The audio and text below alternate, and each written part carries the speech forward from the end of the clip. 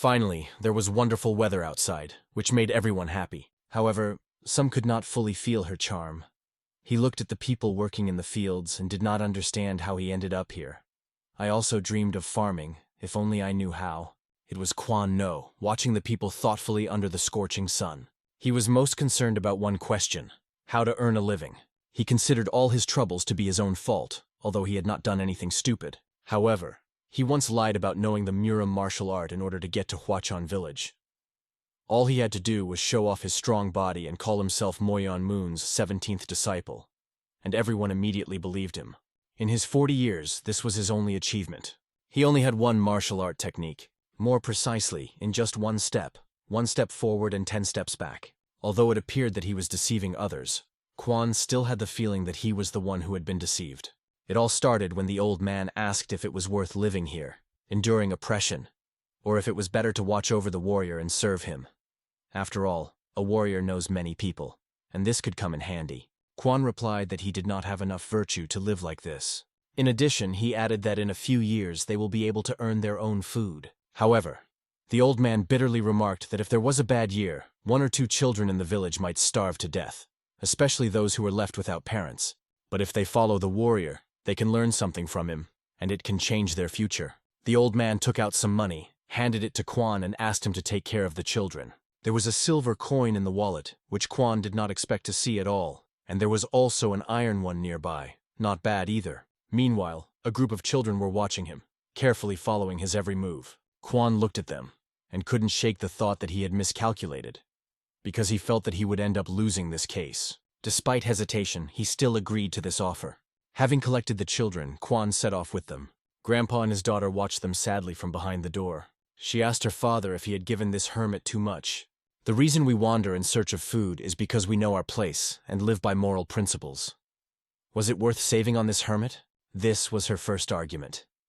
Next came a reminder of Song Yu, one of the children. It only needs to be looked after for 5 more years, and then it will be able to bring benefits on its own. Quan led the children through a picturesque area where mountains harmoniously combined with thick green trees. They walked between the trees, and among the little ones could be heard grumbling bellies. The sun's rays gently fell on Quan No's face, breaking through the branches. In the same way, the sun lit up the children's faces, passing through the dense green cover of the trees. Quan kept turning around to make sure the kids were keeping up with him. But suddenly, when Quan turned back and then looked forward again, he saw something unexpected. A surprise awaited them on the trail. It was a cliff with a huge stone that reached the height of an adult and made the way difficult. Quan stopped and carefully helped the children down from the rock. Behind the stone, a river awaited them, to which they approached to wash. A girl with purple hair diligently washed her hands in cool water. All the children were very friendly and willing to help each other. Among them, Quan singled out the biggest guy who looked strong and reliable. His name was Sun Yu.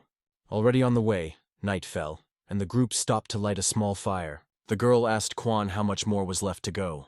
1 more night and we'll be there, Quan replied with a yawn. In the light of the flickering fire, the children fell asleep, leaning against it. After some time, a new home was waiting for them, where they were going. The next night they slept already in this house, where Quan had brought them with him. Looking at the children, Quan understood that no matter where they went, they would have to live on bread for the first time. Quan was very upset because he could not afford to taste the traditional Chinese wine that he had so longed to try. He decided to spend the money on food, because the children needed to gain weight and look healthy. Quan found 3 chickens and cooked them for the children. The children's cheeks were covered with delight when they saw such a treat. The children were looking at the bowl and at him, but Quan asked them not to look, but just to eat. They were stunned. For the first time in their lives there was so much meat in front of them. Quan reassured them with a wave of his hand and insisted that they enjoy their meal. The children began to eat enthusiastically. The taste was so wonderful that they felt as if they could eat it forever. The meat literally melted in the mouth, giving real pleasure. Quan smiled as he watched their happiness and how they enjoyed every bite. At the same time, he cooked rice, which could spoil soon. He boiled some of the rice and kept the rest for better storage for the following days. When King Yama asks me what good I have done in my life, I will be able to answer what it is, Quan thought. Thus he cooked food, believing that he was creating good karma for himself. The rice balls were already ready to be served. The children carefully savored them, but at the same time did not forget to have fun. Quan watched them carefully and noticed that they were gaining weight little by little every day. After eating, they went to the river again to bathe. Meanwhile, Quan found corn to diversify their diet. The children were extremely happy about this treat, but even with the joy of eating, they did not stop playing. Quan's mind constantly revolved around the 3 days, the only 3 days that haunted him. Night had already fallen on the village, and everyone gathered in one room, preparing for sleep.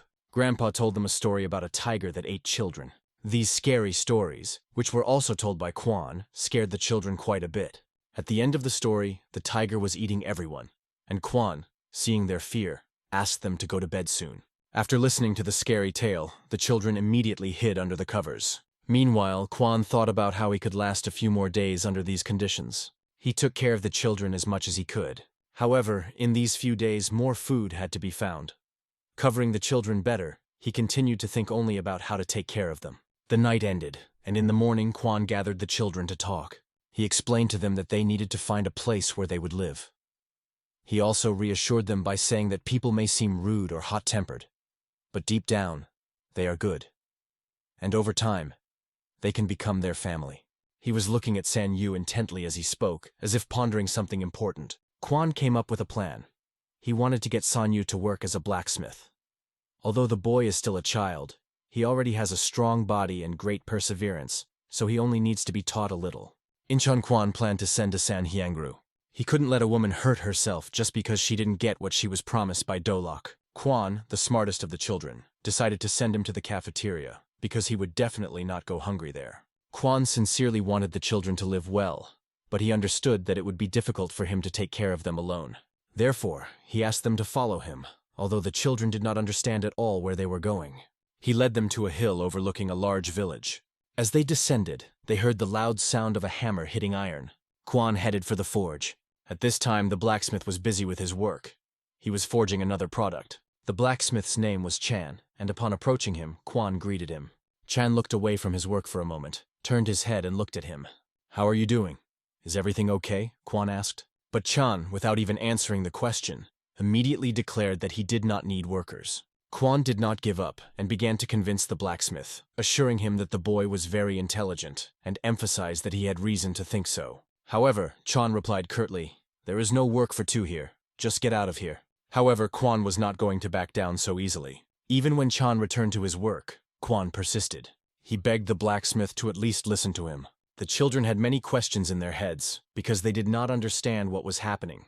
Chan reiterated that there was no work for them, but Quan did not back down. He led San Yu to the blacksmith and asked the boy to say hello to his potential mentor. Chan cast a critical glance at the boy, noting that he was only 8 years old, and his body was not yet strong enough for such a job. Quan insisted, claiming that in a few years of study, he would turn out to be a skillful and useful student. Koval began to look at the boy from the other side. Quan kept talking about San Yu's positive traits. He begged Chan to give the boy a chance, to believe in him and teach him the trade. If he is raised properly, he will become not only a good assistant, but also a friend, Quan said.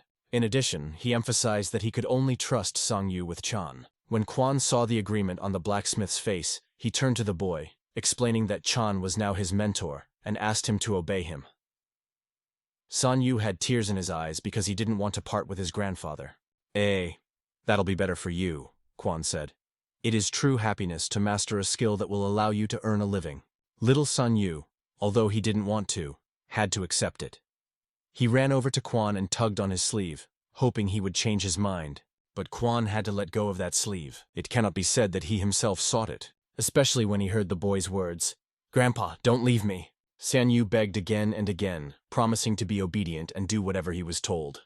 But Quan calmly explained that he was not leaving him, but was only trying to show him how to survive in this world. After that, he turned to the other children, asking them to move on.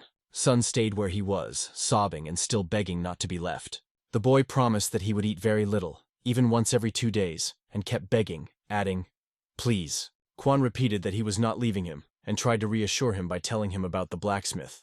He explained that Chan was the best blacksmith in the entire county, and now Sang Yu would be able to learn from him. But the boy could not calm down, choking on tears, and even declared that he was ready to eat only once every 3 days. Eventually, Quan couldn't take it anymore and walked over to Sang Yu, hugging him. This moment touched everyone, and the chain reaction worked.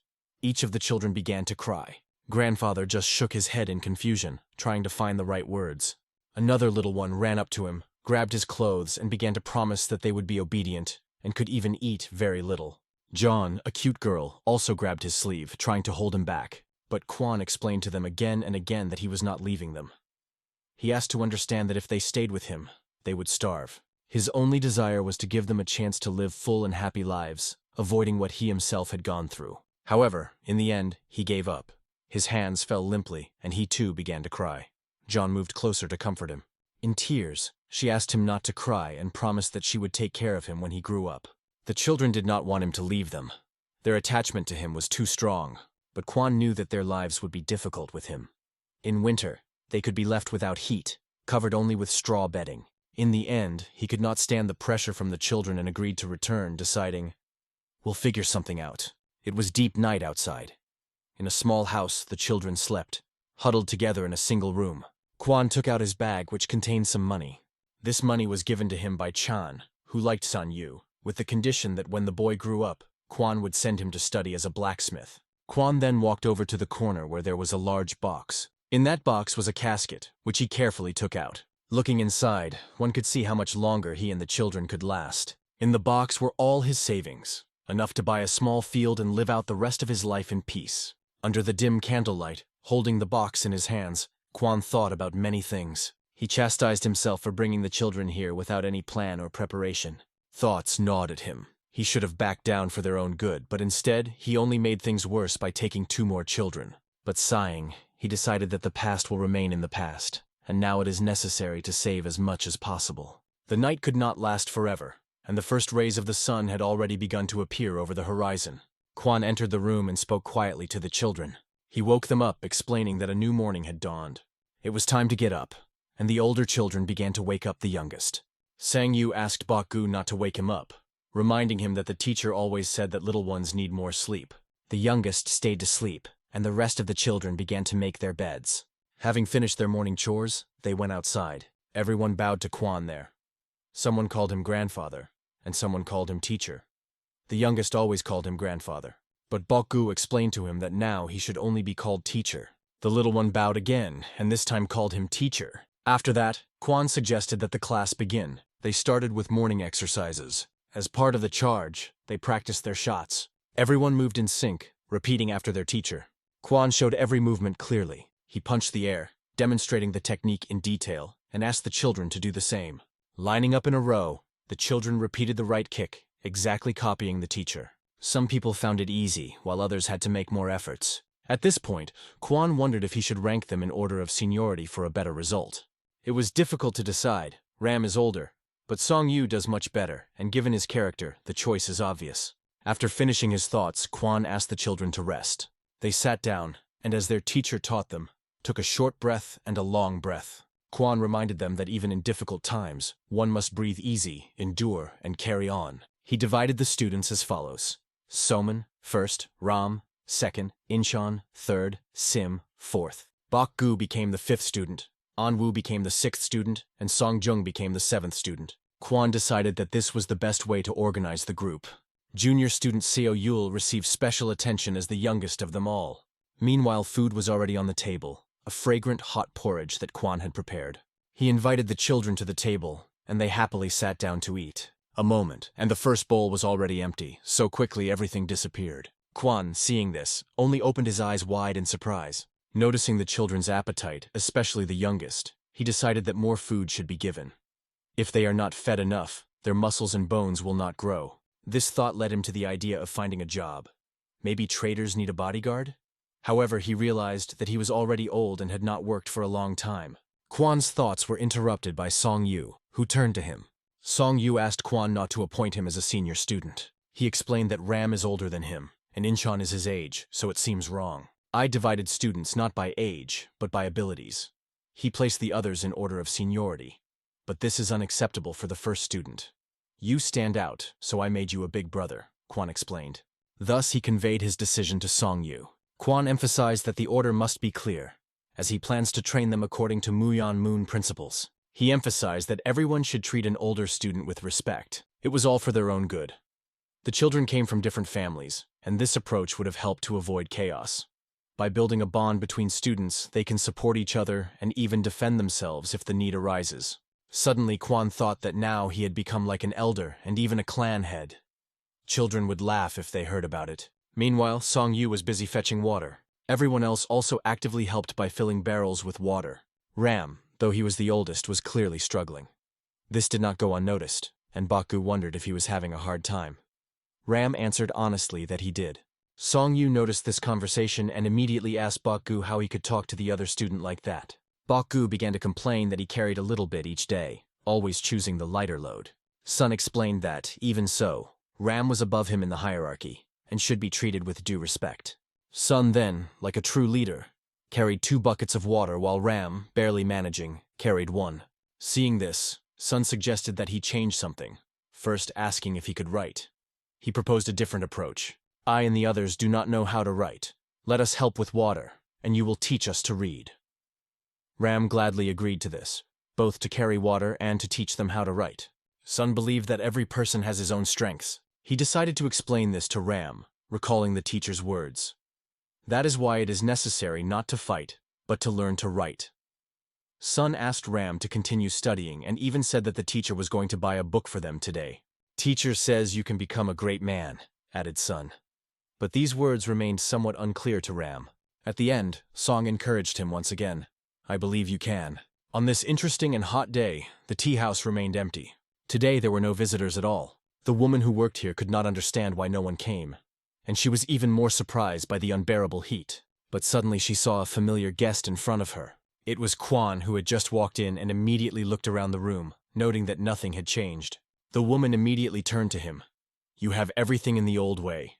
Her tone struck Quan as somewhat inappropriate and undeserved. He was widely known in the area, so she asked, Didn't you quit your job? Quan explained that yes, he had to. He completed his last task and retired. Not many people in good health can get away with it. But my older brother was able to, answered the woman. She added that this place is not what it used to be. When the battles were fought here, things went better. But after Kang Ho restored order, the work for the Ronin decreased significantly. Pouring tea, she continued. We worked on Murim for a long time, but the van defeated all the criminals and got rid of them, so the demand for our business fell.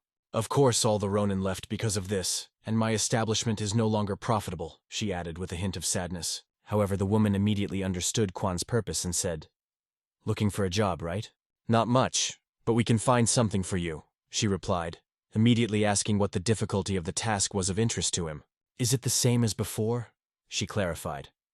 But Quan's answer surprised her. He said that this time he was interested in a high position. Quan explained that his decision was only due to the need for money. The woman looked at him with surprise. He always avoided danger. Even because of it, he got a nickname. Now she didn't understand why he decided to act differently. They agreed that he was ready to start at any time, but Quan asked her to avoid assignments in other areas as much as possible. The woman he called his sister promised to find something suitable and asked him to return in 2 weeks. He thanked her and admitted that he could only rely on her. After that, waving his hand, he headed away. She looked over at him, wondering if her concern for him was because she had married late and was now taking care of him like a grown child. She found it strange that a coward who had always avoided danger would now decide to take on such a high level of a task. Meanwhile, Quan went to the mountains again. The morning atmosphere was special. The dew had not yet disappeared from the grass.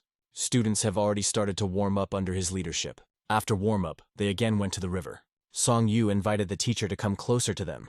Quan watched the children with a smile, and Ram sat next to him with a book in his hands. Then everyone went to the garden, where the work was hard for everyone. Quan taught them how to straighten their backs and observe other important rules. Autumn soon arrived, bringing with it cool winds and golden leaves. After autumn, of course, winter came, and everything around was covered with snow-white snow. Although they lived in a tight space, they were not offended at all. The magical winter atmosphere enchanted with its beauty. Through a small window, a thin ray of light entered the room. It was only because of this ray that Ram could read his books. When winter ended, spring came. Spring meant it was time to start working on the land. In a few days, Song Yu had to complete the task, which he was happy about. He was already planning how he would spend the money, to buy the younger ones new clothes and some paper for Ram. But suddenly he was distracted by someone unexpected. It was a teacher who walked right up to him. A huge backpack hung on his back. It turned out that the teacher returned from his earnings earlier than planned. That smile on Sun's face instantly disappeared as he looked down. He noticed a torn garment on the teacher's sleeve and a wound beneath it. his heart clenched with anxiety. Kwon, feeling that his arms were about to break from the weight, asked Sun to take the backpack from him. He handed the red bag right into the boy's hand. After that, he asked if anything had happened during his absence. Sun assured that everything was fine because nothing really happened. The teacher nodded and asked Sun to follow him. It was time for them to just go home, and tomorrow they all had to work together. But Sun could not understand one thing. He was interested in where the wound on the teacher's hand came from. Kwon only asked not to worry without giving any explanation. "Every time you go about your business and come back, you have wounds," remarked Sun, who was not unfazed by this. He really wanted the teacher to explain what had happened, but he only smiled and changed the conversation to another topic, leaving Sun without an answer. "The result is worth it, so don't worry," Kwon said, trying to reassure the student. They talked about various trifles on their way home. At home, new gifts were waiting for everyone, which they immediately began to open with enthusiasm. These sweets became a real holiday for the little ones, filling the house with joy. But Sun observed everything a little differently. He looked at the teacher, who always remained the same. The other students cheered the jerks, enjoying the moment. However, Sun thought about something completely different. The teacher is always the same.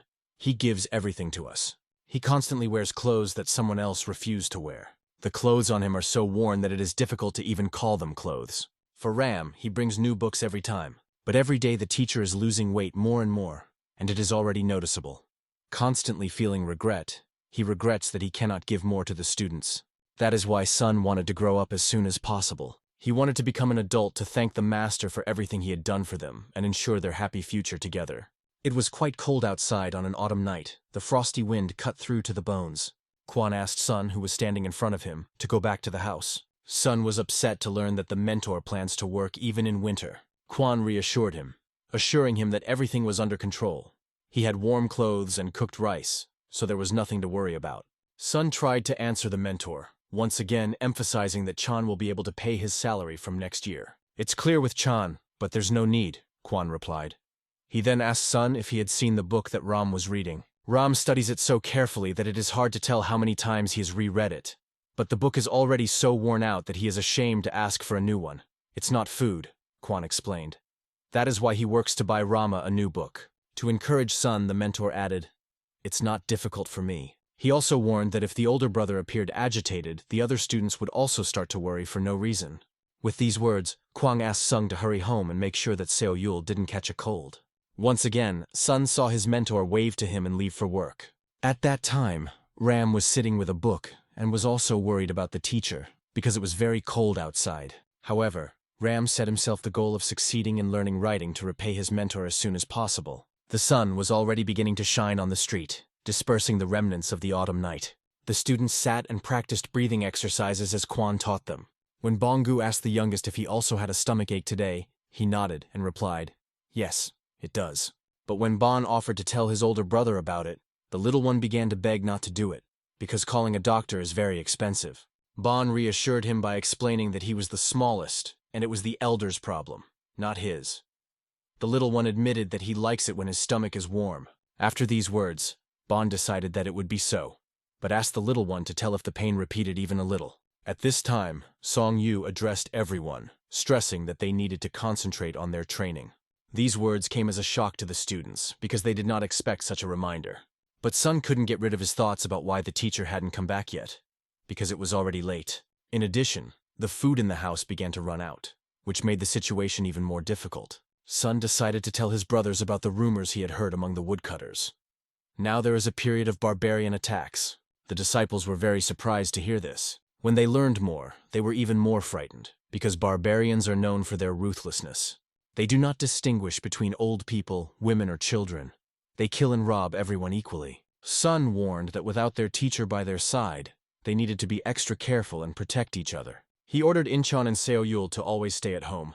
Sun himself, along with Bon, took responsibility for the water and firewood, even though it was difficult. Baku kept wondering what the other student would do in this situation. His words attracted everyone's attention. But Sun made it clear that Ram has to attend Satan where he is being taught to write, and he just doesn't have time for other things. Ram, however, offered to join them himself, but Sun refused, reminding them that his main goal was to teach them all to read. "Missing at least one class can set you back a year in your studies," said Sun. His decision was final. "No, this cannot be allowed." Sun also reminded that the girls were not allowed to go outside and had to stay in the room. Only after all this was discussed did Sun allow the meal to begin. Sun was a great teacher, and the students obeyed him with respect. The moon floated across the sky like the clouds slowly passing beneath it. Even at night, Ram was sitting under the light of a candle and reading books when Sun came to him. The dream came to level the earth, because everything was clearly visible in the moonlight. Ram wanted to help because he felt guilty.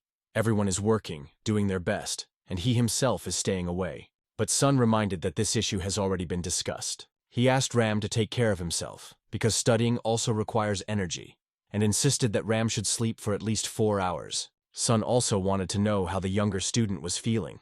He was worried because he had a fever and might need to see a doctor. Sun knew everything, even if they didn't tell him. He understood that the students did not want to bother him. They were afraid that he would start to worry, and therefore they hid their problems. But Sun himself checked their condition every night. He shared this with Ram the moment he changed his clothes. Ram couldn't help but be surprised to see his strong muscles and strong body. At night, Sun went outside and began to work in the garden, not stopping until morning. He was swinging a sapa while doing hard physical work. For him, work was a weapon. He worked with full dedication, realizing that it was necessary. Leveling the land is not just work, but also training, Sun thought.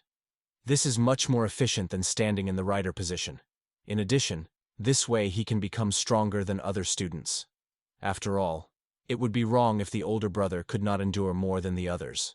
The younger students are gradually learning, and this pleased Sun. However, now he is stronger only because he is several years older than them. Eventually, if they collide, he might lose. All these thoughts were interrupted by an unexpected moment. Sun fell, catching on the unevenness between the garden and the path. It was then that he noticed 2 armed horsemen riding along the path. This scared him a lot. The barbarian horses galloped forward, raising clouds of dust. The riders wore masks made of skeletons and talked about something, repeating that they must find her today. Sun immediately understood that they were barbarians. Their belonging was easy to determine by their appearance and behavior. It became clear that the situation was very dangerous. However, Sun managed to overhear part of their conversation, but who they were talking about remained a mystery. After about half an hour, Sun turned his head back. He saw a girl with long hair and elegant clothes. Her appearance alone gave the impression that she was unusual, and her red eyes reinforced this impression. "You can't walk here," was the first thing Sun said to her. Her face showed complete incomprehension, as if she did not understand his words at all. Realizing that the situation was extremely dangerous, Sun instantly grabbed her hand. He led her into a small house and sternly warned her not to make a sound. Sun also emphasized that under no circumstances should you go outside. After that, he returned to the garden and started working again. It wasn't long before Sun saw the same threat again. The barbarians were now charging straight towards him, causing him great anxiety. One of them noticed the boy and immediately turned his attention to him. Driving closer, they asked Sun if he had seen a woman here. Sun, visibly frightened, replied that he had not seen anyone. The barbarians began to talk among themselves, discussing that there was no other way here and expressing their displeasure. One of them suggested that this woman was incredibly beautiful. As soon as the conversation turned to the girl, the barbarians became more aggressive and their mouths almost drooled. One of them threatened Sun, saying he would beat him up if he was found to be lying, and asked again if anyone had passed by. "There was no one here," replied Sun, overcome with fear. He even started stuttering from excitement, but suddenly he saw a hand approaching him. It was a strong slap. His frail body could not withstand the blow, and he fell to the ground. One of the barbarians, suspecting that the boy was hiding something, threatened to kill him if he lied. "I really didn't see anything. I'm not lying," Sun begged. But these words did not stop the barbarian. He continued to kick the boy while his companions only laughed, enjoying the scene. At the same moment, the girl was standing in the small house where the dream had hidden her, and through the crack in the door she saw everything that was happening. She watched the boy being brutally beaten and couldn't take her eyes away. After the beating, the men decided that Sun really didn't see anything, or was so stupid that he didn't even realize if someone was passing by. They decided to go on further searches as soon as possible. At the same time, they said that the boy was lucky today, because if they had more time, they would have beaten the soul out of him. Sun's body lay on the ground, shaking with pain and fear. Suddenly, someone's shadow appeared above him. It was a girl who approached him.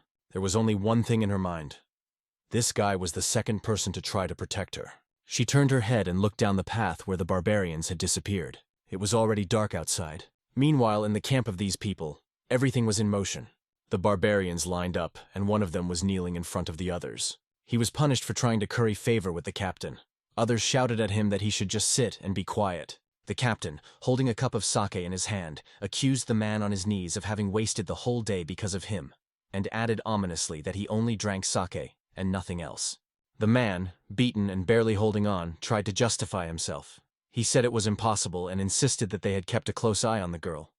But she had disappeared. During his excuse, he suddenly turned his head in the direction of the exit from their camp. And right there he thought he saw her again. He started shouting, "She's there! She's here!" All the barbarians instantly turned their heads in the direction he was pointing and actually saw her. The girl stood calmly in the middle of their lair, and it was clear from her appearance that she did not feel fear. Each of them immediately noticed her beauty and serious expression. She walked straight to the center of the camp with as much confidence as if it was her place. "And where did such a beauty come from here?" asked the commander, alarmed, with saliva on his lips. The girl came closer and turned to him. 54 men, and not one of you should get out of here alive." As soon as he wanted to ask what she meant, his head instantly flew away. The captain died in front of his men. The barbarians were shocked at first, but their shock quickly turned to panic. A group of armed men with swords burst into the camp, destroying everyone in their path. Everything happened in a moment.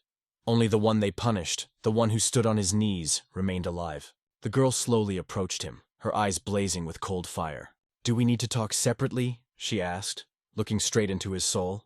Just those few words from her lips made his face turn white with fear. It was a new day, and all the students were still fast asleep. Sun was the first to wake up. His face was covered in bruises, and even though it had been several days, the pain still didn't go away. He looked at the students who were sleeping so peacefully and carefree. However, one of them was not there. Sun noticed that the second student's bed was neatly folded, and decided that it was time to get to work himself. Taking the tool, he went to the garden. On the way, he glanced at the students and mentally asked them to make an effort that day. So he started working in the garden. In the midst of his work, a girl appeared. She addressed him, calling him a boy. Sun, hearing this, turned his head and saw the same charming stranger in front of him. But more than anything, he was worried about why she had returned. "Because it is very dangerous here." He asked her why she came back. The girl looked at him with her bright red eyes, full of peace and confidence. In her mind, this boy looked a lot like her older brother. She came closer, not taking her eyes off him. The girl explained that his act was extremely stupid and he could even die. She took his face in her hands, looking straight into his eyes. Sun did not understand at all what she was talking about. In his eyes, everything was completely different. After all, he had saved her. "If you meet someone stronger than me, just fall to the ground. Don't pay attention to what he's going to do until you're stronger than him," she said, offering unusual advice. These words sounded firm, but she did not stop there. "Especially if you have someone to protect. You must survive at any cost. This is the most important thing," she added in a serious tone. She had watched them earlier and noticed that Sun was studying martial arts. It was because of this that she decided to start a conversation. Sun did not fully understand her words yet, but began to tell. First, he remembered the words of the teacher who insisted that he not miss a single day of practice. Then he told about his teacher named Muyon Moon. For some reason, this name surprised her. She was surprised that she had never heard of such a teacher, and realized that it was probably fiction. "Sister, do you also practice martial arts?" asked Sun. But what surprised her the most was the word sister in his question. "Well, I can't call you grandma," he said casually. The words made her laugh in an instant. She started tugging at his cheek, adding cheerfully, "You talk so funny." She later asked Sun to call her auntie. In fact, given her age, she could be both a grandmother and an aunt to him. "Well, since I'm your aunt, I'll have to take care of my naughty nephew. Show me a sample of what you learned," she said with a smile. She asked to see what he had just talked about. She was interested to see his skills and abilities. Sun agreed without hesitation. He planted his feet shoulder-width apart, clenched his fists, and concentrated. Then he opened one hand, and then clenched his fist even tighter. He threw the first blow into the air. The look on her face showed that she was a little taken aback by his efforts. When he started showing off his kicks, it looked even more impressive. After completing the exercise, he returned to the starting position. However, it seemed to her that it was something far from a martial art. At the same time, she understood that he trained hard, putting his soul into it. Although he only mastered the basics, the result was far from bad. She called his efforts commendable. Her words brought a genuine smile to Sun's face. Then my aunt noticed that his breathing technique was more like Taoist. There was nothing special about his martial art. but he was so proud of it. She understood that if she told him the whole truth, it could affect him negatively. She did not know his teacher, but she noticed that he had worked correctly with his spirit, and now the boy was developing daily according to the indicated path. After that, she asked if he wanted to know anything interesting from her. His answer was predictable. She wanted to tell him about a new breathing technique that could greatly improve his training. Placing her hand on his chest, she asked him not to worry. She explained that you need to inhale when she presses on the chest, and exhale when the hand turns back. Sun understood her instructions and began to follow her instructions. He took a deep breath and let it out. He inhaled again, and suddenly her hand began to glow with a faint glow. Inhale, exhale. Always remember order, she continued to explain. She put her left hand behind his back, pressing with 2 fingers on the desired point, and asked him to continue. If you continue, you will feel something rising. Even if it seems strange, don't stop until you get to the head, she said, showing him visually with her fingers. She explained that he had to keep breathing in the specified rhythm all this time, although it wasn't easy for Sun. It's important to remember that anything interesting is always difficult, she added. At the same time, she emphasized that mastering this technique will bring incredible results, and decided to show what it is capable of. She put her hand out in front of her. At the same moment, it seemed as if the earth around was shaking. A stream of air from her palm hit the ground, leaving a handprint on it. Sun was so amazed that at first he could not believe his eyes. But he opened his left eye completely, as if looking behind both. That wasn't all. Her hand was moving through the air and the force of her movement was palpable. She stopped her hand right in front of Sun's head, but the stream of air passed through him without causing any damage. For Sun, it was the most interesting moment in his life. The wind from her palm struck his imagination. She said he could do it too if he followed her teachings, but she noted that it will require hard training. From the interested expression on his face, it was clear that he was ready to make every effort. His determination once again made her wonder how much he resembled her older brother. After that, she agreed to teach Sun a few more techniques that he could use in his training. You need to carefully monitor your breathing and concentrate it in one place, the aunt reminded. She brought her hands together in front of her. Energy began to form in her hands and the light flickered. From this energy, she created a ball and stretched her hand forward. Then she let go of the bullet and it flew in front of her, causing a loud explosion. A cloud of dust flew in all directions. Sun saw this for the first time in his life and was shocked to the core. Aunt demonstrated the breathing and movement technique, and it looked so impressive that Sun even exhaled reflexively. She immediately asked him to try to do the same and began to help him with the movements. However, she cautioned that no one should be shown this until he learns to use the technique easily and confidently. They began to move in sync, following the rhythm. And remember, mismanaging talent can lead to anger, she said, stressing the importance of control. Sun listened to her carefully and promised to practice until it became natural. However, he became interested in the name of this martial art. She replied that he didn't have a name, because she created it herself, given the situation he was in. At the same time, she added that the name is not important. But it's cool! The teacher sometimes told us stories about the heroes. Their techniques were called, for example, the Heavenly Dragon, or the 18 Truth Strike. It just sounded amazing, said Sun enthusiastically. Upon hearing this, the aunt agreed with Sun and added, the name of the technique is a way to describe its essence. This technique can be called murder, she said. To Sun, these words were shocking, even more than anything he had heard before. If you use this technique, you have to either kill the opponent or make him unable to resist anymore, she explained. This is the only way you can guarantee your safety. This means that before using it, you need to think 3 times and not be afraid of anything else, she added seriously. Sun listened carefully and agreed with his aunt. She once again reminded that under no circumstances should you tell others about this technique. But Sun asked if this also applies to his students, if it would be possible to tell them. The aunt sternly repeated, to no one. She explained that she just wanted to repay a debt, not raise a killer. And if he breaks his promise, she will cut off his hand. She asked if he understood that his aunt never lied. However, he could share the breathing technique. She gave permission for this. It seemed to her that this was not enough to thank him. So she took out the ring and gave it to Sun, saying, if the situation becomes critical, you can sell it at the biggest shop in the village. It will help. Sun began to wave his hands away, declaring that it was not necessary at all. But the aunt took his hand, put the ring on his palm and explained, when adults give something, you just have to accept it. She once again asked Sun to do his best to learn what she taught him. She did this because she understood what his fate could be without this knowledge. Looking at him, her last thought was that she wished she could see him again. But suddenly Sun lost sight of her. She suddenly disappeared, leaving him standing alone. The ring she gave him remained in his hand. After that, Sun went to his brothers and sisters. Ram learned to write by drawing symbols on the ground with a stick. He showed these symbols to others, explaining their meaning. Everyone has flaws. And knowing their own, they need to be corrected immediately, he said. These were the words he asked everyone to remember and learn for today. However, the second brother loudly declared that he did not understand why teach something that he would never use. Sun immediately explained to him, "There is a big difference between not knowing and not using something. For example, with writing, you can know but not write. Or you can simply not know how, and these are completely different things." He asked his brother to stop being capricious, to which he quickly agreed. Ram, watching the fifth brother, decided to approach him to talk. Ram helped his brother by holding his hand along with the stick he was writing with and guiding it. He asked Bokgu to repeat his movements calmly and carefully. Ram wrote the name Bokgu on the ground and asked if he knew what it meant. "There is power in words, and letters are a way of expressing it," he explained. "Your parents, Kang Bokgu, knew about it. They gave you a name in the hope that you would receive the 9 blessings. Learning hieroglyphs is difficult, and because of this, many people do not know them. But if you have knowledge that others do not have, you will get more opportunities. For example, you will be able to eat tastier food or sleep in a more comfortable place," Ram added. After hearing these explanations, even Bokgu agreed that it was necessary to study.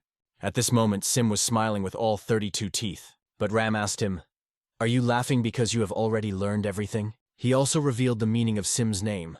Sim means candid knowledge. Judging by your name, you need to study more than anyone else. Song Yu watched his students silently. Everyone listened attentively to Ram's wise words that everything good and bad depends on their actions. Sun hoped that all the students would understand this and study hard. On this sunny day, they answered in unison, "Yes, second brother." Sim sat next to his younger brother and, seeing how much he managed to write, opened his mouth in surprise. It was not easy for Ram either, because books and paper were very expensive. However, the teacher and the older brother made efforts to get them. Feeling grateful, Ram could feel a fire burning in his heart, the goal of succeeding in his studies burning him even more. The next morning, Sun showed the boys how to breathe properly. He sat them down so they could practice breathing exercises. Sim began to suffocate and did not understand why it was necessary at all. As motivation, Song said, "If you try, you can create wind." But this, of course, did not make it easier in the chest. "If you keep going, it will definitely pass," Sun reassured him. "Exercising your body seems like an uninteresting activity to many, and it showed."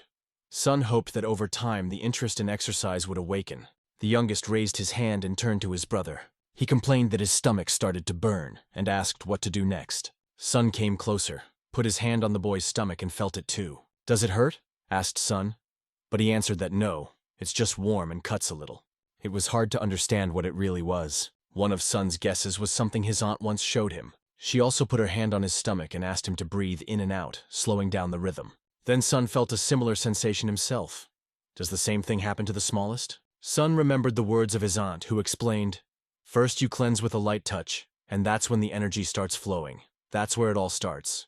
Then he listened carefully to her, trying to understand every word. Has the younger one already reached this stage? Realizing the truth, Sun calmed the little one down, put his hand on his head, and gently explained that a warm belly was a good thing and there was no need to worry. At the same time, Sun understood. He himself should master this better in order to be able to explain everything to the boys in detail. Suddenly, all the boys shouted in unison, "The teacher is back!" There was joy in their eyes. They were happy to see Quan. Their joy seemed to be transmitted to each other, filling everyone with warmth. And they were very happy, because Quan had brought 3 chickens with him. Someone hugged the teacher, someone enjoyed the meat, but everyone without exception was infinitely happy. Soon the chickens were already being cooked in the cauldron along with the rice. And just as quickly, everyone began to put food on themselves. The mentor turned his gaze to Yul. He explained to her that she needed to eat the most to regain her strength. However, the 5th brother could not understand why there were only 2 carcasses on the table.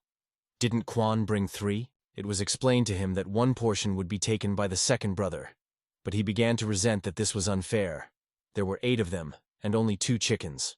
Sim tried to explain that the other brother was not feeling well and always shared his food with others, but Bok objected, noting that he does not work in the fields, does not help around the house, and only reads books.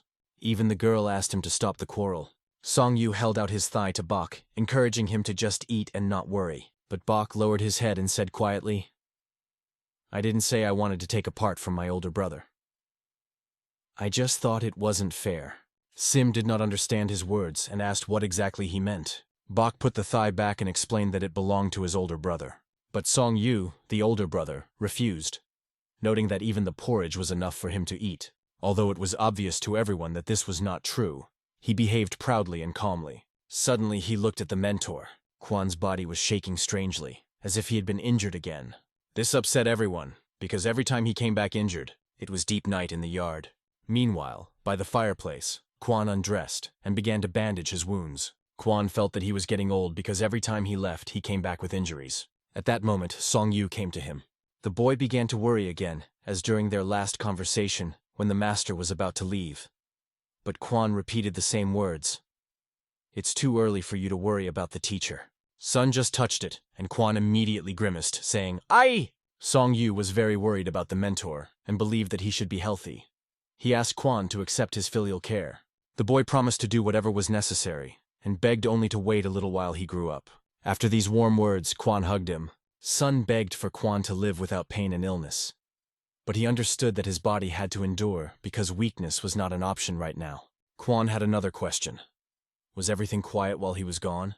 A conversation took place between them, and Sun told in detail everything that happened. Kwan finally understood the situation. He considered it a real luck, as if fate had given him a great chance. The mentor even called the woman about whom Sun was talking about an unusual person. The boy agreed and said that he thought so too. Sun began to demonstrate the same movements that his aunt had shown him. Kwan suggested that if she asked to be called aunt, maybe she liked Song. However, he couldn't remember if there was a woman in the county who looked like this mysterious aunt. Winter came, and the cold held everything around tightly. People on the streets had red cheeks from the cold. Kwan's sister, despite the cold, remained strict, refusing his request for 50 nannies. She insisted that she simply did not have that kind of money. Kwan begged, explaining that he badly needed the money, and assured him that as soon as a job was available, he would immediately take it. The sister asked what he was going to spend such a large sum on. The answer was simple. Children grow up. He explained that everyone needs at least one set of warm clothes in the winter, and there's a smart guy who's hard to provide for. Because of this, you need to buy him at least a few books. But the sister asked again, why does he need all this? To this, Kwan replied, "They're all very good. When I look at them, my heart warms. It's the first time I've felt this in my 50 years. His sister jokingly called him an old man and asked him to quit his job, but Kwan looked her straight in the eyes and pleaded again. He even reminded her how she had to travel all over the district and added that she was obliged to keep her word. These words made the sister a little embarrassed, although she continued to claim that there was no money. She even closed her eyes to avoid her brother's gaze. But in the end, she couldn't stand it and agreed to give him money, warning that next time it might be more difficult and help might drag on for years. The sister even considered sending Kwan where he would be a target for arrows.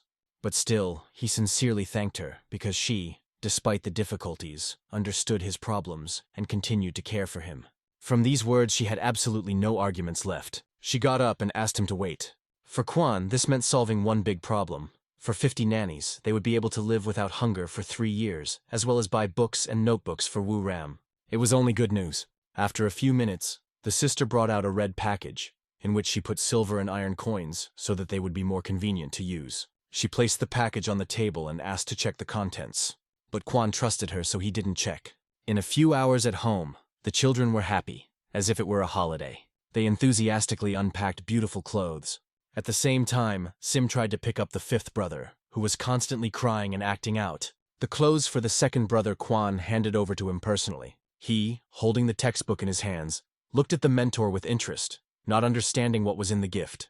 It turned out that there were books that you could study at home, but Ram, like no one else, understood how expensive it was. The school teacher said that such intelligent children are rare, and it is the first time he has seen such concentration in someone of his age. Kwan repeated these words to Rama, who could barely hold back tears of joy.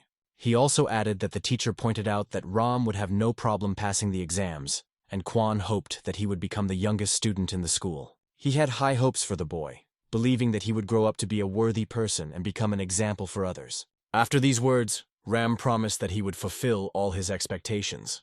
Ram thanked the teacher sincerely, to which Kwan replied with a smile, "Your teacher can barely write his name. but in his old age I have such a wonderful student. Kwan's embrace was understandable and warm to Ram. Sun also understood that the mentor was going to leave again. The snow on the branches was beginning to melt, exposing them under the warm sun. And soon the flowers that were lying under the snow were able to see the spring sky. It meant that spring had come. Kwan gathered all the children in front of him, thinking that their happiness was short-lived. The reason for his departure was a job his sister had for him, although she didn't know how long it would last. The sum was considerable, and she agreed to give the job, but there were no guarantees about the terms. Kwan was promised 100 nannies for his consent, and if everything ended successfully, 300 more. Such an amount was shocking for him, because it is a huge amount of money. But for this opportunity, he was ready to risk his life. At that moment, looking at the boy, he realized, in a few years, his worries will no longer be needed. Night came and Kwang was standing again with a backpack on his shoulders. But this time, he asked Song Yu to take something important. Handing the item to him, Kwan added several explanations. He said he did not know when he would be able to return. "Are you going far?" Song Yu asked with a trembling voice. Kwan replied that he did not know yet, but asked the boy not to worry. He asked Song Yu what he would do while he was gone. The little one confidently answered, "I will be a support, because I am an older brother." With these words, Song Yu promised not to disturb the teacher, but they had to watch their mentor leave them again. Their faces were sad, full of anxiety. All the children sincerely hoped that Kwan would return unharmed this time. The sun had not yet risen from behind the mountains, and dawn was just beginning to awaken the world. The children had a deep and sweet sleep. But this dream has come to an end, because it is time to wake up. Sol turned his head in different directions, trying to find his grandfather, but in vain. The most logical thing was to ask the older brother, "And where is grandfather?" Sun immediately hugged her and gently explained that grandfather had gone to work. This came as a surprise not only to Sol, but also to everyone else.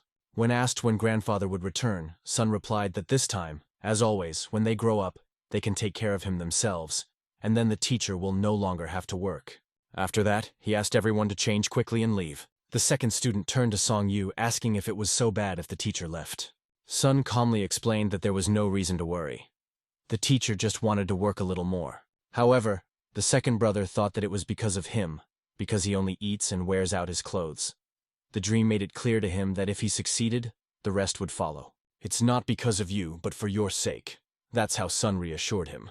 But Ram was still very worried because every time the teacher came back with injuries, Sun raised a finger to his mouth, asking to speak more quietly so that others would not hear, because no one knew about it. Still, Ram remained upset. Sun decided to remind him once again that the teacher is worried not only for him, but for everyone. Because of this, Ram even wanted to give up his studies and go to work in the fields with others. Song Yu, tired of such words, could not stand it and shouted at him, asking him to stop talking nonsense. He emphasized once again that the teacher has high hopes for him. Neither the teacher nor the other students want you to give up. That's exactly how Sun explained to him. He added that a real man, if he has goals, should go towards them and not be distracted by trifles. Ram could not answer these words. At that moment, Incheon came in the door and supported her brother, saying that he was right. If no one succeeds, everyone will have to worry about nothing but food all the time. And if anyone can do it, it's definitely you, she told Ram. However, Ram disagreed and replied that everything was not as she thought. When he denied her words, Incheon smiled because she knew who he really was, and that's why she believed in him. Everyone together encouraged Ram, each of the brothers and even the little sister. This proved that everyone sincerely believes in his success. Their words and support made Ram promise himself once again that he would make it. Ram convinced himself that everything would work out, and everything would be fine. It was night outside, and a ray of moonlight was breaking through the window. The glow of the echo fell directly on the table where Ram was sitting. He was as focused on his studies as possible. The pages of the book were turned one by one and each word was carefully read. The light flickering of the candle created coziness and helped him. The candle next to the book was not placed by Ram, but by Sun. The elder brother brought it so that Ram would not damage his eyes by reading in the dark. But Ram began to worry about the consumption of oil for the candle. "I can't buy the book, but we can afford the butter, so don't worry," Sun reassured him. However, Ram's face still remained worried. He shared with Song a story about a man named Song Kang who read by moonlight. But Ram did not have time to finish the story, because Sun picked it up, adding that in the summer he used the light of fireflies. Sun remembered hearing this story from his uncle narrator when he worked in a tea house. He didn't even know how long he spent there listening to the stories, but it was so interesting that many people came to the house every day, despite the expensive tea. Ram really liked the story Sun had just told. But it was already late, and Sun asked him not to stay so long. Moreover, Ram still has to go to school tomorrow. Although Sun tried to calm everyone down, he felt his own temperature start to rise. He decided that it was due to the fact that the body had been working since the morning, and did not attach much importance to it. Taking a stick, he went outside. He grasped her hand clearly, feeling the energy fill his body. Lately, his body had become very hot, but it wasn't like an illness. Rather, it was overflowing with life energy, and it couldn't help but be gratifying. With no thought of giving up, Song Yu set about training. He practiced each club stroke with focus and confidence, even taking off his t-shirt to reveal his pumped-up body that glowed in the morning light. It was getting light outside, and it was already 8 in the morning. At that time, the youngest brother woke up, saw Sona with a stick, and running up to him, asked to teach him. "Teach me something new," the youngest asked, explaining that he had learned everything that Sun had already taught him. The dream asked him to memorize everything so that there would be no mistakes, and that even with his eyes closed, he could perform all the movements clearly. The little one confidently declared that he could already do it even with his eyes closed. Sun suggested that he try. Then the youngest took the stick in his hands, and immediately began to demonstrate practiced movements. From the side, it looked really impressive. His face remained motionless, not a muscle twitched. The blows he made with the stick in the air seemed quite strong. The fifth brother even opened his mouth in surprise as he watched him. The sixth student was no less impressed. Sim tried to say something, but his stuttering made it hard to make out. Song Yu only called the junior a genius. However, he noted that the elders also need to make efforts, otherwise the younger ones will soon catch up with them. Sim explained that he was trying, but he faced a problem. During the movements, his feet come off the ground, which causes him to lose his balance. The little one was looking forward to what his older brother would say about his technique. Song Yu praised him, noting that he was doing better than everyone else. Song Jong laughed happily at his older brother's words, proud of himself. Then the fifth brother offered the little one to test his strength. Sim, watching from the side with his older brother, asked him who he was betting on. Bok Gu, Song Yu replied. This surprised Sim because Bok Gu had lost even to him. Song explained, "Only you, the other students can't defeat him." Meanwhile, the rivals stood opposite each other.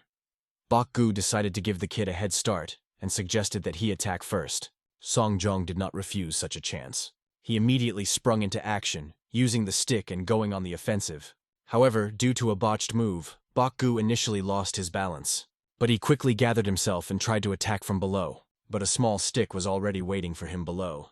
Song Jong easily deflected the attack and jumped up to change his stance. Without giving his opponent a chance, he immediately counterattacked. Song Jong did not delay in taking action. Although he is the youngest, his character is really strong. This could be seen even on the face of the fifth brother, who was finding it increasingly difficult to fight. He writhed with the tension, trying to hold on. It was difficult not to understand him, because he could barely keep his balance on his feet. But it was Song Jong who was forcing him to act like that, constantly attacking with a stick. Molly did not slow down, but on the contrary, delivered even more blows, creating tremendous pressure. Song Yu, watching this, asked the fourth student to pay attention to Bok Gu's face. His expression changed. He looked more confident.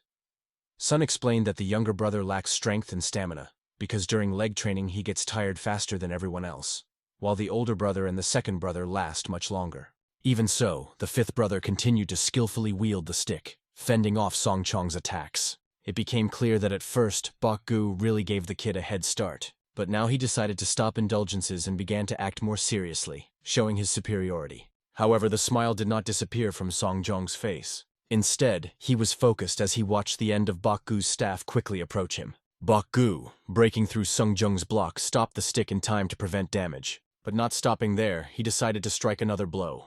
Bok Gu gently slapped Song Jong on the arm. The hand, of course, started to hurt. But what can you do? It's not the people who bake here, but fight.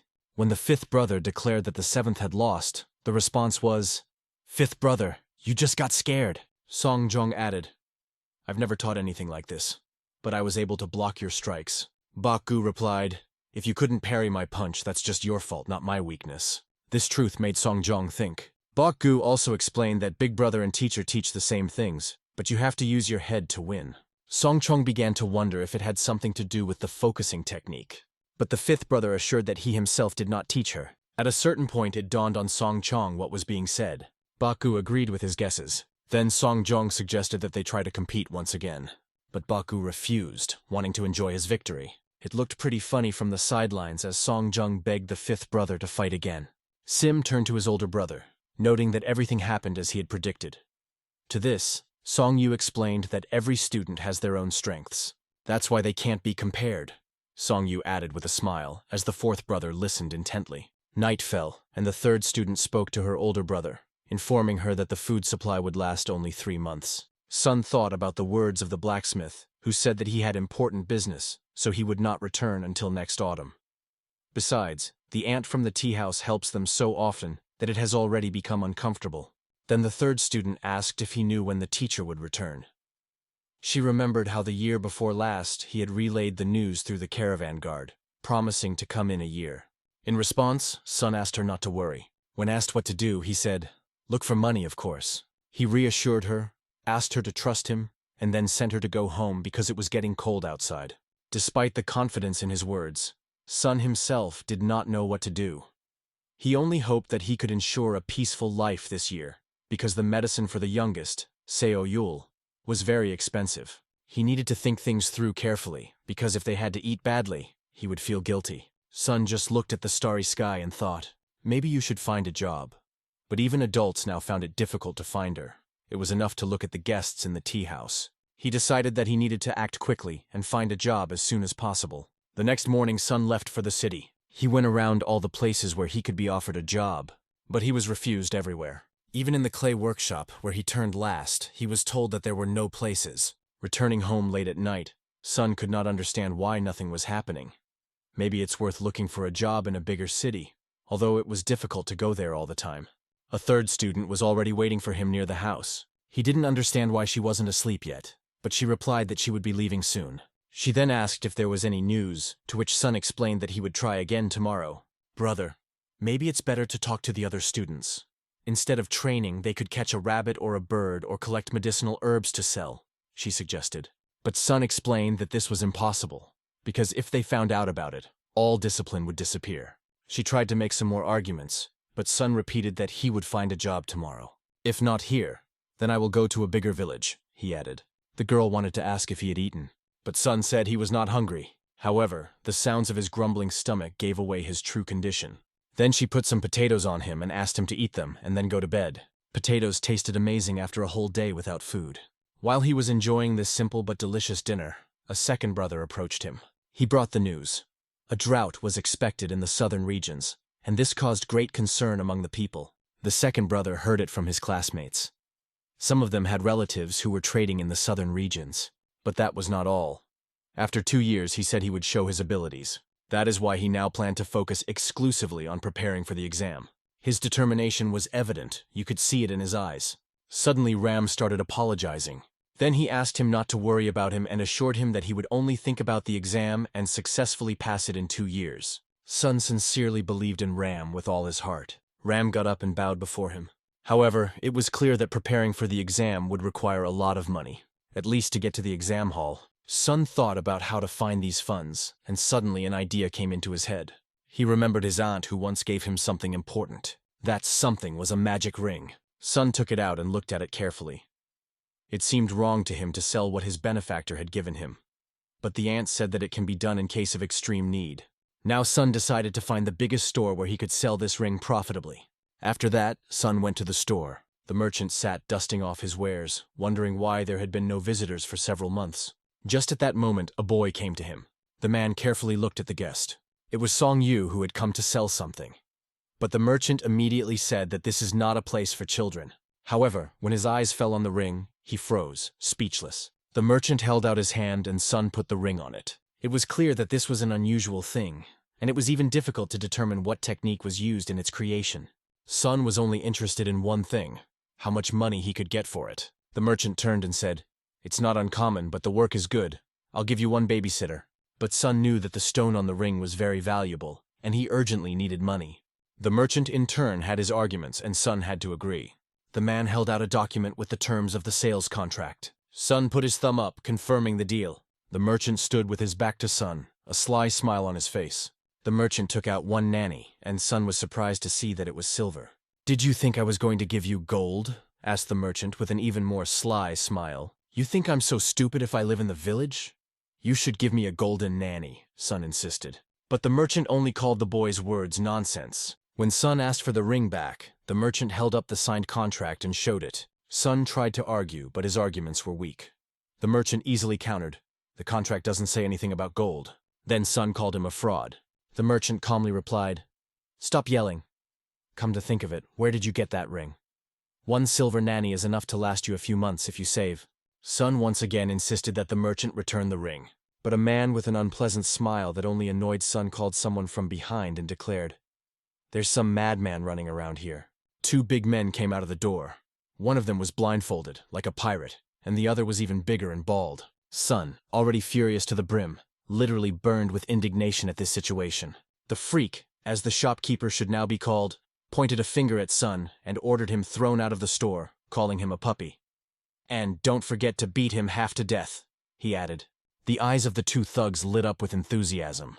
However, one has only one eye. Bald approached Sun, grabbed him by the cheeks, and asked with a smile, "Where are you, crybaby? Who got such audacity?" Sun slapped his hand away sharply. "Hey guys, I think he needs to be taught to be afraid of the elders," the bald man said, preparing to strike. He swung his huge fist, ready to strike. Sun looked surprised at first as he looked at the fist flying towards him, but he quickly reacted. At the moment when the blow was already close, Sun dodged and saved himself. And then, to everyone's surprise, he repelled the attack, set up a footstool, and knocked the bald man off his feet. The freak opened his mouth wide, watching in shock at what had happened. One-Eyed also stared at his one eye, not believing what he saw. He decided to take revenge for his bald partner. But he didn't have time to throw a right hook, as a left blow from Sun flew towards him. It seems that luck turned away from the one-eyed man this time.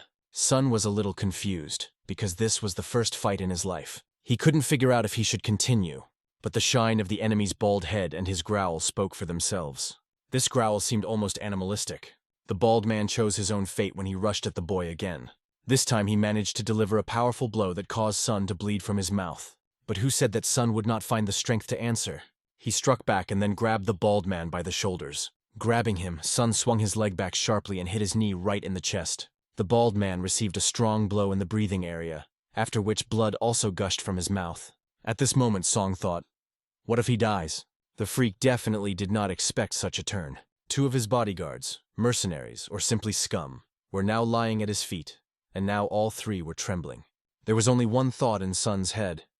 If he didn't get the money, the students would be hungry the day after tomorrow. Hearing the words "spare," Zrinya, Sun stretched out his hand. The freak begged to spare his life, assuring him that Sun could take whatever he wanted. "I'm not the first to climb up with my fists. It's you who baited your thugs. I'm taking my ring and 1 silver nanny," answered Sun calmly.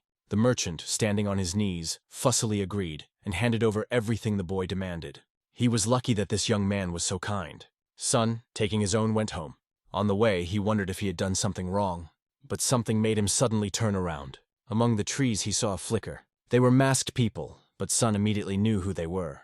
They stopped right in front of him, 3 against 1. Sun could hear them discussing him. "The body is already an adult, but still a child. Let's deal with it quickly. It's time to refresh ourselves, and we're standing here." One of them came closer and asked, "What? You can be a bandit so young?" He couldn't stand the dream. He lowered his head, but he raised it again, and his appearance changed dramatically. His eyes began to glow red. He shouted loudly, and energy boiled around him. "Call me a thug. I'll show you who I really am," Sun stated firmly, preparing for battle. Sun used the technique his aunt showed him, gathering all his energy in his hands. Then he directed it directly to the face of one of the bandits, realizing that the consequences could not be avoided. His hand stopped at his opponent's face, ready to attack, but at this moment, he remembered his aunt's words. "If you use your hand, you must either kill the opponent or make him unable to resist." The bandit did not understand what it was, but he felt something disturbing. Due to the fact that Sun was unable to complete the attack, the thug took the opportunity to counterattack. He punched Sun first and then kicked him, knocking him off his feet. Sun spat blood for the 2nd time that day, feeling great pain. The bandits brutally beat him, leaving him lying on the ground, continuing to call him a bandit and accuse him of stealing money. Sun lay motionless until the moon peeked out from behind the clouds. Only then did he manage to regain consciousness and slowly get up to go home. Every step hurt him, and he held his hand to his ribs. Every cough was accompanied by a lump of blood flying out of his mouth. Suddenly, he felt dizzy and almost lost consciousness. In the end, he just fell to the ground, left lying there, unable to move any further. Sun gradually opened his eyes and saw his younger brothers and sisters in front of him. They were all standing over him, and their faces showed how much they were worried. They waited impatiently for their older brother to finally wake up. Sun woke up with weak moans. He tried to get up, but the third nurse asked him to lie back down and told him that he had slept for 3 whole days. "How could this happen?" he asked in surprise. "I should be asking you," replied the sister. "You were lying on a deserted road. If the other brother hadn't come home late and found you, disaster could have happened." Sun realized that he passed out before reaching home. He explained that he simply fell while descending the mountain. "At first, I thought everything was fine, but I hit it pretty hard." After that, he asked everyone to stop worrying and return to their work. As they began to part ways, Sun asked his sister to hold back. His important question was about the food. How much is left? His sister assured him that everything was fine, because the fourth brother had brought some. When asked where he got it from, the sister answered by asking, "Do you know that grandfather who lives in the mountains and collects medicinal herbs?" She added that grandfather also hunts. The fourth brother often saw him during training and asked if he needed an assistant. The old man agreed. After these words, Sun's eyes filled with hope that now they would have food. The sister continued the story, adding that all the students understand the situation perfectly. After that, Sun asked her to leave, saying that he needed to think about something. Without further questions, she left, leaving him alone. Lying alone in the room, Sun called himself an idiot, berating himself for not taking decisive action. If he didn't do anything, the students would go hungry, and that was what he feared the most. He hesitated, waiting for the teacher to return, but he was already in despair, not knowing what to do next. After a while, he went outside, but his thoughts did not leave him. What will happen if students only eat porridge? Then they will not have enough strength for training.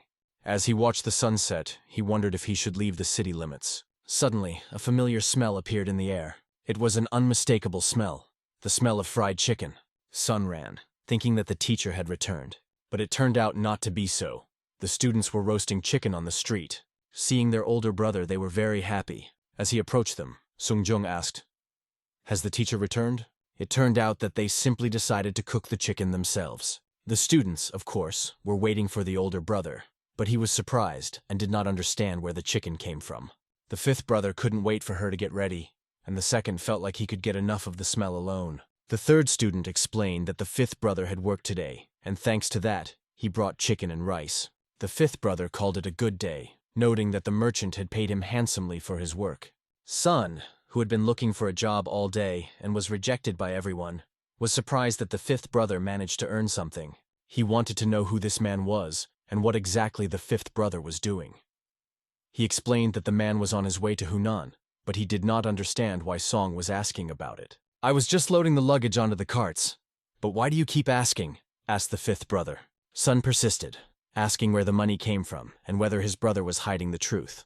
But he stubbornly assured that he did not understand what he was talking about. Sun was well aware of what was happening in the village, because he had been looking for a job all month long. He knew everyone who offered money through acquaintances in the shop, restaurant, and market, and today there were no opportunities. After these words and arguments, the fifth brother became angry. "Now we have food, and we can eat properly." Sun did not give up, and began to ask in detail where the brother met this man, what exactly he was carrying, and how he could not remember the details. Annoyed, Sun continued to press and shout at him. In the end, the fifth brother couldn't stand it and confessed that he had stolen the money and bought a chicken with it. All the students were stunned by this confession. The fifth brother regretfully explained that they had not eaten properly for a month. He began to lose strength, did not train hard enough, and even skipped classes. Sun tried to explain to him that being a thief made him an enemy of the people, and stressed that he himself was already looking for a job to provide for them all. "You shouldn't stoop to that level," Sun said firmly, trying to convey to his brother the importance of the right path. In desperation, with tears in his eyes, the fifth brother replied that he saw how hard it was for the elder brother and could not take it anymore. Sun began to think that perhaps he had really failed as a mentor. Because of this, the students began to resort to extreme measures. At that moment, the second brother returned. The fifth immediately drew attention to him and added, "We are starving here, and he only needs books." The third sister couldn't stand it and shouted, "How can you say such a thing?" Seven approached the fifth, put his hand on his shoulder and ordered him to apologize immediately. He clearly understood that such behavior towards the mentor was absolutely wrong. The second brother watched this, but did not yet know what was happening.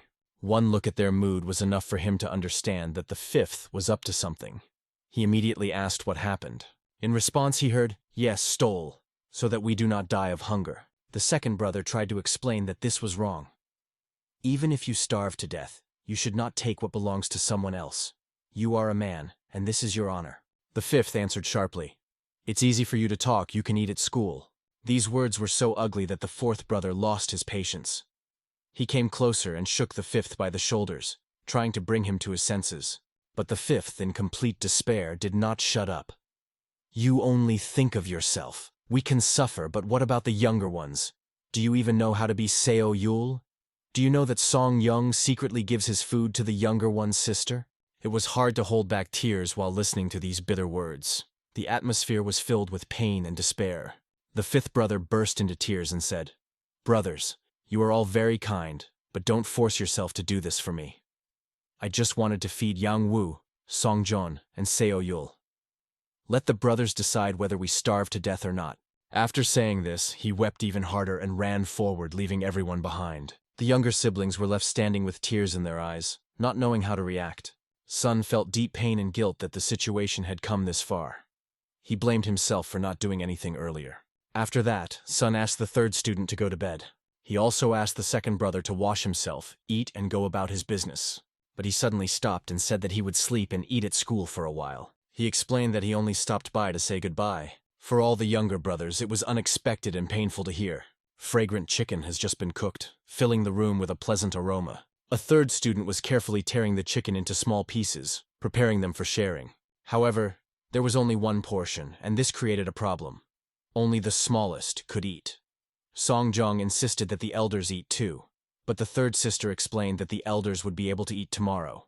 She also added that the brother would get angry if the little ones went hungry, so that should be avoided. The youngest almost cried, thinking that everyone would quarrel because of her.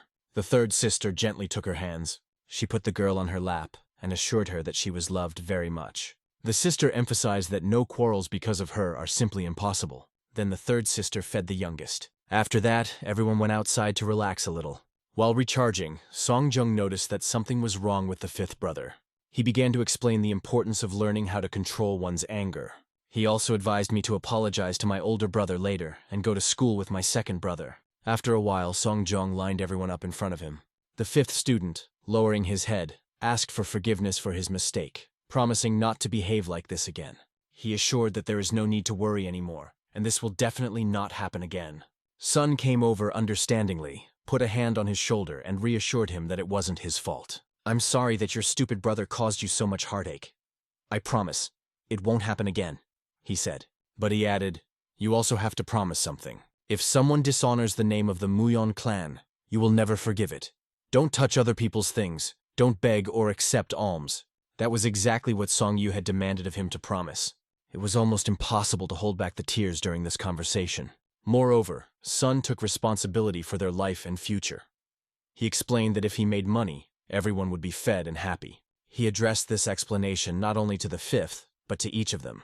After these words, Sun closed his eyes and decided to move on to the next step. He walked over to the training stick. The children looked surprised, not understanding why he had a stick. Sun handed the stick to the third sister. He then explained, "The student who became a thief must be punished. It's my fault, and I want you to hit me 10 times. Everyone tried to talk him out of it, asking him not to go that far. Sun perfectly understood that every action has its consequences, and not all problems can be solved with words alone. He asked the student not to delay, and put the stick directly in her hands. Stepping closer, he softly whispered in her ear, "You're smart, and you understand everything. Others can forget their mistakes because of character, but you have to be firm and not let Bok-gu do it again." The student, of course, was smart and understood his words. In this situation, there was no other option but to comply with the senior's request. His back was already covered in bruises. Pain shot through his body, but he knew there was no other way. In the evening, when everyone was in the room, the third sister nursed his wounds while worrying about his condition. He asked her for forgiveness. However, he explained that he could not find a better way. It was an important lesson, and after what they saw, no one dared to steal again. Sun, having no greed in his character, only wanted to have the right to be called brother, keeping the promise given to the teacher. Suddenly, the sister remembered the other brother and said that sometimes she agreed with Baku's words. Sun calmly replied that the second brother should focus on his studies, even under such difficult conditions, and follow his own path. Not everyone is capable of doing this.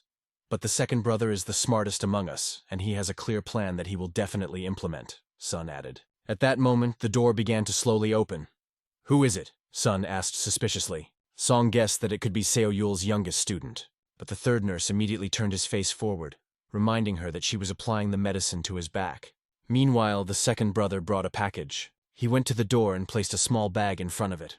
It seemed that the third sister knew about it, but hid it from the older brother. The next day, events unfolded elsewhere. One boy was telling two others about the moment his heart was pounding like crazy. Others called him the head. But he asked not to do so again, because if anyone found out, it could cause problems. Call me brother or no ban, he added. He emphasized that they were ordinary people from the Black Death Guild.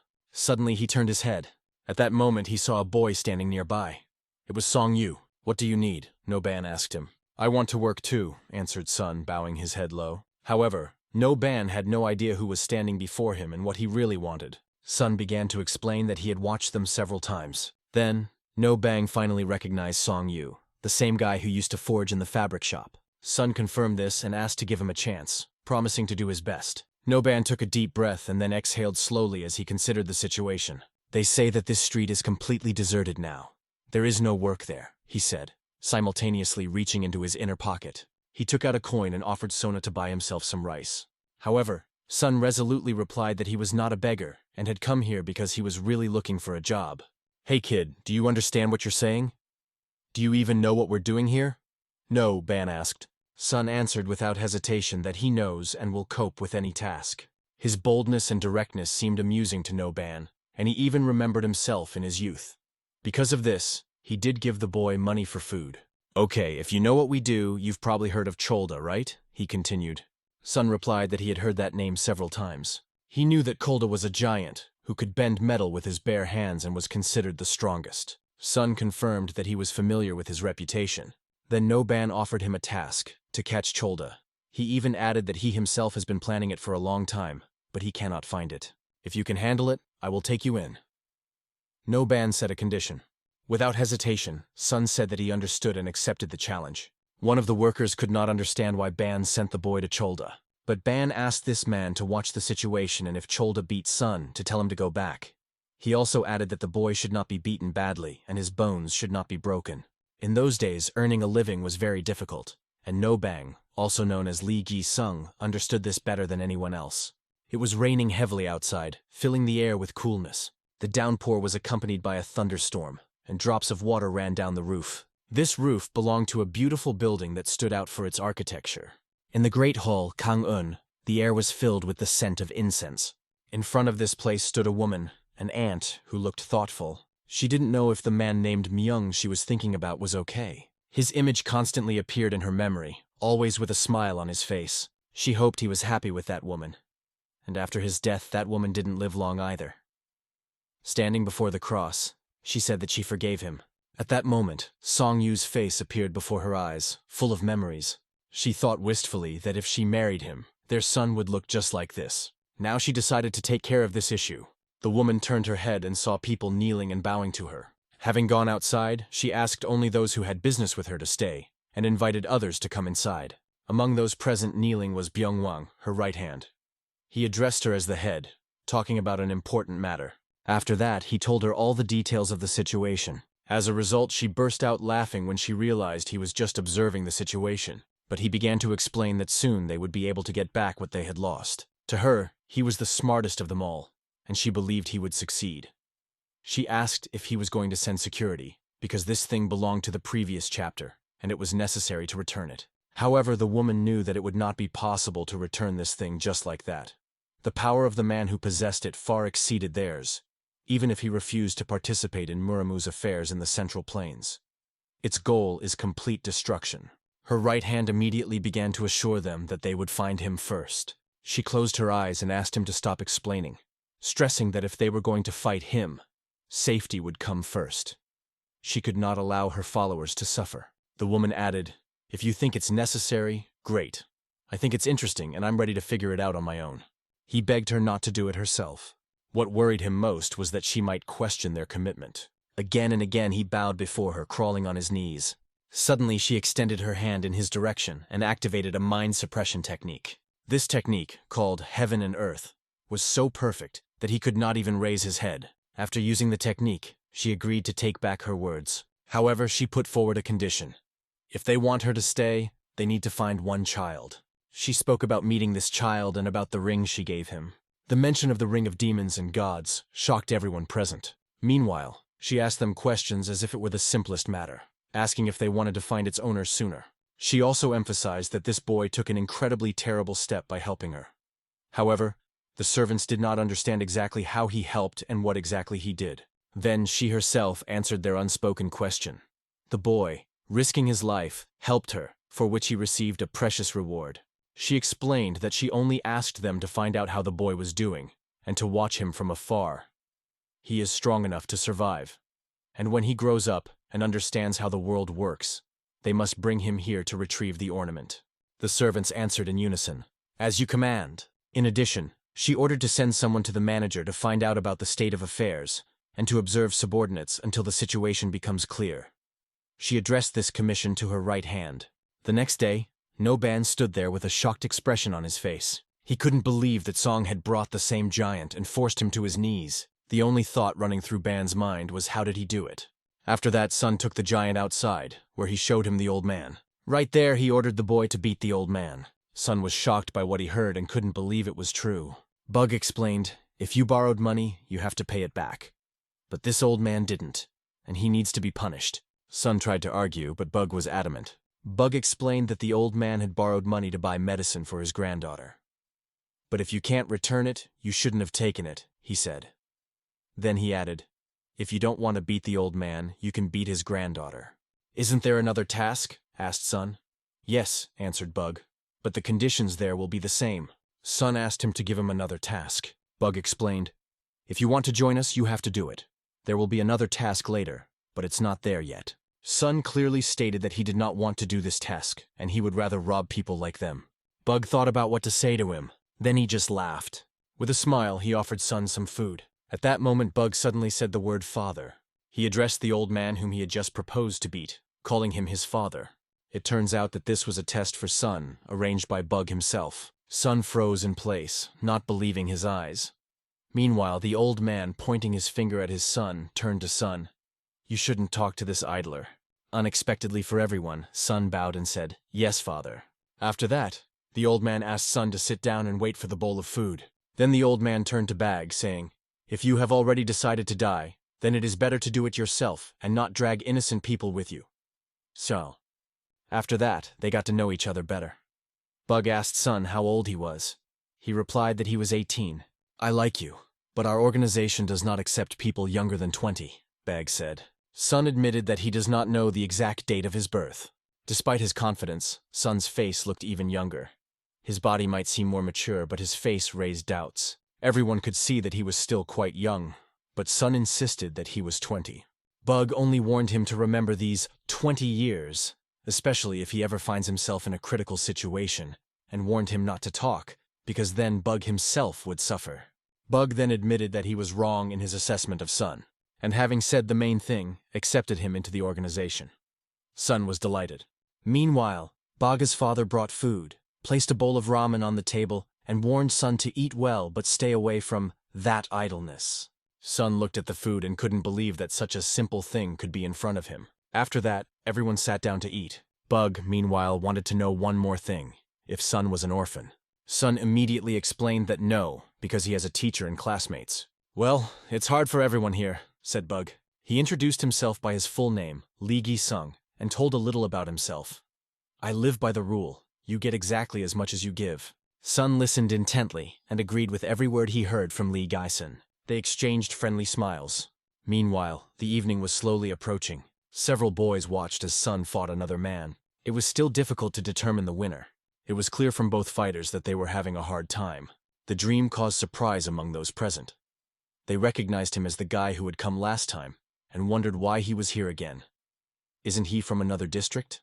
After what he saw, Lee Gi-sung concluded that his first judgments were correct.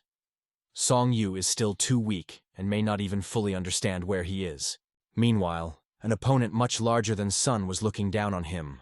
He could not even imagine how it was possible to publicly beat a younger opponent. But the time had come, and the enemy was the first to attack, as Song did not take a single step to attack. They clasped hands, looking deeply into each other's eyes. Li Gi-sung wondered why Song Yu couldn't resist since he had just eaten. The enemy began to dominate the fight.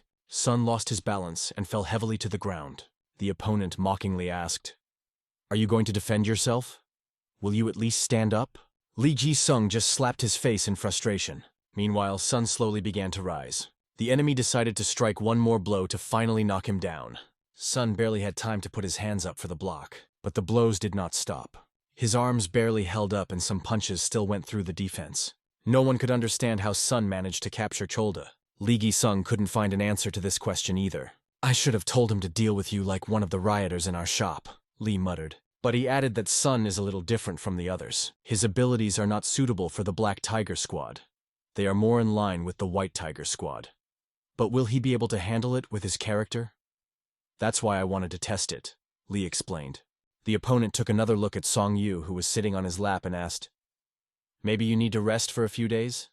Did I go too far?" Li replied that everything was fine and helped Sun up himself to take him to rest. To cheer Sun up a bit, Li promised to treat him to something delicious later. The opponent who was fighting Sun offered to send him to the Red Tigers, where he might be able to ask for help from the Grand Master. Li Gi-sung replied, "It goes against the hierarchy. Even if you are studying under a Grand Master, how can you fulfill the duties of a mentor regardless of squad?" After these words, he left his thoughts. Song Yu reminded him of a bear, a heavy body and a strong spirit. But the excess weight became an obstacle. Li decided to remain vigilant and work on Sun's character, because without changes in this area, there is no way to survive here. Not long after, Song Yu returned home. The third sister did not understand what had happened to him, because his face was beaten. Sun explained that he was just unlucky and asked her not to worry. He also asked his sister to keep an eye on the students so that they don't miss practice even if he is not there. His sister reassured him, assuring him that everyone was mindful of this and practicing diligently. Song Yu went to the door to make sure. He looked out into the street, where each student was holding a wooden stick. The students trained tirelessly, making maximum efforts. Sun was even surprised to see their zeal. His attention was drawn to Sim, who was deftly wielding a wooden stick. Sun asked if he should buy him an iron rod. Sim honestly admitted that the wooden stick is so light that he does not even feel its weight during the exercises. However, he noted that iron items are now very expensive due to the high demand for them. Sun, without hesitation, said that if it is necessary, then it should be purchased. After all, what is needed should be taken, despite the difficulties. After a while, stones were attached to the ends of Sima's staff. This was the plan Sun proposed, explaining that this kind of training would better prepare him for the actual battle. He also promised that an iron rod would arrive in a few days. The fourth brother thanked for the help. Meanwhile, Sun thought about how to spend the first weekend of the year and decided to do something that he didn't have time for before. Then he asked the students who wanted to fight him. Fighting his older brother was a challenge that seemed tough even for the bravest. The fifth brother warned that they had become much stronger. He also suggested that because of work, Sun couldn't train, so he was unlikely to catch up with them. But Sun was not going to listen to such assumptions. He invited the fifth student to take an exam, but the student forwarded the challenge to the sixth student, with whom they had recently learned a new technique. For Song Yu, it was even better. He decided to accept the challenge from both. Sun was ready to show them what he was capable of and teach them seriously. The students, in turn, also wanted to demonstrate their abilities. Before starting, Sun took a deep breath of fresh air, and suddenly there was a light breeze in the air, as if a harbinger of battle. The sudden gust of wind came as a surprise to the fifth and sixth brothers. At the same moment, they both flew in different directions. Sleep rushed so fast that he easily scattered them as if they were only obstacles in his way. Fifth brother finally realized how fast big brother was. His face was full of fear. There were no other emotions left. Even the stick in his hands did not help him dominate this situation. Under the pressure of his older brother, he fell helplessly to the ground. Even lying down, the fifth brother tried to make excuses, saying that the elder brother was supposedly going to hit below the waist, and the wind prevented them from concentrating. The dream explained to them calmly, "I just prepared for the shot, but I didn't make it." That's the point. The sixth brother had his doubts about these words. Sun didn't listen to them and shared a lesson he learned recently. If you fight, you have to win. It's better not to fight at all, But if you decide to win, you must win. All fights are a part of tricks. Then he asked the younger ones a few questions. Extending his hand to help, he asked, "Do you know what it means to hit weak spots?" He stressed, "The most important thing is to protect yourself. The best way to avoid defeat is not to engage in battle. But if it is inevitable, you only need to think about victory." The fifth brother promised that they would do better next time. The events at this place end, and the story moves to the school. A second brother, Ram, is now in school. He is sitting at his desk, studying the material with concentration. Suddenly, a classmate's hand rests on his shoulder. It distracts him from the book. A classmate asks if they should rest for a while during recess. Ram replies calmly, "Thanks for your concern, but I'm fine." Such an answer only annoys the classmate. He considers Ram to be arrogant, and if he had the opportunity, he would rid him of this harmful habit. But his father's words hold him back. What annoys him the most is that Ram doesn't even look at him during the conversation. Eventually, a classmate demands that Ram look at him, and Ram complies. After that, a classmate asks, "Have you heard about the group Rain and Wind?" Ram, busy with his thoughts, has no time to worry about it. He only notes that their mentor used to be associated with this group. But that doesn't matter now. "This is a group that includes only famous families," adds a classmate. But these words only confuse Ram even more. He wants to understand what his interlocutor really wants, and directly asks about it. This guy had some strange plans in his head. When Ram asked him, "What do you want?" He replied that he wanted to introduce Ram to new people. It looked completely incomprehensible, because this guy usually only talked in his own circle, and now he suddenly decided to approach Ram. Why? In addition, he kept repeating that Ram should not worry, and mentioned his situation, explaining that this is exactly why he wanted to help him. The boy spoke about the exam, noting that members of the noble families had already applied for participation, and added that without it, it would be difficult for Ram to pass the exam because he needed to know not only the material, but also all the information about the questions. Ram knew that this boy was only thinking about money from the moment he came back. "Yang Chan, what do you want to say directly?" asked Ram. Yang Cheng responded with an offer, "Help me as a friend to a friend." He admitted that he could not pass even the first level. This came as a surprise to Ram, because Yang Chan had asked for help with his studies. Jan explained that he needed help because his father had been scolding him a lot lately. Ram advised him to go back to his seat and just read the book. He also promised to make a plan for him, for which Yang Chang thanked him sincerely. Yang Chan had only one thing in mind: to pass the exam by any means. He was looking for any way out, and since the adults were constantly talking about Ram's abilities, he seemed to be the best option. Meanwhile, in the mountains, Sim ran uphill with all his might. His steps were sure and persistent. He chased after the old man. Sim tried to catch up with him, showing persistence and willpower. Meanwhile, the old man reasoned, "You don't know. You won't do anything. You know, use it. You use it, you will be imprisoned. You got favor pay. And if there is an offense, take revenge." The old man taught Sim, and after a while they decided to take a break to rest. He handed the boy a flask of water so that he could drink plenty. Sim asked the old man to give him all his things so that he could carry them himself. The old man only mockingly asked, "Aren't you the one who just barely slipped behind?" The guy explained that he had already adapted to the workload. "Although I don't know much about medicinal herbs yet, so I'm useless, but at least I can do this," Sim added. The old man asked if he had money for food. "If it wasn't for your help, my brothers and sisters and I would have been forced to starve. I want to repay you for your kindness," Sim answered sincerely. These words made an impression on the old man, but he asked, "Has your teacher returned?" Sim said that he left a long time ago and last sent them a message last winter. But after that, nothing. "Don't worry too much. No news is good news too," the old man reassured him. Sim added that the older brothers and sisters were also trying to think like that, but in his opinion, it was better for the teacher to come back as soon as possible. Listening to this story, the old man thought, he did not know who Sim's teacher was, but he was jealous of him. Who is this person who gave you such a good foundation, but taught you nothing else? He then asked if Sim was skipping practice. "If I go for a walk, Big Brother will definitely scold me," Sim replied, referring to a well-known argument. The old man added with a smile, "Strengthening the foundations is good, but apart from jabbing and swinging, you know nothing. Does your elder brother know more?" he asked, looking ironically at the boy. Sim called himself a little silly, but talked about his older brother and his teaching methods. He emphasized that it was impressive, and even the other students didn't have the strength to even touch their older brother during training. It was amazing to the old man to see how friendly they were. He was especially surprised by the reaction of Sim, who was angry, thinking that the old man wanted to insult his older brother. The old man calmly asked, "Did I make a mistake?" But Sim replied very clearly that even if he is old, one should not speak so disparagingly of the Muyon clan. To the old man, the Muyon clan was something more than an ordinary clan.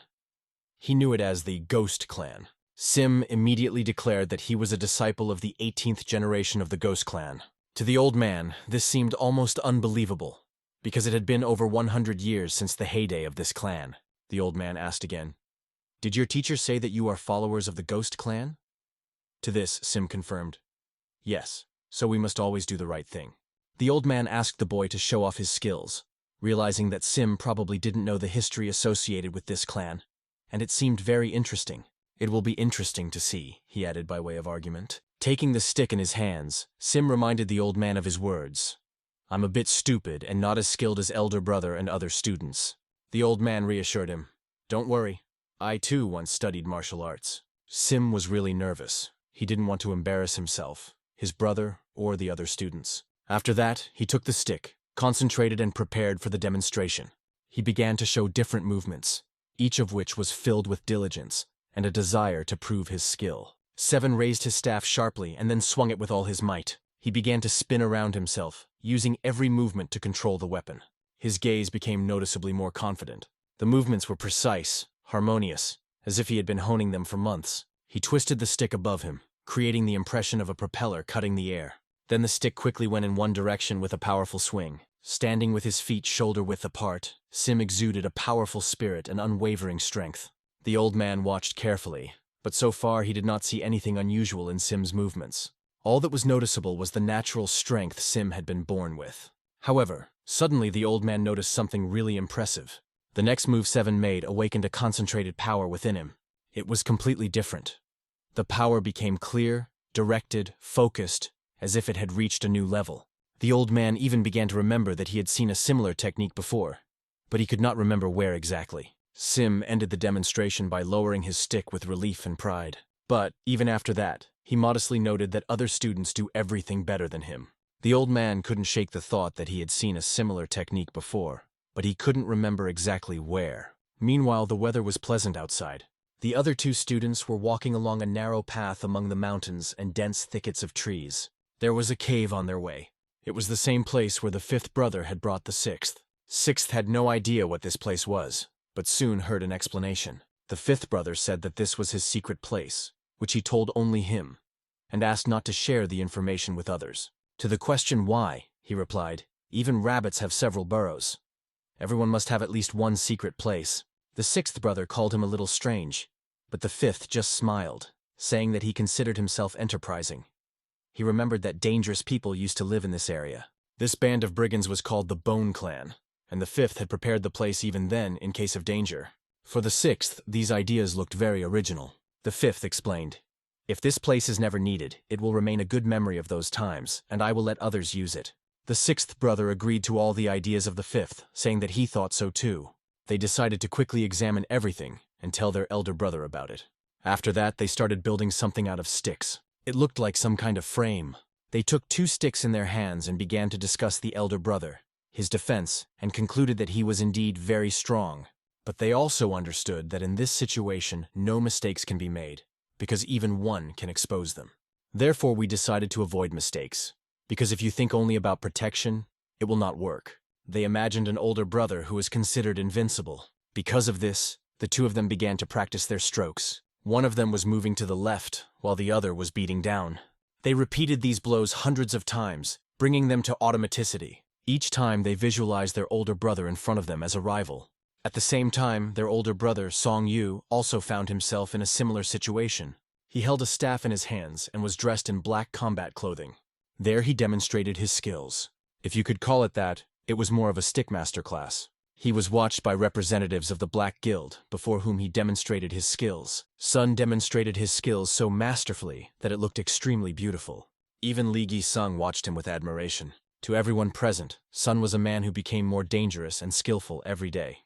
An audience member asked Li Zhong when the other newcomers would be joining them. Li Zhong immediately remarked, "Watch your tongue. If the rookies are training so hard, you should work harder too. That phrase was clearly aimed at Sun. At this point, Sun stopped, turned to them and explained that he would like to try something. He asked if any of them were willing to help him, but was met with silence. The older brother quickly found an excuse, saying that he had business to attend to. Seeing that no one was willing to help, Sun decided to continue training on his own. He was sure that additional efforts would bring results. If you work hard, something will definitely work out, he thought, setting himself up. You just have to take it as an opportunity, and something new is bound to open up.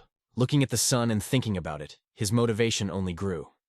Maybe someday I'll find my place under this sky. At this time, the sound of a hammer hitting metal echoed in the air, creating a sense of the beginning of something important. After the work of the hammer, the metal gradually turned into a sickle. This sickle was made by the blacksmith Chan. The hot metal was carefully dipped into cold water to set the mold. One day, Sun came to the forge. After a short conversation, Chan asked him if there was any news about the teacher. Sun replied that he had heard that the teacher was fine, but he still continued to worry. Chan assured him not to worry. Maybe you know something? Asked Sun. Chan replied that he did not know anything, but he was sure that the teacher would not disappear. If he said it was fine, it was. He also noticed that Sun's body had gotten stronger and praised him for it. Afterwards, Chan asked for help inflating the bellows, noting that there was a lot of work to do after returning. When Song began to help, Chan turned to him with one more request. He asked Song to come and help him from time to time. Chan explained that it would be beneficial for him as well, and Song readily agreed. He promised to visit the forge and help. At that moment, a mustachioed merchant appeared. His face showed fear. He was asked if he knew Lee Ho-sung, a 49-year-old shoplifter who works in the governor's office, and if he was in front of them now. The merchant confessed and confirmed that it was true. He was then asked if he had received the ring belonging to the Han Yuk family during the winter of last year. The merchant started stuttering, and his fear was obvious. Then he was asked how this ring got into his hands.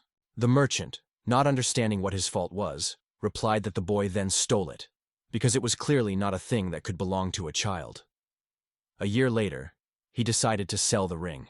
However, the people who interrogated him were not going to talk for long. The merchant, trying to justify himself, asked why he should answer their questions at all. Their reactions made it clear what they already knew. He had covered his tracks well. They explained, if you tell everything calmly, you will be able to breathe. Otherwise, you will die. There was no doubt that the merchant was a coward. At that moment there was a sound as if someone else had entered. It was a high-ranking person, the governor himself. Seeing the governor, the merchant began to complain that hooligans had come to him. But the governor quickly ordered, "Seize him!" The people who had come with the governor immediately rushed forward. However, they did not capture the guests, but the merchant himself. The governor accused him of purchasing a valuable item and not reporting it, then selling it for profit. The merchant began to beg for mercy, but the governor did not want to listen. The funniest thing was that the merchant still did not understand how everything turned out like this. It is important to understand a simple truth. If you are just, justice will follow you.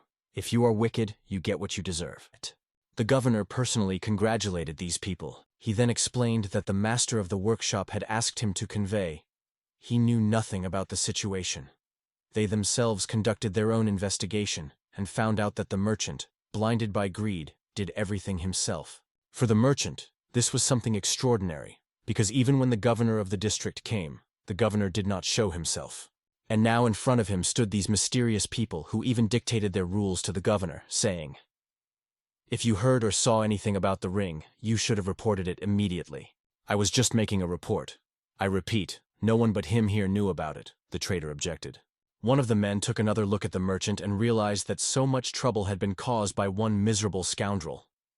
He also noted that if the right-hand man did it personally, then the matter should be thoroughly investigated. The governor promised again that the report would be forwarded. Then he was asked, "Can we take this wretch with us for personal questioning?" The governor calmly answered, "As you like," and gave permission. He also warned the merchant that he should tell everything without hiding a single detail. This was the last advice the frightened merchant heard. The merchant had no idea what kind of ring it was and what value it had. Meanwhile, Song Yu was concentrating as hard as possible. He practiced with a stick, perfecting his skills. Sun twirled the staff in front of him, demonstrating his strength and control. Sun confidently took the stick in his hands, demonstrating his control. He performed a movement that all his students began to repeat after him. Noticing how hard they had been training in his absence, Sun suggested that everyone eat something delicious today. The fourth brother immediately assumed that perhaps there would be a chicken today. However, something even better awaited them. Everyone had a premonition and wondered what it would be. Son asked them if they knew of a place with good food. Then he said something that shocked everyone. He invited everyone to go there, although the disciples could not believe their ears, because this place was very expensive. Although this diner wasn't the best establishment, Son noticed that they were worried about money. He immediately asked them not to worry about the cost today, explaining that he had recently started working there, and now they could eat cheaper. Even so, the third sister thought it was still expensive. Son said that he worked very hard just for this, and offered to allow himself such a luxury at least once. The third sister was surprised, because for her it seemed almost impossible. However, she understood that if she continued to deny it, it would devalue her brother's generosity. The students quickly took up the tasks that they had postponed for that day, and decided to finish them earlier, because the brother invited them to a place where they had never been before.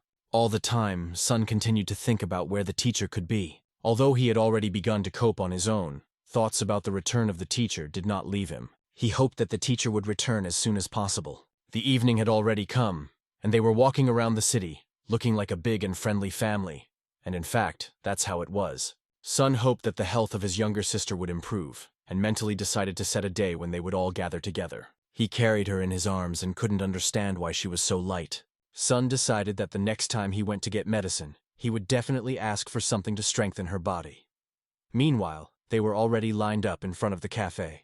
As soon as they entered, they were immediately struck by the pleasant aroma that filled the room. One of the workers quickly noticed their arrival. Son asked everyone to say hello to him. The worker greeted them with a warm, sincere smile. In response, Son said, "Thank you for taking care of us, Father." The man noted Son's excellent work and praised him. Then he asked them to wait a little, promising to bring food as soon as everything was ready. After that, everyone went to the table to sit down. The third sister looked incredibly charming. Her blue eyes could make you fall in love at first sight. She immediately attracted attention.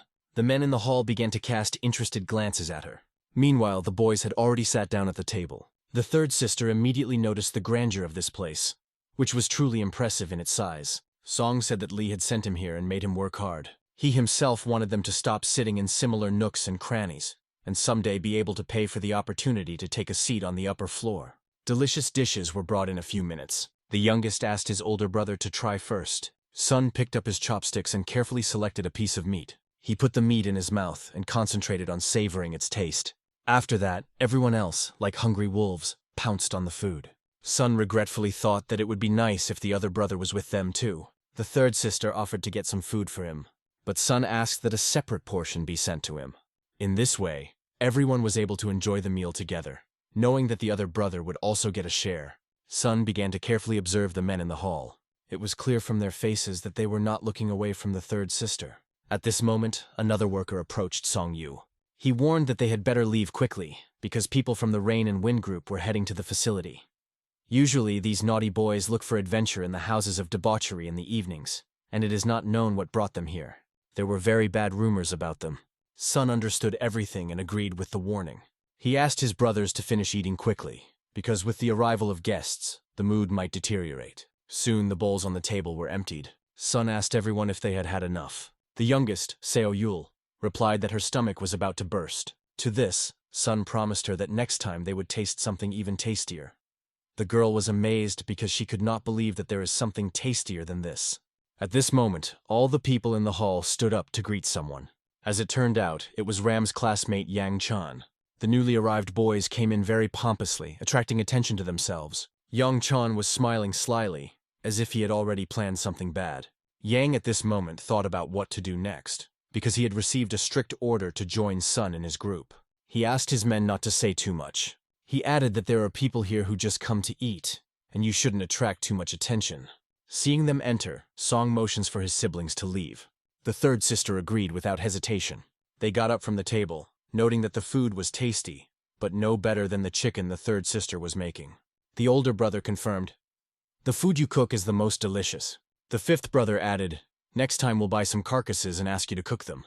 The beauty of the third sister was so enchanting that it cannot be expressed in words. Her appearance caught Yang's eye, who couldn't even remember if there had ever been such a beautiful girl in their district. The boys were simply speechless. They watched her without taking their eyes off. For a moment, Yang suddenly shouted after her. His hand almost touched her hair. He was about to grab her, but his intentions remained unknown. Sun reacted in a flash, shoving Yan aside, getting his sister out of harm's way. After that, he asked Jan, "What do you need, young man?" Yang, a little confused, asked, "Is this girl with you?" Sun silently looked straight into his eyes without saying a word. To Yan, his gaze seemed like that of an angry bear. The tension lasted a whole minute in complete silence. Yang finally decided to introduce himself. "My name is Yang Chan. Have you heard of me?" But Song, ignoring this, repeated his question. "What do you need?" "What's the matter?" Jan answered lightly. "Oh well, it's a beautiful night. I was just going to suggest we go up to the second floor and eat." To this, Sun calmly replied, "We have already eaten." However, Yang abruptly changed his tone, stating, "I'm not interested in your opinion. I wanted to hear what the girl had to say." He also expressed outrage that there are people in the area who do not know him. His friends began to fuss, explaining to the girl that Yan is their close friend and heir to a wealthy family. They also gave their names, but Yang cut them off, rudely telling them to shut up. Yang was sure that no one would dare to refuse his offer. He and his friends waited for the girl's answer with smiles. The girl, not paying attention to the situation, simply asked her older brother to go home as soon as possible because Seo Yul already wanted to sleep. However, Yang and his friends began to fuss, believing that no one could refuse their offer. All the brothers looked at Yan, their eyes filled with cold determination, and it was at this moment that Ram appeared. His appearance was completely unexpected for everyone. Ram immediately turned to the fifth student, asking why they were here. He replied that they had come here together, and added that the elder brother had said that Ram was very busy and could not see them. Ram immediately apologized to them. Then he looked away. He asked for forgiveness from his older brother, explaining that he had urgent business. The older brother answered with understanding that there was no need to apologize, because he saw no fault in it. However, Ram insisted and still wanted to know what they were doing here. Yang turned to Ram, asking if he knew them. Ram replied firmly, "These are my elder brother and students from our teacher's house." Ram explained who they were, adding that Ian and his friends were his classmates at the same school. The sixth brother called Jan a rather rude man, but he was immediately asked to speak more quietly to avoid conflict. Ram could not understand what was happening, because it seemed that now everyone was ready to rush at each other. He stared at Yan, trying to gauge his intentions.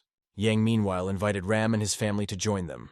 However, Sun repeated once more that they did not want to go, since they had already eaten. Sun turned to Ram.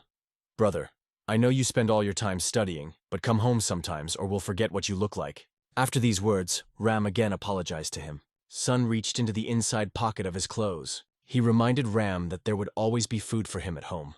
Handing him the pouch, Sun asked him not to forget that he had never doubted Ram's efforts. "It's fine, big brother," Ram assured him again. Sun asked Ram not to worry about money. Finally, Ram promised that he would definitely visit them for a while today. After that, Sun prepared to leave. He and his brothers and sisters left the institution and headed home. Yang was left wondering, what's wrong with this guy? Meanwhile, when everyone finished eating, Ram was coming down the stairs. To his classmates, he seemed impudent. They thought they had gone to great lengths to please him, but Yang explained soberly, "There's nothing you can do about it now. We're not in that position." This annoyed them, because they could not influence the situation in any way. "We have to wait. If he fails the exam, everything will change. Besides, as the teacher says, there's no telling if he'll even pass the first level, let alone the second." Their goal was one, to extinguish the fire in his eyes. Yang said, "None of that matters. We'll see how it goes, but that girl will definitely be mine." After these words, one of the comrades shouted at Yan. However, Yang reassured him, "She is lower than me in status, so it is not proper to marry her. It is better to make her a concubine." His comrades supported him, noting that they would have done the same. At that moment, Yan set himself the goal of making her his. Meanwhile, another scene. Food was served in front of Song Yu and Lee Gi-sung. It was the same ramen made by their father, Lee. They were sitting at the table when Lee noticed something. He asked Song Yu, "What's wrong? Did something happen?" Song Yu placed the chopsticks on the table and concentrated on the conversation. He stated that he wanted access to combat missions to deal with the bad guys. Lee, chewing his food, expressed his doubts as to whether Song would be able to act decisively at the right time. Sun understood his concern. Lee Ji-sung wanted to hear an explanation as to why such an unexpected request. Sun explained that his brother had a final exam soon. He reminded that everyone in their family is a good student, but education has to be paid for, and that creates a financial burden. Sun called his brother their hope and acknowledged that many are helping them. However, as an elder, he considers it his duty not to burden others. An educated and intelligent man in the family is great. But what if you have to sell the house to pay for school? Anything can happen, so you need money so that your brother can go to and from school in peace. After these words, Lee realized that Song was confident and really ready to act. So he asked Sun if he had heard of the bully. Sun was waiting for a more detailed explanation. Lee said that Grimilo was the founder of their unit in the Black Guild. It was raining heavily outside, and the man was standing right under it, as if he didn't notice it at all. He didn't care about the weather. It seemed that this endless downpour could not even bother him.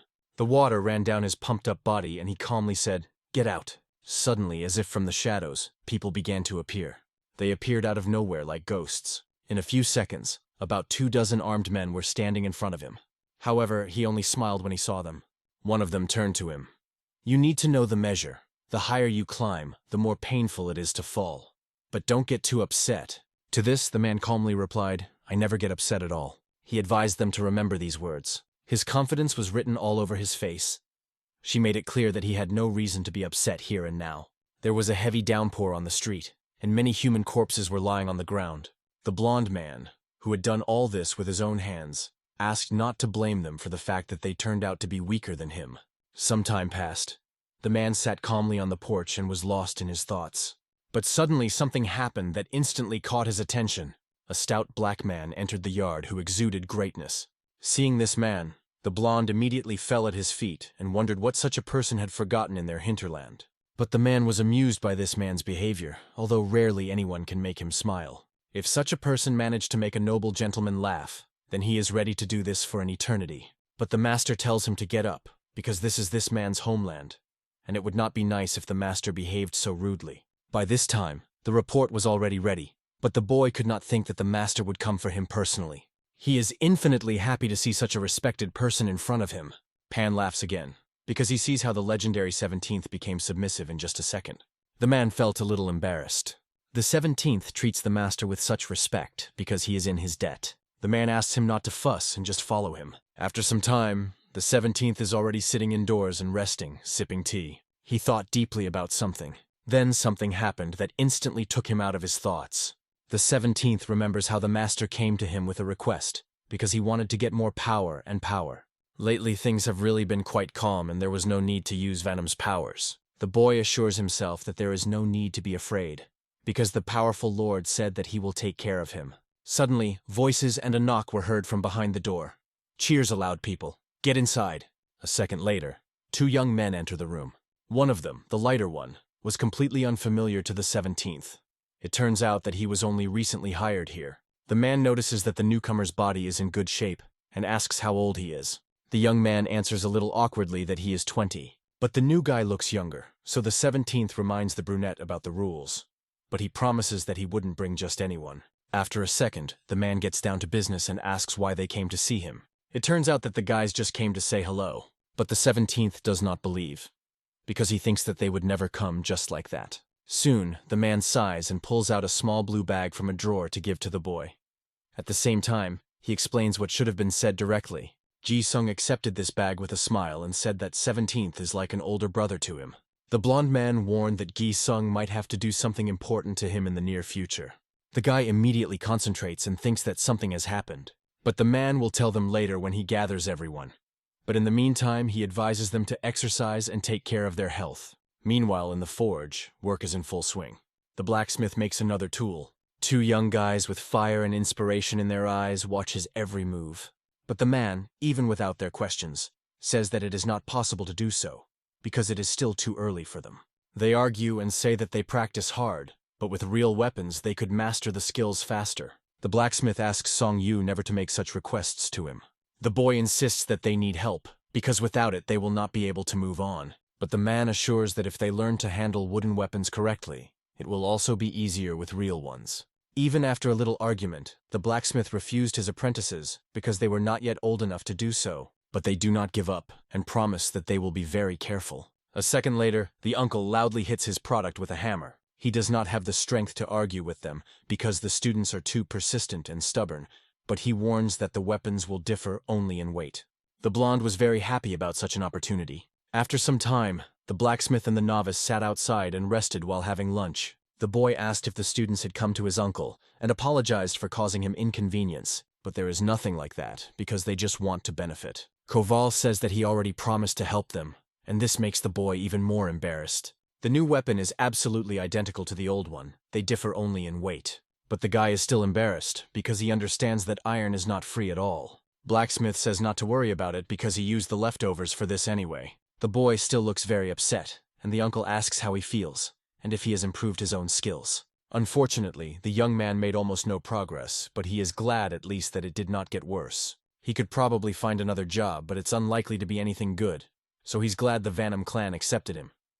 But he is worried that if the second disciple joins the service, he may become an obstacle. The guy needs some time to come to his senses. After a second, the uncle stood up and said that they should start work. He didn't understand why Bokgu and Anwu did that.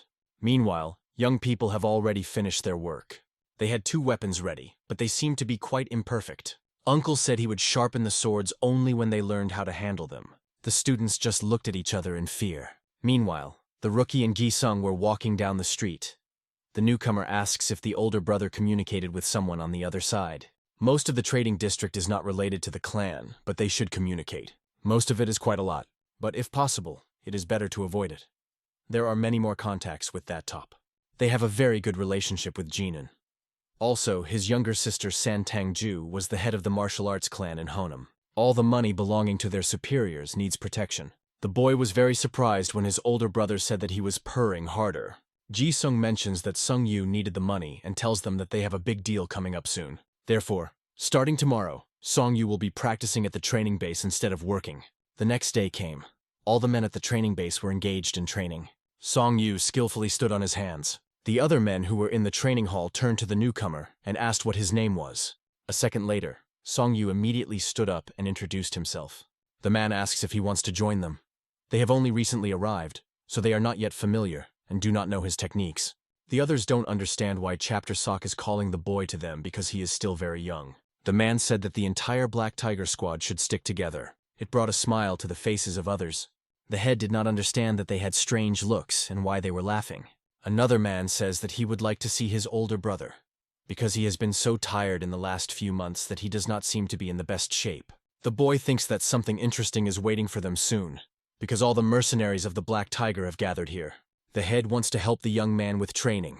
The older brother has a nickname, Legs of Steel, so if the boy does not cope with him, then he will not be able to train for a long time. And so soon, they started sparring to practice. Chapter Sok was ready to attack. A smile appeared on his lips, and then, after a moment, he delivers a lightning strike to the boy's leg. Unbearable pain permeates this poor boy. Song-yu felt his hard blow on her. All his shots were incredible, but he also noticed that something was wrong with the enemy. The man was nervous. Was it difficult for him? The enemy continued to throw blows while our hero tried to block them or dodge them. It was necessary to come up with a plan of action, because if everything continued, the enemy would simply break his bones. Then, after a second, the boy rushed forward. The chief thought he just wanted to knock him off his feet. Meanwhile, our hero was getting closer with each step. And so, the head sock delivered a strong kick, but the boy was able to take it. Song-yu was not going to back down because he still had a step left. Everyone with whom the head fought before tried to surpass him, but no one managed to do this, although they attacked again and again. The head cannot help but notice that the boy has been training hard for the past few days. The boy, meanwhile, gets hit hard, but Song-yu is not going to back down. It turns out, on the contrary, he is going to ram. The man, realizing this, tensed up and concentrated. After a second, the young man rushes to the head and hooks his hands in a lock behind his back. Song-yu used all his strength to restrain his opponent. It seems that the head definitely did not expect this. Those present expected this, because Song-yu always surprises his opponents with his new skills. A second later, the protagonist gathered all his strength into a fist and tore the opponent off the ground, which he clearly did not expect. And then, after a second, the young man put it on the ground. When the fight was over, the boy asked if everything was okay with the head. Our hero held out a hand to head Soku to help him up. Meanwhile, in another corner of the city, Song Jong was also training. The boy carefully and diligently practices each movement, and after a while he accumulates energy in his hands. Seo Yul watches all this with great admiration. She is proud of her little brother. The girl really likes that when Sung Jung moves his hands, a breeze is created. A second later, the boy continues to do this, but now directs the wind in a certain direction. Songjung explains that he can't create wind, so far he can only blow it. Although the young man is younger than his second brother, he is confident that he will be able to achieve success earlier. Seo Yul is a little worried about his little brother because he had a stomachache before when he created the wind. Fortunately, there is no such problem now. There's no pain at all, so the boy can devote more time and attention to training. The day passed quickly. The sun hid behind the horizon and the sky was covered with stars. Gi-sung put a bag in front of the new guy, but he only awkwardly looked at the bag, then at him. Soon, he thanked the elder. Song-Yu's life is at stake. Song-Yu must have warned his students that he would be gone for a minimum of 3 months and a maximum of 6 months. It immediately became clear that this task is very serious. Therefore, it will take a long time. But the reward for the task will be appropriate. Song-Yu will be able to get another pouch after completing. Had to have dinner to gain strength. After a while, Song-Yu came into the courtyard. Students were just leaving the room. The second student was very happy to see his older brother. Song-Yu is surprised that he is still awake. Our hero offers to treat his student with food because he was probably hungry. The student was surprised that today they would be just the two of them, without other students. The elder ordered a lot of food for the student, because he looked very pale and tired, and to be in shape you need to eat well. But the young man denies and says that he eats well. However, our hero insists that the student should eat something fatter. Our hero wants to have a quiet dinner with the student. He had already fed the other students. The boy thanks the elder again. Soon, the mentor offers him to drink 1 glass at a time. They will drink only 1 each, because you can't drink a lot. The city streets were almost empty. They eat calmly, but after a while the second student asks what happened. Then, the older brother puts the same bag on the table, but the boy does not understand what it is. This is money for the boy's education. The elder is very sorry that he cannot save the student from having to think about expenses. The second student promises to pass all the exams, but the mentor asks not to overwork. Many do not make them even after several attempts, but the young man still promises that he will do everything the first time. Meanwhile, the man sat surrounded by 2 beautiful women and ate. He asked the 2 men who entered the room what they knew. He urgently wants to know where the girl lives. When the floors tell about this, he orders them to bring the girl to him. The man could not hide his curiosity and asked why he needed it. The man, like an animal, smiles and does not understand what these questions are about. If he wants to make a girl his concubine, why not just ask? No one will refuse the son of an official. But if everything were so simple, the man would not ask for help. He mentions one guy who, in his opinion, humiliated him, and he can't even punish him. But everything was not so simple. There was a small problem. The older brother of this girl works in the restaurant where he was. The owners of this restaurant are soldiers of the Banam Detachment, which is known to be a well-known unit of the Black Tiger. The man immediately took everything for granted and thought that the men wanted to go against his word. The subordinate explained that if Vanam's soldiers find out about this, they will definitely find them, even if not immediately. The young master is not even asking to kill anyone. He just needs to bring this damn girl here, even if the risk is too great. He is very annoyed that so many problems arise because of some girl. The young gentleman himself does not understand why he cannot simply forget about her. Maybe if he buys them a house and gives them money, she will agree? The man freaks out and says that if they don't want to do this, let them come up with something else. Subordinates only look at each other in fear. Meanwhile, the gray-haired man is busy with work. It dries the plants. He is very curious if the boy who was running not far from here yesterday will come today. And just at that moment, grandfather hears footsteps. The boy is breathing heavily because he was in a hurry so as not to be late. Sim is very grateful to his grandfather, so I want to help him work for everything he taught him. Thanks to his grandfather, the boy became less tired, no matter how much he ran and worked. Suddenly, the grandfather puts his hand on the young man's back. He feels that this guy's understanding of the basics is incredible. Grandpa asks if Sim knows when their mentor will be back. All the students are very worried about him, especially the older brother. He works all day, as if he thinks that now he has to be responsible for his students. Grandfather sighs heavily. Elders are really like that. He's afraid that Song-Yu will start doing something bad to earn more money. The student has already grown up and can also go to work, but only for pennies. A second later, Grandpa tells them that they probably won't be able to see each other for a while. Something has happened, so Grandfather has to leave early tomorrow morning. If the student's older brother had been at home, he would have asked permission to take Sim with him. But the boy doubts this, because without him it would be even more difficult for the elder. The grandfather is proud of the young man's answer. So the mentor and older brother brought him up decently. The gray-haired man does not know if he will ever return, but asks the boy not to forget his advice. A desperate young man promises that he will definitely find his grandfather when he grows up. After a second, he falls to his knees in front of him. and thanks for all the advice and help. In the future, he will definitely take care of his mentor and grandfather. The gray-haired man wants to try to finish all the affairs quickly and return. He sincerely hopes that it won't take long. He asks the boy not to forget to take care of himself. 7 promises. Night came. The young man returns home. He looks at the sky and notices that there are many stars again today. No matter how much he wants to go with his grandfather, he cannot leave his family. Suddenly he notices someone on the side and realizes that it is his older brother. Student 4 tries to find out why he comes so late, but the elder brother is not going to talk about it and says that everything is fine. They are going home. As soon as the boy enters the house, all the students joyfully welcome him. The student holds a bag of money in his hands, and I ask where he got it from. The elder will calmly explain that this is a deposit. The student is incredibly worried about his teacher. The girl does not want him to go. Maybe if he gives the money back, he won't have to go anywhere. Song Yu assures them that it's not as dangerous as it seems. Our hero offers the students to build a new house when he returns, because this one has become too small for the older children. During his absence, our hero makes these 2 the main ones, and asks them to take care of the others. Seo Yul should be especially taken care of because she has been getting worse lately. You have to go and buy all the necessary medicines. He asks Chisim that even if the second disciple comes back and the mentor is still gone, don't leave the third disciple alone. He promises to fulfill all his requests. Without their help, he would not have dared to even think about such a thing.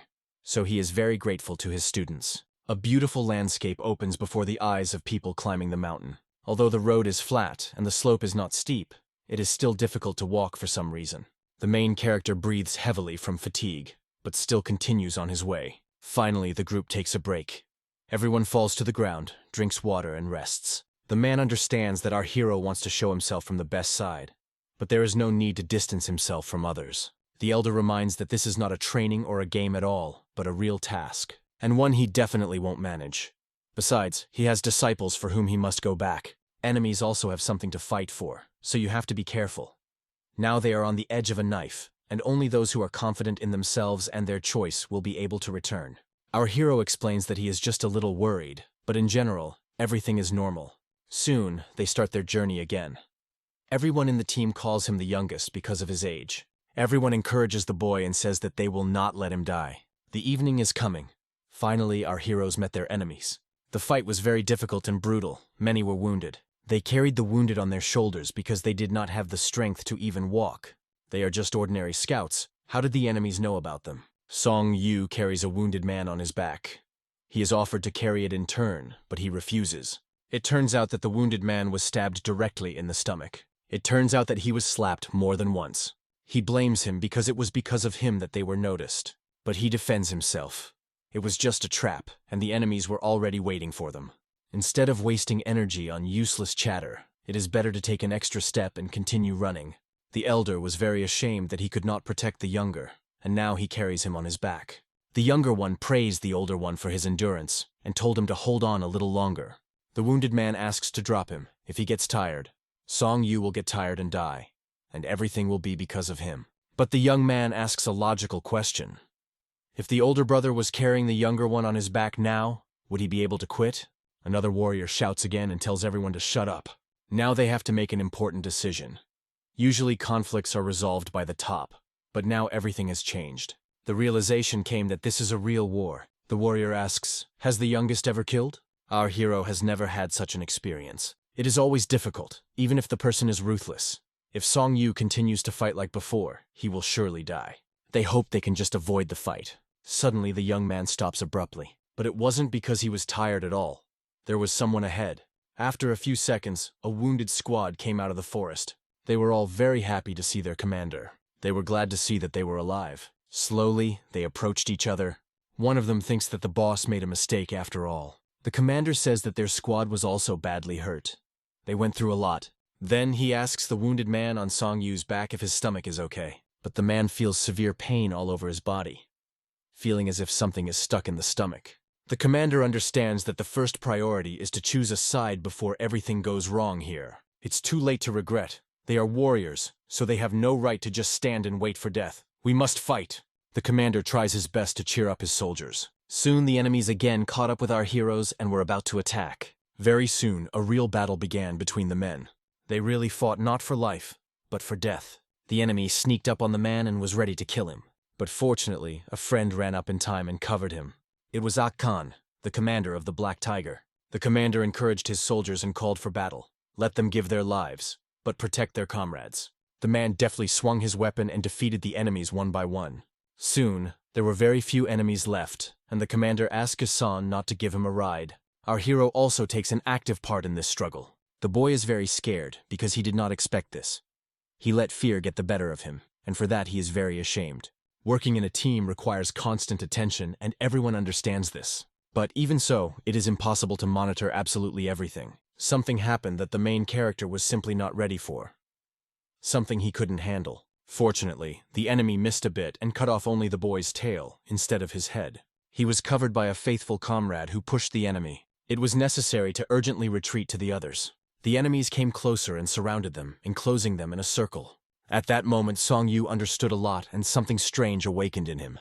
The young man was ready to put all his strength into this battle. Some time passed after the battle, and night fell. The soldiers were sitting around the fire.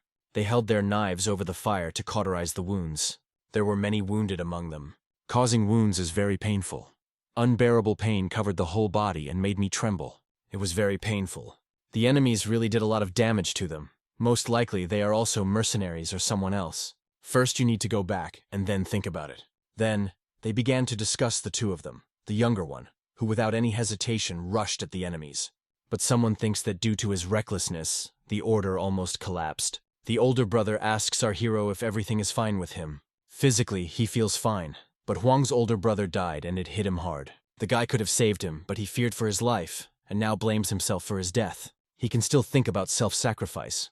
But in such duels, such thoughts hurt more than any sword. The broken boy promises that this will not happen again.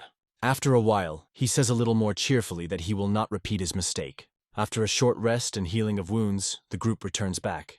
Song Yu definitely feels that something has changed in him. Aunt was right. He remembers her words that everything takes its time. She said that the young man will definitely understand when it happens, and for now you just have to keep training and not doubt yourself. Thoughts appeared in my head that this time had come right now. Suddenly, in front of them, they again saw some male silhouettes with weapons. It became obvious that they were enemies. The commander shouted loudly to his soldiers to go straight at them and not to doubt anything. And so, after a second, the soldiers desperately rushed forward, not thinking about their own lives. There was a grueling, merciless battle between them, where every move was crucial. Each blow was accompanied by new victims, turning the battlefield into an arena of pain. Song Yu gave 100%, giving his last strength to win. He struck without mercy, destroying the enemy without a shadow of a doubt. Each of his movements ended in a fatal finale for the enemy. But suddenly, he notices a new enemy nearby who was preparing to attack. The opponent, jumping on Song Yu with the words, "Die," logically, is himself instantly defeated. There were so many of them that they seemed to appear from everywhere. Someone suddenly jumps out from behind, causing Song Yu to turn sharply. However, another opponent immediately appears, not leaving a second to rest. Whoever was in front takes a powerful kick, disappearing into the chaos of the fight. The scene looked incredibly impressive, but it was filled with blood and echoes of death screams. It is at this moment that Song Yu begins to suspect something. Kang Ho's technique seemed harsh, even cruel, but it had its own secret. It was difficult to understand her, but even more difficult to underestimate her.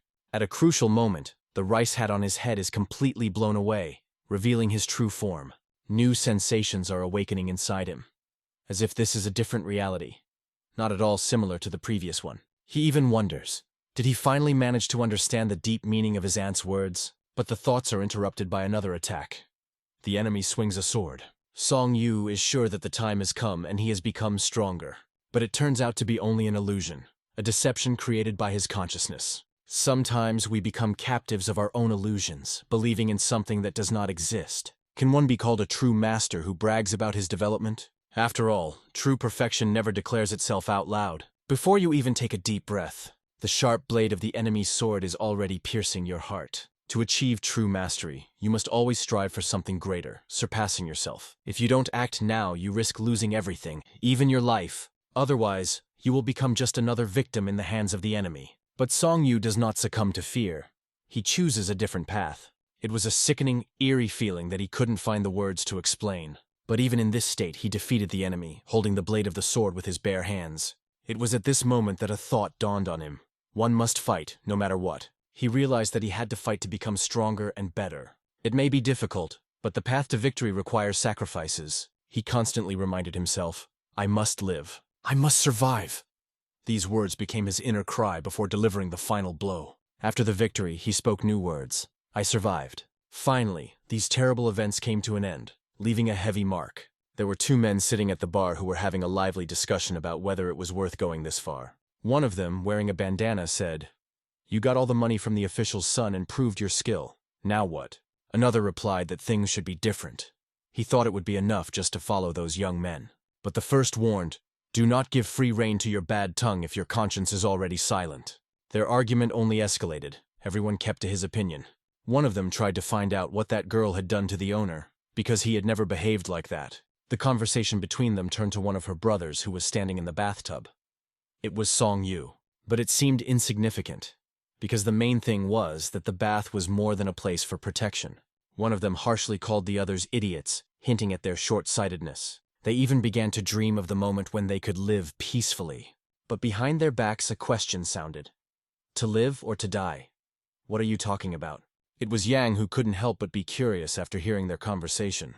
Seeing their master, they were instantly startled, falling silent in an instant. Ian demanded an answer as to how much longer he had to wait, because every day it became more difficult to leave the house without a good reason. Don't worry, master. Everything is almost ready, they assured him. Hearing this, Yang felt a surge of determination as he imagined how soon this girl would be in his arms. After a grueling battle, Sun and his group hurried forward, leaving the danger behind. They talked about the fact that there were not many of them left, and their strength was at the limit. As soon as the conversation turned to their leader, a stranger appeared in their path. He bore an uncanny resemblance to their leader, but turned to them with the words, Have you decided that this is the end? The group froze in place, thinking, Is this a Murim? The stranger continued, It's amazing how many men had to be sent to catch a handful of mercenaries. But you still came this far. A sword appeared in his hands. He was clearly going to deal with them personally. Only the word Murim made everyone stay on guard, preparing for the worst. One of the group shouted, Run! Who still has strength? Don't look back. Meanwhile, the school where Ram was studying was bustling with work. Pupils of different ages wrote, each engrossed in their tasks. There was chaos and commotion everywhere, but Ram's face remained confident as he passed the exam without a trace of worry. The day smoothly turned into the evening, adding to the tension. Someone was pouring a drink into a cup, trying to calm down. One of the boys was reminded of tomorrow's exam, advised to prepare, but he only asked to be left alone. The guy completely gave up, losing hope for an ideal result. What upset him the most was that there was never a single correct answer. At one point, he stops to look at Rami, who was working with concentration. Out of the blue, he starts shouting at Ram, accusing him of ignoring everyone but himself. Did you hear me? He asked again and again, trying to attract attention. Stepping closer, he closed the book Ram was working on. He emphasized once again, I called you, and he added that ignoring people is not normal. But Ram calmly advised him to read the treatise instead of engaging in nonsense. An irritated expression appeared on the boy's face. He could barely contain his anger. In response, Ram explained, I wrote everything I knew. All the topics were discussed in class. Didn't you listen? After these words, the boy called Ram his rival. But Ram calmly replied, Opponents must be equal. Do you think we are equal? This enraged the boy, who grabbed Ram by his clothes and angrily hissed, Shut your mouth! But Ram did not pay attention to his emotions. Calmly pushed the boy's hand away and continued his business. Ram pushed the boy's hand away so hard that he almost fell. Instead of aggression, Ram just sat him down on a chair in the cafe, keeping calm. Then he held out his hand, offering to help him up. But the boy waved it off, saying that he did not need such help. Ram tried to explain that there is no difference between good and bad people. What matters is responsibility. One of them interrupted, asking sarcastically, The difference between who? Those who have been preparing for years and failed, and those who did nothing and also failed? Ram knew one thing for himself. It all boils down to responsibility. None of them took their studies seriously. How can this be called a competition? He thought. Meanwhile, other events were taking place near the cave. The fifth and sixth brothers were smiling, rejoicing at their new find. In their hands was a knife. Heavy, although not quite sharpened, but perfectly suitable for training. They were satisfied because the hard work with the wooden swords had taught them skill, and with this knife, they could achieve more. One of the brothers even suggested that it would be worth trying to find another such knife, if lucky. The other reacted with fear, fearing that the older brother would scold them. However, both agreed. Even so, It was a great find and opportunity. Meanwhile, the seventh crawled on his knees to a rare flower, as if to the most valuable treasure. He carefully tore up the ground around him without damaging it. When he finally got the flower, his gaze lingered on its unearthly beauty. The excitement was so strong that it took his breath away. He was most happy that he managed to find this unique plant. His cry of joy was so loud that it echoed far in the mountains. All this because of how rare and valuable this flower was. Her roots were of great value to him, especially because it was necessary to buy new clothes for the youngest sister. In addition, he needed to purchase weapons for the fifth and sixth brothers, and maybe find something useful for the fourth student, who also had her own needs. These thoughts brought him joy, and he set out for home with a sense of duty fulfilled. However, as he approached the house, he saw someone who caught his attention. The presence of this person surprised him very much. He saw two dark figures standing right at the entrance, silent and mysterious. The next day, the third student hung out the washed clothes together with her younger sister. The younger one grumbled angrily because the fabric stubbornly did not want to be smoothed. The older one asked her not to touch anything and just sit quietly next to her. Her efforts to help caused a gentle smile in her sister, because of which she called her sweetie. But suddenly the calm was interrupted. The third student was very frightened. Looking around, she saw armed men standing right behind her. One of them, without a weapon, turned out to be their leader. It was Yang. His only desire was to see this girl who captured his thoughts. She, full of fear, asked, "Who are you?" At that moment, men looked at her as if she were an unearthly beauty. She was truly charming, far too beautiful for the little asshole that others thought was their head. Sol was completely frightened and hid behind Tretya, who was trying to calm her down. The third student once again turned to the men with the question, "Who are you?" They were clearly debating whether they should act immediately or leave her alone. Eventually, they explained that their host was the son of an influential official and asked her to come with them. But instead of consent, they heard a firm answer, "I will not go anywhere." Yan sharply ordered his men not to resist and to seize the girl. They immediately moved towards her, leaving no time to escape. The situation became increasingly dire. Above all this tense chaos in the sky, the moon shone, adding to the drama. The one-eyed enemy smiled wryly. "Nice try, but you can't die just like that." He noticed a boy approaching him, and behind him were several more fighters. However, the boy was alone against everyone, ready for an unequal battle. His skill with the sword was mesmerizing. Every movement was perfect. Suddenly, a huge mace flew at him like a thunderbolt. But the boy stopped her with one precise blow of the sword, directing the force in the right direction. He instantly realized that this man was their leader, feeling his incredible power. But before he could do anything, the one eye expertly slipped through his defenses. Song Yu rushed forward, sword in hand, full of determination. His confidence and calmness on his face contrasted with the danger of the situation. But suddenly his sword split in two, leaving him vulnerable. But this sword did not belong to anyone, but to Sun himself. He even asked ironically, "Can't you take your eyes off me?" Immediately after these words, he rushed into the attack, not giving the opponent a chance to think. A powerful blow to the chest caused Sun to cough up blood, feeling the true power of the enemy. One-Eyed saw two more fighters rushing towards him, determined. However, he simply let them pass him by as if they posed no threat. Just as they were passing, he delivered the fatal blow, spotting three more approaching. Their weapons crossed in the air, but that didn't stop him. He jumped high up, preparing the next powerful blow. Swinging, he rushed down like lightning. Only a moment, and two lives disappeared from this world. It seemed that there were no obstacles in front of him. Everything was under his control. He even praised the enemies. "Not too bad, although I didn't expect much from you," he said, holding his sword to the head of one of them. "Didn't you miss me? It's time to end this as soon as possible," he continued coldly. But suddenly he turned his head sharply. Something alarmed him. He saw a heavy stick flying towards him. His reaction was lightning quick. He had time to dodge and react. However, the stick suddenly changed its trajectory, but he intercepted it again with his sword. He felt pressure, first in his hand and then in his whole body. It was something new and incomprehensible for him. It made him tense up. It turned out to be Song Yu, who made him wonder, who is this guy? The thing is that Sun is used to constant tension, but he has not yet encountered such a force. It was extremely difficult to face such an opponent. Even the enemy recognized that the boy had considerable strength. They met in battle. Sun had a stick in his hands, and the opponent had a sharp sword. There was only one question: who is better at handling his weapon? It was possible to determine this only through a tough fight. Sun immediately felt the speed of the enemy, realizing that he also belonged to the Murim.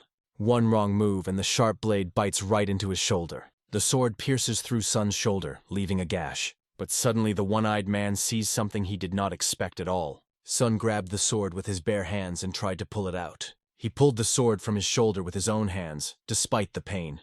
Suddenly, Sun delivers a powerful headbutt right into the opponent's forehead.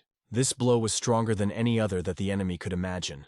But that was just the beginning of the surprises that Sun had in store for him. The technique that his aunt gave him was called death, a technique that leaves no chance for survival. But it is important to remember, this technique must be carried out to the end, otherwise it is useless. The red glow that appeared in Sun's hands was the last thing his opponent saw. This was followed by a lightning-quick hand strike, and in the next moment, the head of the one-eyed opponent flies off the body and flies so far that it will be almost impossible to find it. At the same moment, another man appeared next to him, who had remained unnoticed until now. Sun paid no attention to him. His thoughts were only focused on the fact that he had just mastered the technique of death. Those standing behind him were shocked. They could not believe what they had just seen. But the power he displayed took away all his resources. He couldn't stand it and fell to the ground. Outside, everything was bathed in golden-orange sunset light. At that moment, the third sister took up a stick in her hands, trying to protect herself. Her opponents were confident that they could capture her without much effort. But suddenly they began to ask themselves, "What the hell is this?" A girl with a stick was standing in front of them, but they couldn't do anything against her. They understood very well. If they do not complete the task, they will face complete collapse. Ian constantly reminded his men not to stop and to continue their work. After his words, they rushed at the girl again, full of confidence in their abilities. The two men decided that together they could defeat her, and even broke her stick, which she used to defend herself. This staff was her only weapon, but now she was defenseless. One of them mockingly said, "I would have come with us voluntarily. I wouldn't have had to mutilate you."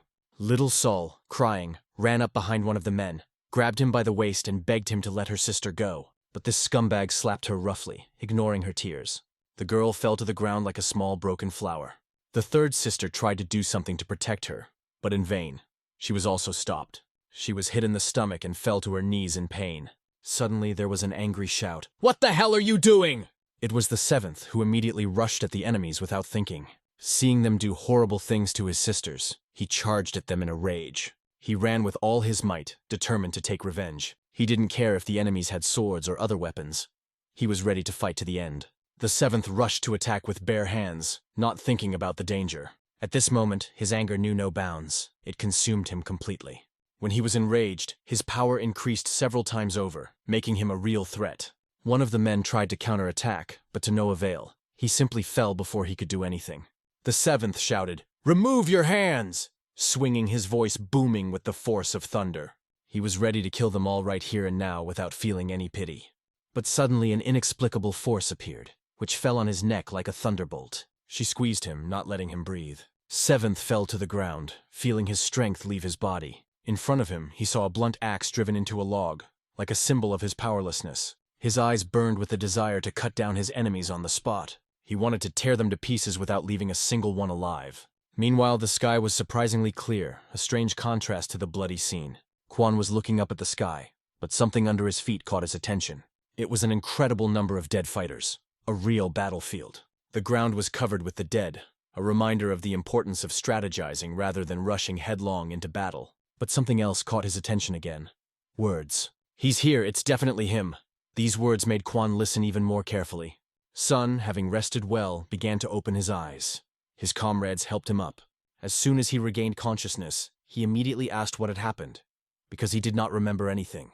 It was explained to him that he had saved everyone, and they were asked about the technique he had used, as it had greatly interested them. Sun was glad that he had finally mastered this technique, but he did not know how to properly explain it. It was a great achievement for him, but it was difficult to find words to describe it. "The others will be back soon." The chief ordered everyone to go back, and for now try not to move, said one of the comrades. After Sun lost consciousness, nothing significant happened. His comrades broke through the siege, and the leader and his squad left for the main camp. Lee stayed with him.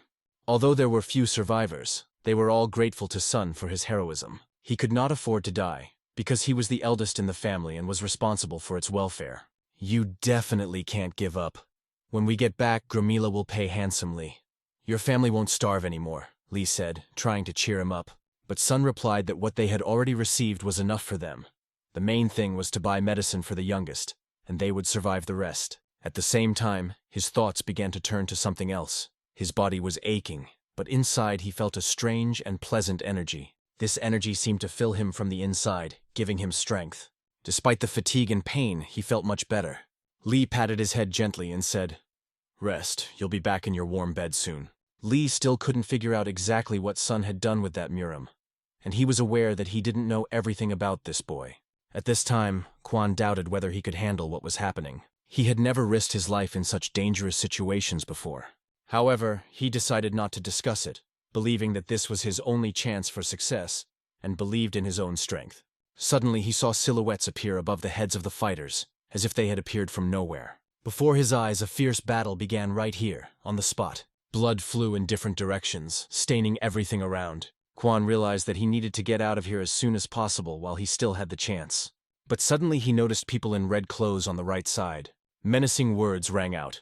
"Song Chun-won, striking sword, I will kill you. Farewell to life."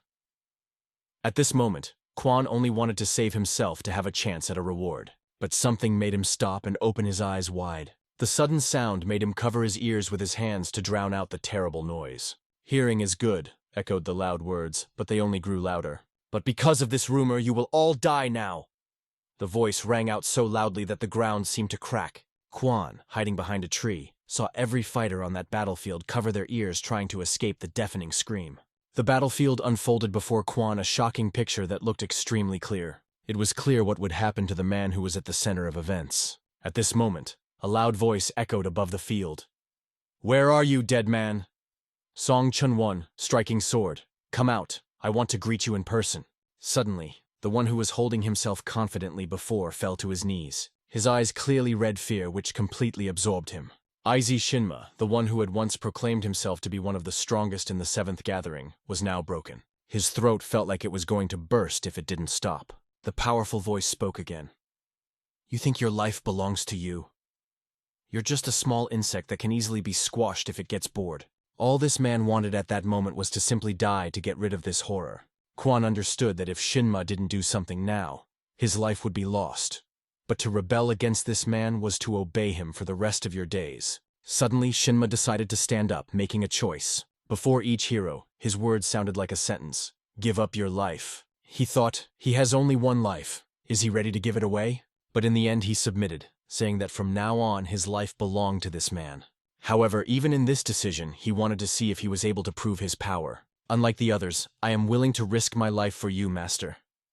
"Just command," Shinma said, showing his devotion. The scene looked as strange as possible.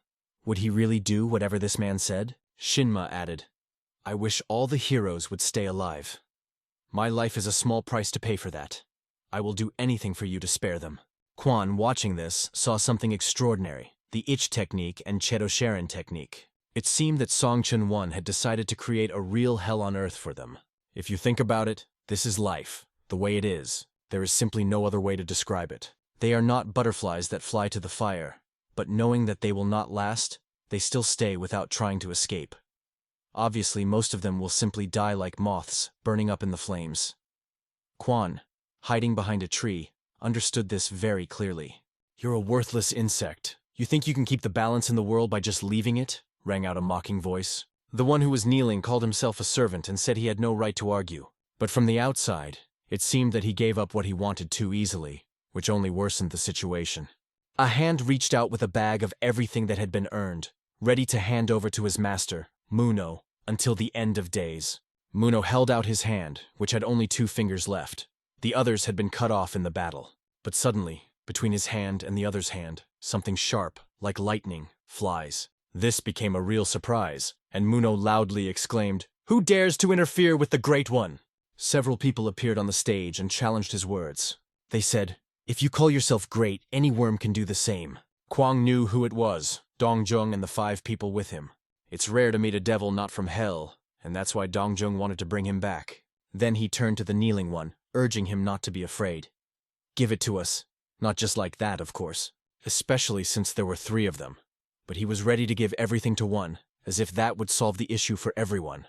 The man's face flashed with mixed emotions, uncertainty, fear, and determination. Muno almost lost his mind when he saw how this brat dared to bargain right in front of his eyes. "Who wants to challenge me?"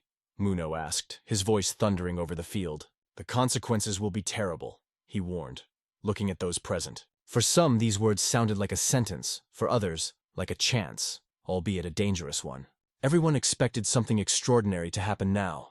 The trio of powerful warriors were clearly preparing for action, and the old trickster seemed to want to take advantage of the situation. Quan recognized the old man as a hunchback with a huge iron club known as the Chilson Monster. It was obvious. There would be no fight. Quan understood that he had to find a way to get out of this trap. So many ancestors had gathered, and the man knew he had no right to be greedy. He raised the bag in his hand and asked, "Who will get it? Whoever takes it will be obliged. If everyone agrees, he'll just leave it on the ground." The bag became a goal for everyone present. Everyone wanted to get it. The hook was the first to act. It abruptly began its movement towards the bag. The weasel straightened up, and the hook flew straight to the target. It was a masterful hook that grabbed the pouch instantly, but the old man with his massive club did not allow the bag to be easily seized. Muno also tried to fight back using his powers. The line was already broken, and only the hook remained attached to the bag. Muno used his energy to control him, trying to keep the situation under his control. Don noticed a strength in Muno he hadn't seen before, and it alarmed him. But in the end, he decided that he didn't care. He would continue to fight for the bag. He again began to try to catch it with his fishing rod. However, the pouch continued to roll on the ground, avoiding any contact. The old man realized that it was time to use his club. He threw it behind his head, tensed his whole body, and prepared to strike. A powerful impact on the ground raised a cloud of dust into the air. Along with the dust, the bag also flew up, becoming even more out of reach.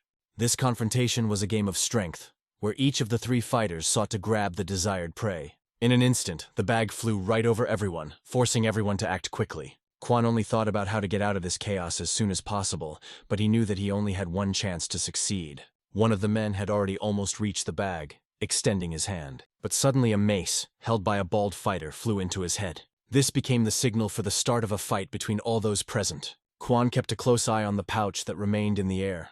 He saw it slowly go down, as if time had slowed down. The pouch finally fell to the ground, becoming available again. A young man was already standing above him, and a girl was next to him. There was only one word in the young man's head: life. At this time, a thought crossed Quan's mind. Is he asleep or not? Gathering all his strength, Quan ran up and kicked the young man, knocking him out. Then he greeted, "Long time no see, Tae-chan," to which the boy, recognizing him, exclaimed in surprise, "Elder brother! What are you doing here?" The battle between the fourth brother and the scum who wanted to hurt his sister was fierce and merciless. He, armed with an axe, was ready to stop them at any cost. The boys quickly learned that there was no way to relax, especially when their leader was watching them. They threatened the seventh, saying, "If you don't back down, you'll die." But his eyes lost their normal color, taking on a creepy look that didn't resemble human eyes at all. Suddenly, he grabbed one of them by the waist and pulled him forward with all his might. With all the weight of his body, the seventh knocked him off his feet, showing his strength. The axe remained in his hands, ready for the next blow. He raised it high above his head, preparing for a decisive swing. But the second opponent quickly knocked him down with a kick. The seventh flew to the side and fell to the ground, choking on anger and powerlessness. All these events unfolded right in the middle of the yard. The unsympathetic scoundrels forced him to his feet, threatening another attack. But we didn't have to wait long. The seventh got up, holding a new axe. Gathering all his strength, he again rushed to the attack, carrying with him a decisive blow. The blow of the axe hit directly into the sword, which the freak had put up for protection. If it hadn't been for the sword, it seems he would have been lying dead by now. They quickly realized that this young man possessed unprecedented power. Blow after blow rained down on them from the sharpened axe that was made for chopping wood. But now it was a deadly weapon. Two opponents with swords against one with an axe. The fight looked completely unfair. This was quickly shown when the first sword strike caught Seven directly in the lower back. Street strike, thought the man, satisfied that he hit, but his joy instantly vanished when he saw Seven's gaze. That look said, "I'm going to kill you now," and he confirmed it not only with his look, but also with his actions. The seventh delivered a powerful blow with an axe directly to the enemy's shoulder. His determination and strength were unbreakable. But at that moment, another fifth brother appeared. "Is it another boy?" thought the freak, not hiding his anger. But this was not just a boy, but a boy with a sword in his hands, ready to go into battle. The first attack of the fifth brother, unfortunately, was not successful. The sixth brother also joined the battle, but unfortunately he had no sword, only a staff. The freak retreated from the line of attack, dodging another blow. The sword whizzed past him, and he took advantage of the moment to strike fifth brother right in the back with the butt of his sword. Everyone who stood in front of him was already crawling on their knees, feeling the excruciating pain. The freak threatened to finish them all off right there, but the fifth brother jumped up and charged. Unfortunately, his attack failed again without causing any damage. But the freak suddenly noticed two more guys who were flying straight at him. Can he handle their speed? Quan thought, watching the fight. It seemed that he would be able to, because the next swing of the sword was accompanied by splattered blood. This blood was from the collarbone of the fourth brother, where the sharp blade of the sword had precisely hit. The sword nicked his collarbone, causing the brothers to flinch in shock. But the fifth brother could not stand aside when he saw his brother being insulted. He approached from behind and ran his sword along the enemy's back. Even though the sword was blunt, it was enough to show the ugly in its place. Yang, as always, just watched his men being beaten and could not understand why his fighters could not cope with several children. As befits such a brave man who came to win the girl's heart, Ian decided that the best thing now was to simply run away. Jan runs away like a real coward and almost loses his slippers on the road. The fifth brother notices that this scum is running away, and loudly shouts to his brothers, "We must catch him!" But will they succeed if he is already hiding among the trees in the forest? Abandoning everything, they rush after him without wasting time. Jan, even as he saved his life, thought of his worthless fools on whom he had wasted his money, and asked himself why he had paid them. But looking around, he saw a young man who seemed to him a real madman who would stop at nothing, and then a stone appears on his path. Or, to be more precise, it was the stone that found him. Ian trips over it, falls and rolls several times on the ground trying to stop. The fifth brother was already ready to kill him. A picture appeared before his eyes when he first met this scoundrel in a cafe. With fire in his eyes, the fifth brother slowly approached this bastard. "You contacted me for nothing and made me nervous, you disgusting scumbag," he said in a cold voice. In response, only pitiful words of prayer for mercy were heard. But the fifth brother, ignoring the pleas, swung his sword. Yang only managed to raise his hands, trying to cover his head from the inevitable blow. However, the fifth brother's attack suddenly stopped as if stuck in midair. In front of him was Jan's younger brother, Chong, who unexpectedly came and saved his life. Chong, as it turned out, had no idea what kind of situation he had gotten himself into. Yang seized the moment and began to cry, accusing the fifth brother. "This boy is a thief. He wants to kill me and take all the money. Kill him now." But Chong soberly assessed the situation.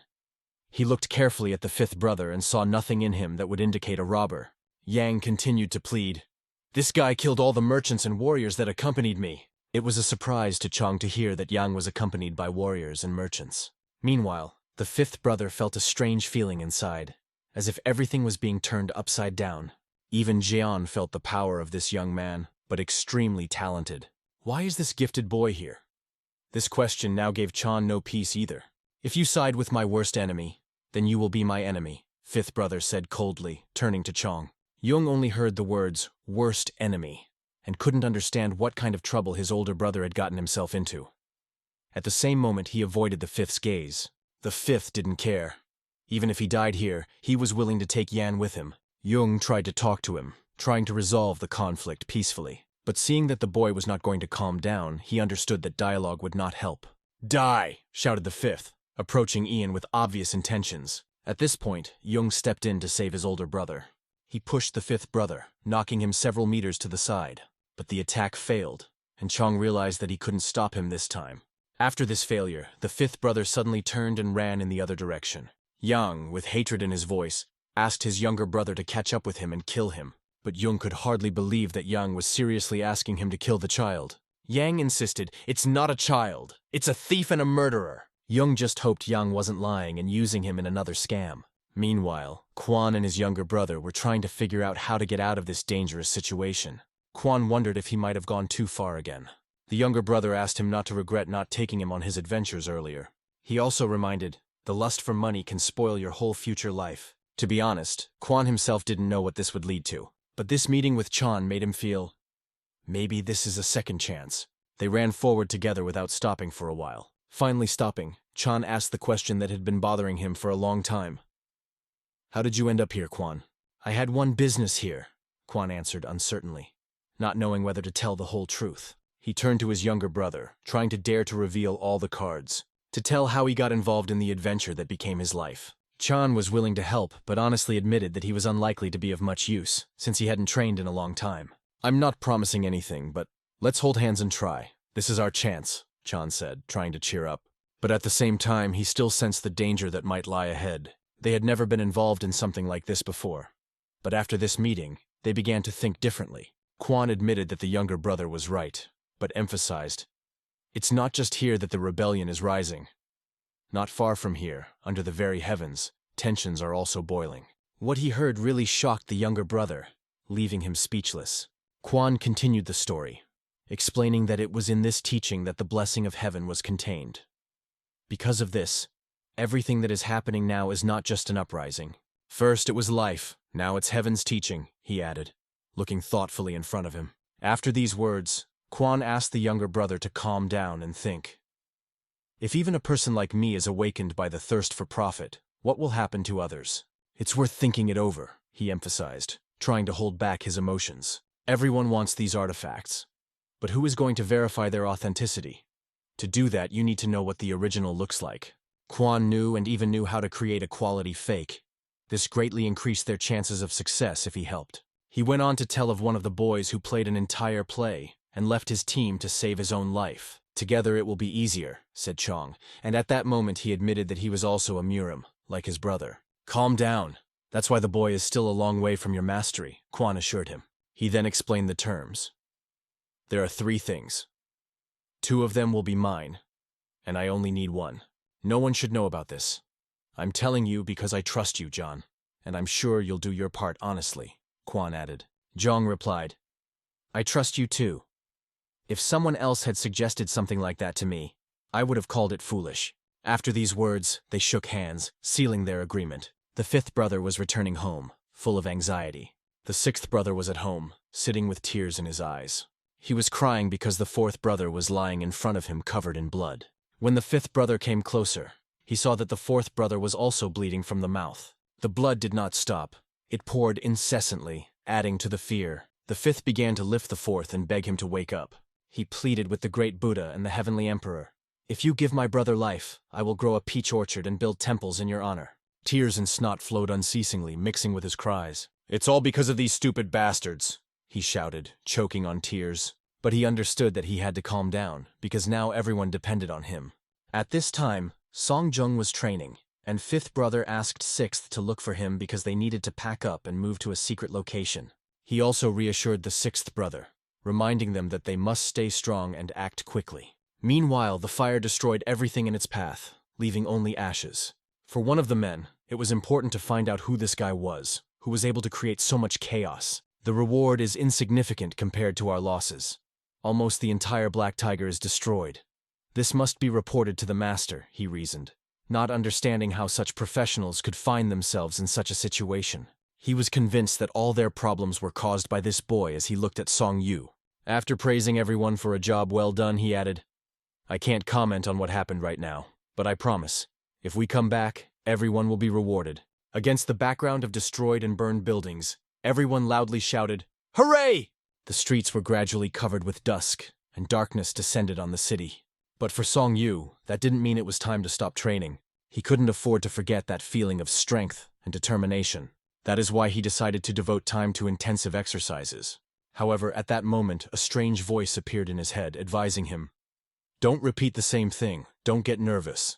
The voice was so unusual that Song Yu even stopped, trying to figure out who it belonged to. Suddenly, a mysterious figure appeared in front of him. He could see her clearly in front of him, and it alarmed him. Quickly changing the direction of his staff, Song Yu prepared to defend himself. The figure turned out to be an old grandfather who calmly asked, Why are you training here alone? But Song Yu was more interested in who he was and whether he was one of their enemies. You are either very naive or too stubborn if you consider me your enemy. If I wanted to kill you, you would already be dead. Remember, watch carefully. Whether you fall to the bottom or rise to the sky, always be on the alert. Understood? After these words, Song Yu pondered, trying to understand the meaning of what he heard. Sun understood that he was not an enemy, and asked if the old man had any business with him. The old man explained that he was just curious, so much so that he even put aside all his business to come here. He came here because of the people who were nearby and wanted to know if Sun also belonged to them. But after these words, Sun did not understand anything, and asked what exactly it was about. You'll probably get paid well. You did a great job. It wasn't just luck, though. You saved them. I saw it, said the old man. After that, he asked Sun where he learned his skills. The old man called his style a rather beautiful way of killing. He also added that he had traveled a lot and seen a lot, but he had never seen such smooth and graceful movements before. Sun finally understood that the old man was talking about the trick his aunt had taught him, but he insisted that he did nothing special and acted intuitively. After the next words of the old man, Sun finally understood that he was in front of an unusual person. He seems to be a smart guy, but you pretend to be a simpleton. The thought that this man was not an enemy did not leave Sun's head. However, he continued to insist that he was not interested in his suggestions or questions. The old man finally introduced himself, giving his name as Fu. Sun was about to go on, but the old man repeated his name once more, as if he wanted it to be remembered clearly. Haven't you heard of me? Fu asked, but Song didn't know anything about him except his name. At that moment, the old man was surprised when Song even repeated his name. Showing respect, Song bowed low before him and promised to greet him properly next time. Now that the conversation was over, Sun decided to move on. But suddenly he felt something strange. The changes taking place in his body remained a mystery to him. The old man repeated his name once more and warned, "If you turn away from me, you will lose your life." At that moment, the old man seemed to him a real monster. Fu revealed his purpose. He wanted to learn more about Sun's technique and who had taught it to him. However, Sun insisted that he could not reveal this. But the old man began to clarify. Was it a man or a woman? This question seemed very strange to Sun and made him suspicious. Fu's gaze read more than curiosity. It was almost obsession. Suddenly Fu said, "I heard your answer," although Song didn't answer. "You didn't say anything, but you answered anyway," the old man added, making Sun feel uneasy. Fu began to pace around Sun, peppering him with questions. "Why you? What's so special about you? There has to be a reason." He then directly asked Sun to come with him, warning that he would find out the truth under any circumstances. Fu continued, "I don't know what you did to get her attention or what binds you together. But it doesn't matter. I am ready to pay you hundreds of times more than you are getting now," the old man declared, not hiding his intentions. The dream asked, "What will need to be done?" To which Fu replied simply, "I don't care, the main thing is to kill." Zhong held his stick high above his head, trying to block the blow. He tried with all his might to restrain the attack, but suddenly the stick flies into pieces, leaving him defenseless. He had to act even faster. He deftly went behind the enemy's back. Quan realized he wasn't wrong when he said Zhong could handle it. His eyes never failed. Jung was once again convinced that he was indeed strong, and this gave him confidence. Now the pouch was in their hands. Kwang handed it to Jung. "When you get down to the bottom, give me one of three things," Quan explained. But Jung wanted Quan to keep the pouch, thinking it would be safer. Their conversation was suddenly interrupted by something else. It was a big hunchback who, coming closer, called the situation quite strange. Quan understood that even his brother would not be able to stand up to the old master. "That slug gave up so easily. I would never give up life just like that," said the hunchback, looking at the dead man. He asked them to return what they had taken. Quan knew Hunchback to be very cunning, and understood that he wanted to get paid for it. It was impossible to give him the bag. Zhang asked Hunchback, "What do I get if I give it to you?" Quan was surprised by such a question, because he understood that even if they gave up the bag, they would still be killed in order to leave no witnesses. With that, Jung accepted the challenge and tossed the pouch back, right into Quan's hands. Quan realized that Jung was right, and now the only thing left to do was hope for someone's mercy or his own strength. In the house of two merchant families, two men were standing at the entrance, and a tense conversation was taking place inside. The two brothers were talking, and the younger one asked the older one, "When are you going to tell her about what happened 2 months ago?" Yang, the older brother, got angry, and it was written on his face, but the younger brother continued to insist, "I already know everything." The younger warned that he needed to tell his father about it before it turned into an even bigger problem. But Yang believed that even the death of a person no longer matters, because his people are also dead. So no one will tell about anything. Junior asked him not to say such things, as Yang's stupid fame was growing day by day, and if he hadn't intervened, Yang would have already paid for his sins. However, Yang remained ungrateful, replying sarcastically, "Go tell your father, of course, about your loser older brother."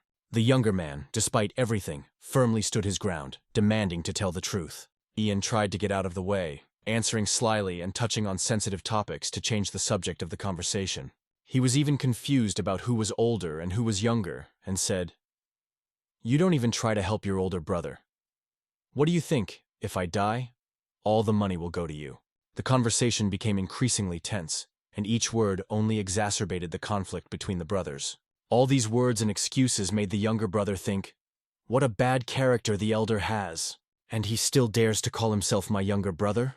Ian thought angrily. Suddenly Jan remembered that the younger man was supposed to have a meeting with some beauty today. Just thinking about it made him feel hot in his chest, and he realized that he had wasted the day on the wrong thing and the wrong thing. But suddenly someone stopped him. A boy was standing in front of him. It was Bangu, holding a sword in his hand. "It's time for payback," Bangu said, ready to kill Yang for his brother. A quick swing of the sword, and Yan's hand flies to the side. Ian screamed for help. But will there be someone here to help him? Bangu was ready to either kill Yang or die himself. Only revenge filled his mind, and he saw nothing else. Meanwhile, Song Yu was returning home. But he saw only an empty building in front of him. There were no male or female students here. It seemed that not even a trace of their presence remained. Where are they all? He thought, and his heart was filled with blood from worries and fear. Dejected and filled with anxiety, Song Yu set out for the city. Walking through the streets, he did not notice anyone on his way. Suddenly he pushed a bald big man standing in his way. He tried to say something but quickly changed his expression. The energy radiating around Song Yu's body was undeniable and palpable. His cold gaze pierced through, leaving no room for objection. Song Yu confidently approached the gate where the answer awaited. The two guards asked him to stop and not take a single step further. One of them even tried to ask about the purpose of his visit. But one look from Song Yu was enough to make it clear that he was not going to answer. They tried to stop him by asking him to name himself, but to no avail. Song Yu simply raised his foot and knocked the door open with one powerful kick. Then the guards realized that the enemy was in front of them and drew their weapons. One quick 360-degree swing of the stick, and both swords flew out of their hands. It was a shot in which Song Yu showed his skill. And then another powerful kick, and the door flew open. He kicked the door in a rush and entered like a real Terminator. They begged him to stop, but he didn't care. "Yang Chan, where are you, you bastard?" This was the first thing that came out of his mouth. But suddenly a man came out and tried to stop him. He noted that dealing with an influential family is serious, and urged to observe the rules of propriety. Song Yu calmly replied that he only came to find one person. The old man felt the destructive power in him, but he had no idea what clan he was from. Such a guy is an extraordinary personality. Even the door with one blow proved it. To resolve the situation, the old man stepped forward and offered to help find the person he was looking for. Song Yu explained that he needed two: disciple brother and Yang Chan. The old man knew Yang Chan as the heir of this house, but he had never even heard of Bokgu. The old man asked again, "You mean Yang Chang, the eldest son of this family?" But Song Yu didn't care if he was older or not. The main thing was that he lived here. The whole situation looked as absurd as possible. The old man ordered one of the workers to report to the head of the house and warned that this boy was too dangerous. After sending the messenger, he turned to Song Yu. "I don't understand who you are or why you're here, but we'll find someone to solve your problem." Then, trying to clarify the situation, he asked his name and origin. There was only a tense silence in response, which lasted several minutes. Song Yu finally gave his name and added that he was the 18th apprentice of the Ghost Clan under Muyong's tutelage. It did not seem strange to the old man. An ordinary person of his age would not be able to possess such power. He bowed to Song Yu and remarked that he had heard of the great Ghost Clan. It flashed through his mind. It seems he doesn't know me, but I'm sure this guy will become an outstanding leader.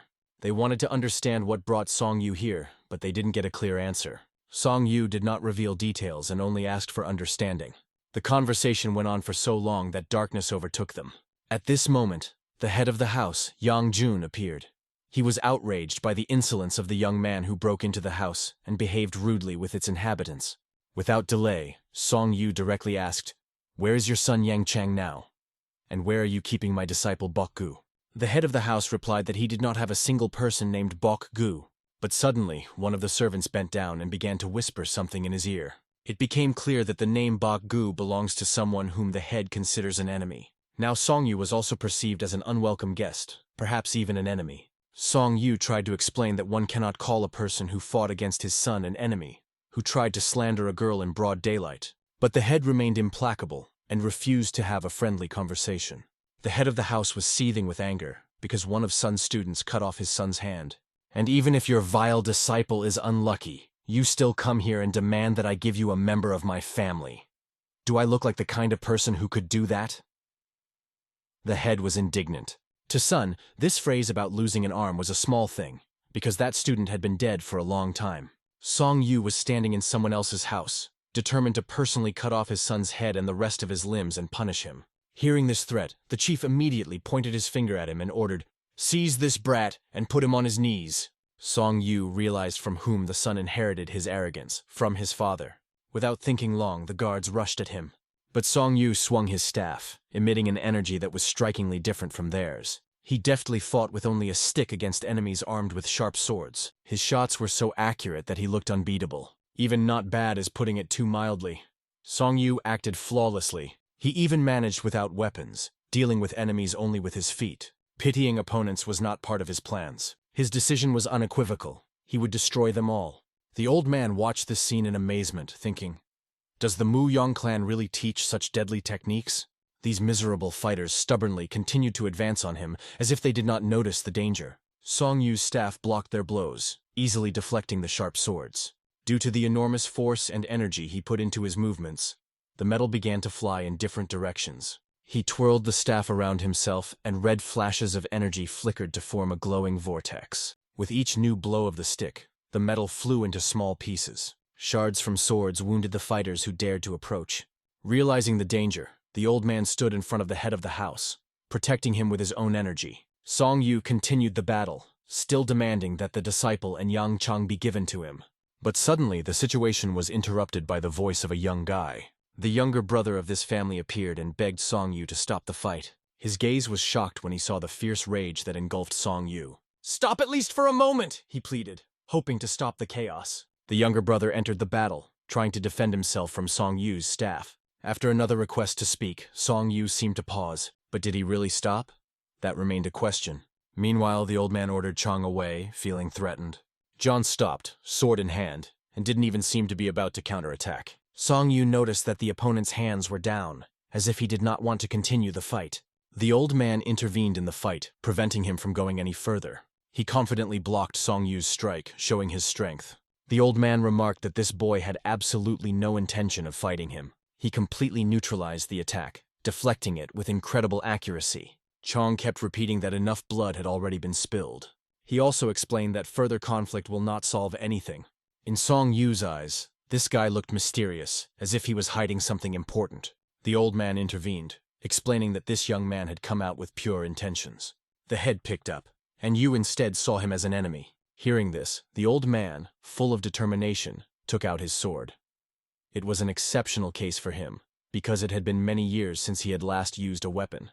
He could no longer stand by and just watch. But suddenly a muscular young man appears in front of the old man, ready to intervene. That boy warned that it was dangerous to get closer. He asked the old man to look at himself, noting that he had already crossed all limits. This young man was a stranger to the head of the house, but he offered to end everything right here and now. Song Yu heard a few words directed at him. His act was called reckless. "What were you thinking when you decided to come here alone?" asked the uncle sternly. Son agreed with every word, admitting that he had acted selfishly and thoughtlessly. Blind revenge is never justified. A man must take care of his family under any circumstances. He who is unable to protect his loved ones has no excuses, continued the uncle. After that, he put his hand on Song Yu's shoulder and offered to just leave here together. But will the head of the house let them go so easily? The head began to shout something after him, but Uncle Chang turned and coldly said, "You better take care of your wounded son."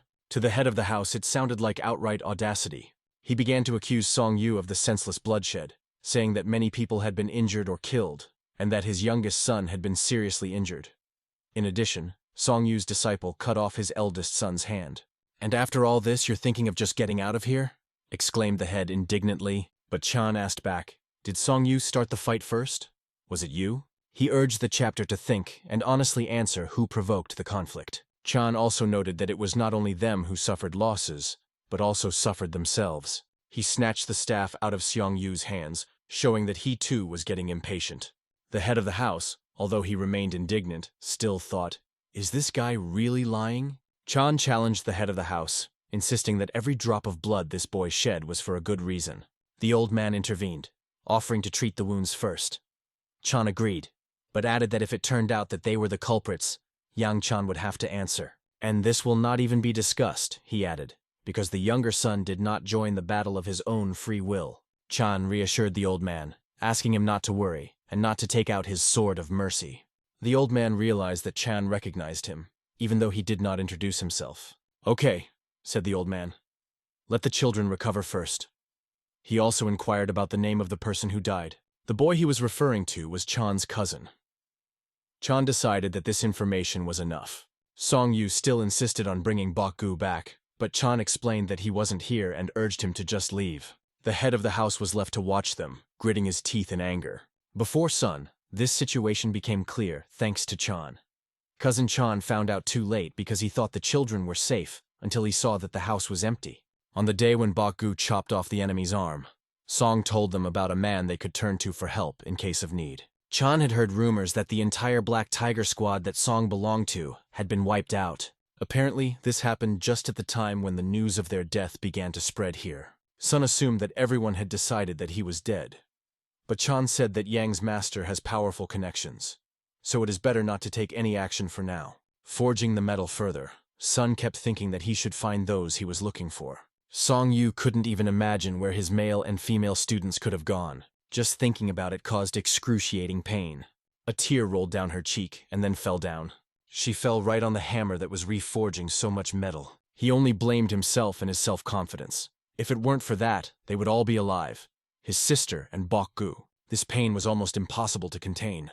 But he also knew that there was one more thing that he had to do. Once he became stronger, he would definitely take revenge on his enemy. Watching Song Yu, Chan could see the upbringing that Quan had given him. He was too mature for his age, and if you add to this his strong character, then any wrong step could become irreversible. Chan walked over to the hammer. He took it in his hands and together with Song Yu they began to forge the metal. Sparks flew around, filling the room with the smell of hot metal. Meanwhile, their former home stood empty. Only under the house was a grave. It was the grave Song Yu always returned to. The fourth student was buried here, before whom he constantly asked for forgiveness. When he came to the tomb, he thought he saw the spirit of the fourth disciple, who reproached him because he believed that he was guilty of everything. But Song Yu himself considered himself to blame for everything that happened. His emotions overwhelmed him. He could not hold back the tears, and after the tears came devastation. However, the spirit of the fourth student did not want to see him with tears in his eyes. After talking to the grave, Song Yu promised that when they met again, things would be different and moved on. Chong's face was covered in blood, and he was barely able to stay on his feet. Zdravilo held in his hands a huge mace, created for hunting the strongest, and he was sure that he had dealt a fatal blow. His only wish was for the enemy to suffer longer. Quan clutched the knife behind his back, aware that this might be the last fight, but there was nothing he could do now. However, he knew that he had to act, even if there was almost no chance of success. And suddenly a girl appeared. Quan was shocked when he realized that she was also a martial artist. Her technique was so refined it was mesmerizing. She possessed the power of the tree, and this energy looked magical. She used the branches to wrap around the arm of the giant, who was clearly not expecting this turn of events. When he swung his huge mace, it looked like he was waving a light twig. His rage seethed, and he sought to break the girl and fix her foolish boldness. He rushed towards her, ready to strike. His mace flew high above his head and instantly headed down, trying to crush the girl. But the girl stood calmly, as if observing something ordinary. Could Quan let this happen? Definitely not.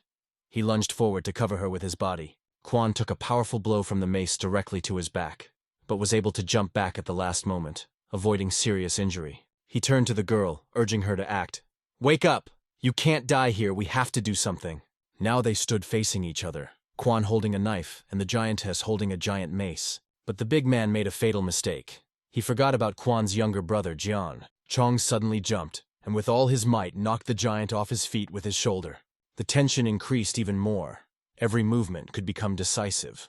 Wasting no time, the girl launched her attack using her technique. Meanwhile, Song Yu trained by the tree, preparing for the upcoming battles. He struck the trunk with his stick, trying to make his energy more controlled. His body was enveloped in energy that he was trying to master and channel. With each blow, he repeated to himself, "I can do anything. I will achieve my goal." Chan appeared nearby and calmly said, "Even if there is a black streak in life, don't make it any darker. Techniques you can't control are no longer martial arts." Song Yu admitted that without the support of his friends, he would have died hundreds of times long ago. But Chan noted that if Song Yu continued to rely on uncontrollable power, his identity would only be a name.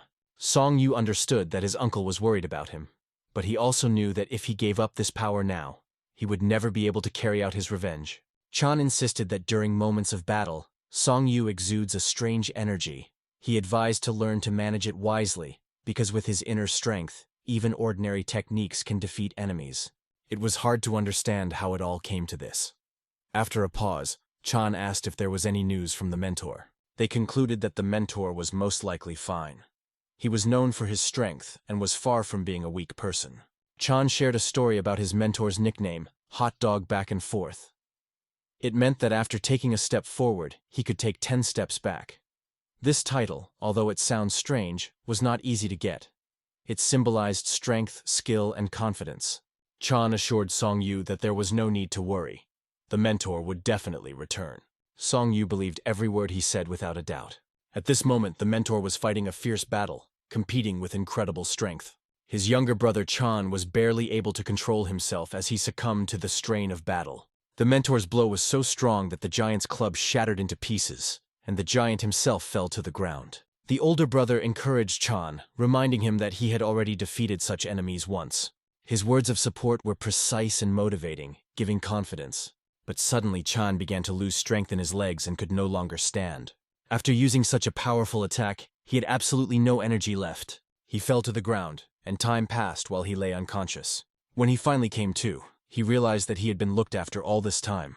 "It's going to be okay now," Quan said, trying to reassure Chan.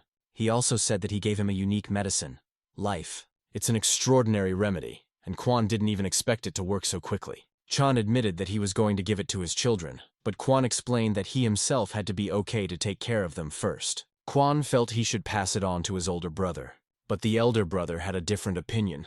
He explained that he has excellent skills that enable him to earn and provide for his children. "Now I'm just lucky because I met you," he added. The younger brother did not understand how the elder ended up here and why he, having tied up with all this, returned again. But Quan explained that he changed his views to take care of them. They have only one life left. It is a sacred artifact. They were lucky, and it meant that everything would definitely work out. After training, Song Yu went to eat ramen with his brother. Lee's face looked sad and deep in thought. Sun asked what happened. Lee heard Song Yu's words that he, as an older brother, should take revenge, and it worried him. Song tried to reassure him not to worry, but Lee couldn't stay indifferent, especially considering that everything happened when they weren't around. During the conversation, Lee said the word us, which made Song Yu think. Before, when they were children, together with the students and Song Yu, they were really us. But now he was all alone. The weather outside was beautiful, as if it was made for important decisions. Chan worked with metal, but his thoughts were far from here. The head was filled with memories that did not give rest. He thought back to the day Quan first visited him. Then Kwang brought Song Yu and asked him to take him to work. These memories caused Chan a bitter pain. Now in his hands was a sword that he had created with his own hands, beautiful and perfect. He made this sword to act so that he would no longer be on the sidelines. He knew he couldn't let this boy die. As he swung his sword, he saw the glare of the sun shining on his blade. It really was a perfect weapon, crafted with skill. The attack power of this sword exceeded all expectations. The sword was meant to destroy the evil that lurked within this boy. This was Chan's true purpose, to help him free himself from his inner demons. At that moment, Song Yu appeared to him, whom Chan himself had called. Chan said he did something important, and pointed to the stick, asking Song Yu to take it and bring it. He warned that what he wants to explain is quite difficult to understand. He once again asked Sun if he was ready. Without a shadow of a doubt, Song Yu answered, "Yes." They went to the mountains, where Song Yu usually trained. He used a stick to beat on rocks, believing that this was the only way to achieve perfection when working with hard surfaces. Memories of previous moments of life also surfaced in his thoughts. He remembered Chan explaining important truths to him recently. "If a person stops breathing, will he die?" Chan asked. "And if he stops eating, he will also die?" he continued. Song Yu agreed with all of his statements, replying, "Yes." But to the next question, "Should you consciously breathe when you're working in the sweat of your brow?" Song Yu answered, "No." Chan understood that the boy was completely unaware of his actions. However, Song Yu began to understand that all actions must be considered and deliberate.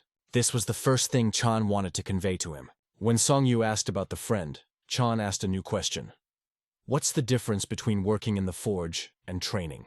Chan asked Sun to think the question carefully and weigh everything before giving an answer. Sun replied, "When I hit the hammer while working in the forge, I do it automatically. And when I train with a stick, I pay attention to the strength and precision of movements. Song Yu now began to realize better how important it is to approach one's actions consciously.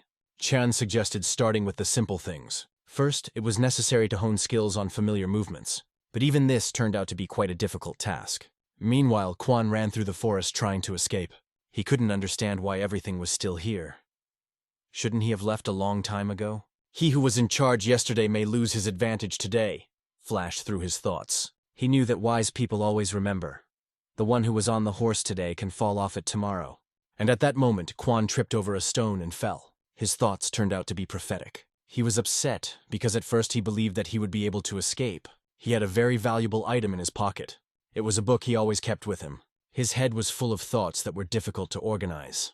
He still hadn't been caught, and he considered it just luck. He realized that the best and worst moment in his life had come at the same time.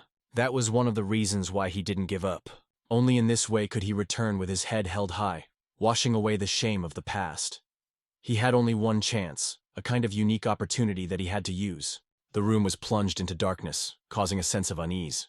The man was confused that a third-rate person who had been wandering around for 30 years, a worthless grandfather, was doing tasks for first-class mercenaries and was still alive. Someone was kneeling in front of him, explaining that this idler had caused them many problems. The man called himself Luna Shadow and claimed that he had never made a mistake before. But today he was wrong, and it made his master very upset. However, he was temporarily released. The master said that he would make a decision later, but for now, Luna Shadow could go. When Luna Shadow left the room, she seemed to be washed away by the water and disappeared without a trace. Many questions remained in the owner's mind about this old man, known as the Walker to and fro. He couldn't remember if he knew his name, but he felt that name kept running through his head. The weather was changing, and gradually autumn came. Later, it began to get colder, and the first snow began to fall from the sky. Snowflakes scattered in the air, creating a beautiful winter picture. Song Yu continued his training without a single break, focusing on himself. He swung his stick hard, honing his skills. Suddenly, Grandpa Fu came up to him. At first sight, Fu noticed the improvement in his technique and praised him for the progress. Sun greeted him because they had not seen each other for a long time. Song was surprised to hear Fu's footsteps, though he admitted it was a coincidence as he was not yet experienced enough to detect such a master. But Sun explained that he only caught a slight noise that suggested the presence of his grandfather. After that, Fu admitted that he was not mistaken in him. Sun is indeed progressing. He remembered how he had been impressed with Sun's martial arts last time. So much so that he even started looking for more information about him. After learning that his business was nearby, Fu decided to pay a visit. Sun offered him a cup of tea. A cup of tea was ready in no time. Fu immediately moved on to the main question. Does Song want to find people? But he warned that he would have to pay a certain amount for this. Song Yu didn't want to accept the offer the old man made to him beforehand, but he reminded that it was Sun who needed a favor, not himself. The old man spoke out of his own curiosity, which was unusual for him. He usually didn't act like that, and it added to the tension. Song Yu seemed to have no choice but to agree and pay for the favor. The old man felt that the request was serious, and such a small favor could not go unrewarded. This request was so significant that, as the old man pointed out, one cup of tea would not pay here. Speaking in riddles, Fu finally said, "Okay, let's do it. But remember, your request is very important, and it is worth more than tea." The essence of the task was to convey one message. Not long after, Song Yu left, clearly annoyed and overwhelmed by the complexity of the situation. And the main reason for the irritation was obvious. It was the message that the boy sitting on his back turned out to be. The boy wondered what it all meant, and looked quite calm. Meanwhile, old Fu added mysteriously, "They will all be destroyed. It turns out that this guy is the grandson of the High Witch, Moran himself, and his status was the key reason for this mission. Although Moran decided to conquer the peak, in fact, his nose is Song Yu, who was clearly indignant at such a task. Some time passed, and night had already fallen on the street. A woman and a man walked leisurely under the house, talking. The boy, whose name was Ram, turned to the elder brother of the students. "It seems that a little more, and you will not have to endure any more terrible deprivations."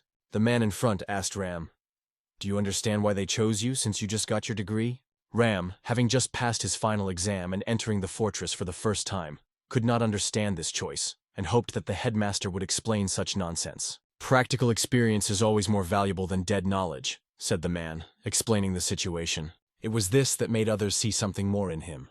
The manager said that Ram is different from all the other graduates, and today it became finally evident. His story was as unique as he was.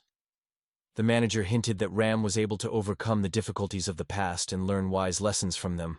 However, he also advised Ram to hide his true identity, because if he is able to reach this level even with his modest efforts, others can easily notice it. Ram did not agree with his words at that moment. But the manager continued, noting that they would encounter similar situations more than once in the future, and asked not to worry about his little humorous advice. After that, they went on, continuing their conversation. When they reached the door, the supervisor said quietly, "Master Scientist has arrived." He asked Ram to come in but warned, "Don't be too surprised." Seomun Ram swallowed hard and took a step forward. He saw a man literally drowning in piles of paper. With respect, Ram immediately greeted him with a low bow. The man did not even pay attention to him, completely concentrating on his work. Ram looked up, watching him work. His hand glided smoothly over the paper, leaving behind orderly symbols. Each movement created elegant letters that looked like works of art. There were more and more symbols, forming a whole system. But at some point, the man got angry and admitted that he would have to start all over again. Then he turned suddenly and was surprised to see Ram, for he had not even noticed when he came. "What, are you going to stand like that, bowing?" "Get up now, you can drop the formalities," said the man, who turned out to be the head of the Privy Council, Jingusu. At this time, Song Yu came to another place. He was met by a woman who noted that there were no other visitors. When she asked him what he wanted to drink, Sun asked for something rich in flavor. But the conversation began to go astray because Sun's words did not match the secret message that Master Fu had given him. He again asked for a very fragrant tea. The woman put tea with a lotus on the table and wished a pleasant tea party. The secret word didn't seem to work. However, the woman from around the corner was watching him intently, as if she was trying to find out something. The evening came. The sun was slowly hiding behind the horizon. Mekyo, Secretary of War of Hope, sat at the table. The man sat calmly drinking tea, thinking about something of his own. Suddenly he hears someone's voice. Someone shouts something about the hope of the world. Mekyo invites my husband to come in and sit down, but it is very uncomfortable. He cannot dare to do this. The man says that he continues to look for a place to stay, but he never forgets when to bend the knee. The man is happy for his older brother, who has now become a secretary. Mekyo says that the boy wished for something he didn't even dare to think about. Hearing about this, the gray-haired man tensed up a bit because he did not understand what exactly his elder brother was talking about. He is the head of the outer group and could not afford to remain in the dark as to whose energy it was. Mekyo comes to his senses. Did he dare to go against his head? After a second, the man falls to his knees and admits that he is very stupid, but asks to tell him everything. Mekyo does not believe that the bearded man knows nothing. The subordinate promises that if the secretary takes pity on him and tells everything, then he will remember his kindness for the rest of his days. Is he saying that he didn't even think about the chapter when he saw this kid's skills? But grandfather just wasn't sure about it until the end. He swears he really didn't know anything about it. This child just caught his attention, and he thought it would be nice to take him and raise him. Does this scoundrel think that this child is his equal? The gray-haired man bows even lower and hits his head directly on the floor. He begs the man to tell him about it. This child had caught their head's attention, so he had to understand immediately because he could see his energy. After a second, the man orders him to stand up and sit down. The old man says that he did not have time to do anything. He just liked the boy, so he helped him with a small matter. Mekyo says that this is his mistake. Even if he tries to change something now, nothing will help. Most likely, they were ordered to watch him to understand if he could feel this world with his body, or if his mind did not yet have an understanding of these actions. Deadly power has been in the hands of this child for some time, so she has enough intelligence. The gray-haired man is greatly shocked when he hears that this child had deadly power in his hands. This means that the child trained for a long time. However, what if his head goes round and round? Is it not enough that they will follow the will of their head? Meanwhile, the boy tries to understand what his mistake was. He is sure that he gave the letter to the secretary correctly, but several days have already passed. He sat alone at the table and continued to think it over. Suddenly, a pretty girl came to his table and said that it is correct to say Shang. It turns out that it is Mrs. If nothing is done, nothing will change. The boy falls into a stupor when the girl tells about what the gentleman told her about him. Pan is the one who told the boy about the Zhangxiang. It turns out that the girl standing in front of him is Xiangxian. It was difficult for the boy to believe his ears and eyes. It just dawned on him that if Xiangxiang was a name, it didn't mean something fragrant. From the expression on the young man's face, Xiangxiang understands that everything has reached him. But why didn't the girl tell him about it right away? If he asked for something very fragrant, he was most likely looking for tea. Our hero simply made a mistake in the word. Then he asks, what exactly was the thing he was supposed to give the girl? The girl looked at the boy with a sad look, and understood that he could not stand it. The words that if nothing is done, nothing will happen were correct. Fortunately, Xiang still spoke to him, which means that he did not waste his time. When the boy looks up, he sees that he has come to the right village, but it was not very similar to a Christian one. Night has already come. Several men sat in a circle in some dark room and talked about the order from above. No one understands why this request came to them so unexpectedly. Everyone had a very different opinion on this matter. Someone was happy because now it won't be boring, and someone was the opposite. Thanks to this, they had hope that they would be able to get out of this cursed place. The main thing is to follow the orders of the elder. Before starting, you need to look at everyone's hands. The world is full of naivety and fools, but it takes a little time to show that. In this case, this man really needs to start. A predatory smile appears on his face. Finally, it's time to show your skills. Meanwhile, the girl sits at the table and continues to wait for someone. Suddenly, someone approaches her and says that she looks very relaxed. It was a gray-haired man. The girl immediately understood that he was up to something. The man was going to tell her about something, but when he looked at her, he got a headache. Xiang asked the question, what is this old man up to? They discuss our hero. He looks like a strong leader and master.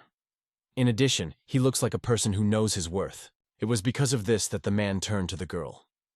He was a good candidate to learn about this secret world. Xiang thinks this is all rather strange, especially his request to send the boy to that settlement. At first, the old man just wanted to watch the boy develop, but now that's impossible. The young lady could not understand why the boy was so worried about this weirdo. The main character does not understand why everything was so complicated if he just had to deliver a letter. The guy doesn't think like that because he can't handle something so simple. He feels that his strength has gradually begun to run out, which meant that he should have lunch somewhere at the foot of the mountain. After moving forward a little, he even found a place suitable for it. There he was greeted warmly by a man, an employee of this institution. The guy ordered 2 portions of gyumyun.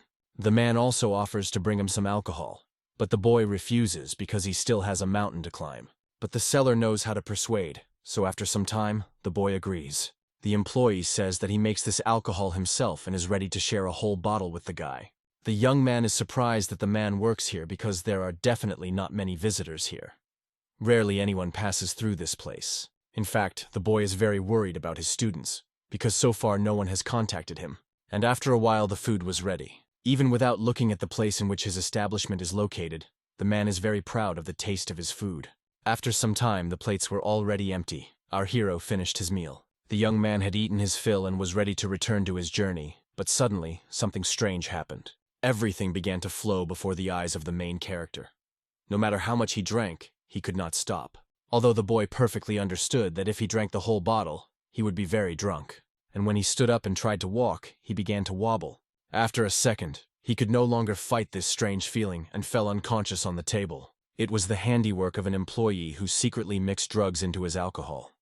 The man was surprised that the boy didn't fall over immediately after drinking and holding on for so long. Suddenly, one more man appears from behind and asks if their guest has eaten everything. The man did not understand why this fool was so naive, even though he was from the Black Guild. The main task of these men was to get rid of this innocent nature of the boy. But he reminded his younger brother that he still shouldn't go to extremes right away. It is important to present everything properly. It was already night on the street. Finally, our hero began to come to his senses. When he opened his eyes, he could not understand where he was. He immediately felt that his hands were tightly tied with a rope. The young man immediately starts screaming and calling for help, saying that a person is tied up here. But no one hears him. The guy does not understand why all the problems happen to him. He repeatedly tells himself that he should be careful, but he constantly forgets this rule. The main character used all his strength to get up. Although it was inconvenient, he was able to do it. And as soon as the young man got up, he immediately went to the window to see at least where he was. He saw a man outside the window. It was the same shopkeeper at whose establishment he had dined. Suddenly, the young man just fell to the floor. The boy asks to let him go, but of course no one is going to do it. He has his own motive. Our hero starts talking and looking for different arguments why he should be released. The man notes with annoyance that he is very talkative. The main character does not back down and tries to understand what they want from him. Thus, 6 months have already passed, but during all this time the young man learned almost nothing about this place. It was an increase in evil. This place is for people who are going to become thieves. They all gather here. It turns out that the guy tried to run away from here many times, but soon realized that there was no point in it. For some reason, there was no energy left in his body, and he did not understand why. Suddenly, behind my back, I hear someone's voice cutting into my ears. He is told that he will have to try harder today. It turns out that it was his master. The young man knows that everything is fine with his body, but he does not manage to touch even the hem of his master's robe. It was then that our hero had one thought. If nothing is done, nothing will happen and nothing will change. This is exactly what a guy has to think about again and again in order to somehow move. And so, after some time after his thoughts, he concluded that it is better to become a person who is suitable for this place. There were many men sitting in a dark room playing some kind of game. The presenter said that the guests will be lucky today. It seems like it was some kind of gambling. On the side of the sheet, where the draw was written, there were many boards, and where there were scores, there were only a few. A certain man said that they are all one in soul and body, and he thinks that he is not inferior to them either. After a second, he opened the glass. Under this cup were dice. This was the purpose of the game. That's how the evenings passed here. Men voted and played, but our hero did not like it at all. He didn't know that the person standing right in front of him was such a gambler. The main character just silently watched their game, and the man with the bandage noticed his gaze on himself. Suddenly he heard someone talking about today being the only day. The man who came here has to mortgage his house, so he asks for more money. If so, the husband will take only 1% from it. If he takes the money and returns it today, only 1% will be taken from him. To do this, you need to sign this document. Even a person who does not understand anything about this can understand what a horror this 1% can turn out to be. It is obvious that this man will never be able to pay back the money and will lose the house. He'll be lucky if they just take the house and his family doesn't end up in slavery. Suddenly, the owner turns to Song Yu. The man says he has to go to the shamai. By this time, our hero has already moved from the very bottom to the lower students. Yu Sung replies that he just tried really hard for it. Despite the fact that several months have already passed, he still continues to hide under the mask. This does not seem to be enough to make more progress, but it is difficult to break one's true nature. When he looks at this boy, he goes back in time. Finally, they come to the right place. Pan asks him if he wants to go inside for once. Our hero has heard a lot about this place. Everything is very expensive there. The gentleman said that he could see the boy's soul very well, and if he thought he could just hide and sit quietly, then he should try harder. Saying that, the man went inside and told Song Yu to follow him. Women are preparing for the evening at this time. They braid each other's hair. The woman asks the girl if she is taking medicine. She is very grateful to her and says that from that moment she felt better. This time the woman helped her, but what will the girl do the next time she is not around? The young lady says she will never forget her kindness. She would like to continue helping her, but it is too expensive. The woman does not force her. She reminds me once again that Kavanin is not an ordinary brothel. The woman is the only one who has lived here for so long. Rarely does anyone get such an opportunity, so she asks the girl to think carefully. The girl promises that she will think about this issue. Song Yu, meanwhile, was walking down the bright street at night. Unexpectedly, he attracted the attention of two pretty girls. The girls start fighting for the boy as a client and say that he can have fun with them. But it seems that the young man is not interested in this at all because he ignores them. Girls are annoyed by this guy's behavior because they understand that they are not interested in him. But because of this, they only want to get it more. The whole world points a finger at people like them. But in reality, it is they who should be angry with the whole world. Unlike the upper-class courtesans, most of the girls here were either sold by members of their own families or kidnapped. For a visitor to this place, it is called the Street of Pleasure, but for these girls it is the Street of Tears. Unexpectedly, another slightly older woman approaches them. It turns out that it was their older mother, and they were very scared when they saw her. She reminded them that they should work and not be idle. Then the woman asked, "Did they take good care of that boy a few days ago?" "Of course it is." Mr. Tu was very pleased. The woman hopes that the girls licked him properly. After that, she adds that the boy then could not stand on his feet at all. Although the boy tries to protect himself with a mask from the outside world, but inside he is looking for a better way to protect it, to destroy it. This is what Song Yu looks like right now. He doesn't have to push himself too hard. But our hero understands that he should not act on this smile. It's people like her who can easily make you lose your senses. The woman does not understand what such a good boy is doing here. She had the option that he was just pretending to be. Song Yu really doesn't understand what this woman's goal is, because it's not her fault that he became a slave at all. But the guy is not going to say anything until he knows and is going to act. The only thing he gained while he was here was inner awareness. If the woman has no more questions for him, he will continue to patrol the area. Now the main character himself wants to stay here to learn everything about her and her surroundings. At that time, Mr. was engaged in calculating something, and our hero was throwing firewood into the fireplace so that it wouldn't be too cold, because it's already winter outside. Song-yu changed his thinking and stopped being a slave sitting on a leash, and became a helper trying to learn this world. And after that, everything changed radically. The main character warns his master that he will shortly go to the second master. In their world, everything is new for him, and he experienced it himself. Even if the boy now knows nothing about this world, he still has to live in the same way that others have always lived here. And this is his desire, better than what he has ever felt. Soon, the boy comes to the second master, who is already waiting for him. The young man bows and greets him. In the aggravated evil there are 5, whom everyone worships.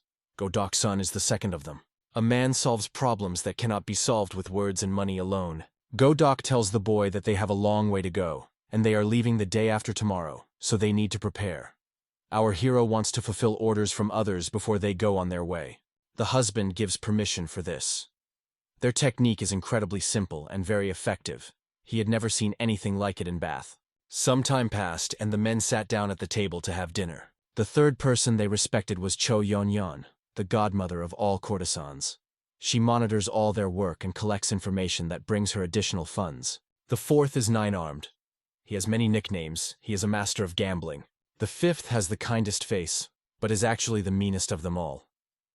Rumor has it that he became obsessed by eating human flesh. They all have different skills and abilities, but they are united by one. They all know perfectly well what is going on in people's heads, and know how to use it. Song-yu definitely wants to learn this from them. They won't see each other for a while, so Mr. One offers to eat together. If he wants to survive in the company of the second brother, then he must eat well. They all said the boy deserved to eat with them for going through so much. After a few seconds, he still sits down at the table with them. But the guy thinks that something is wrong here, because they don't say anything just like that, which means they are up to something.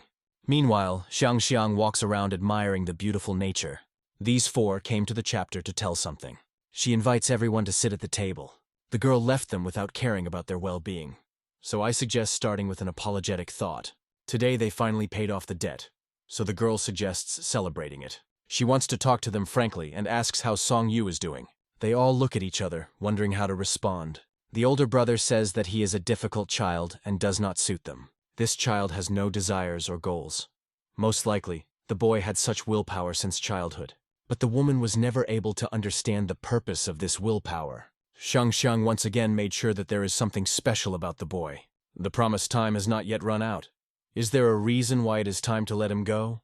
It turns out that something happened to the master. The man was shocked that the head herself received the order.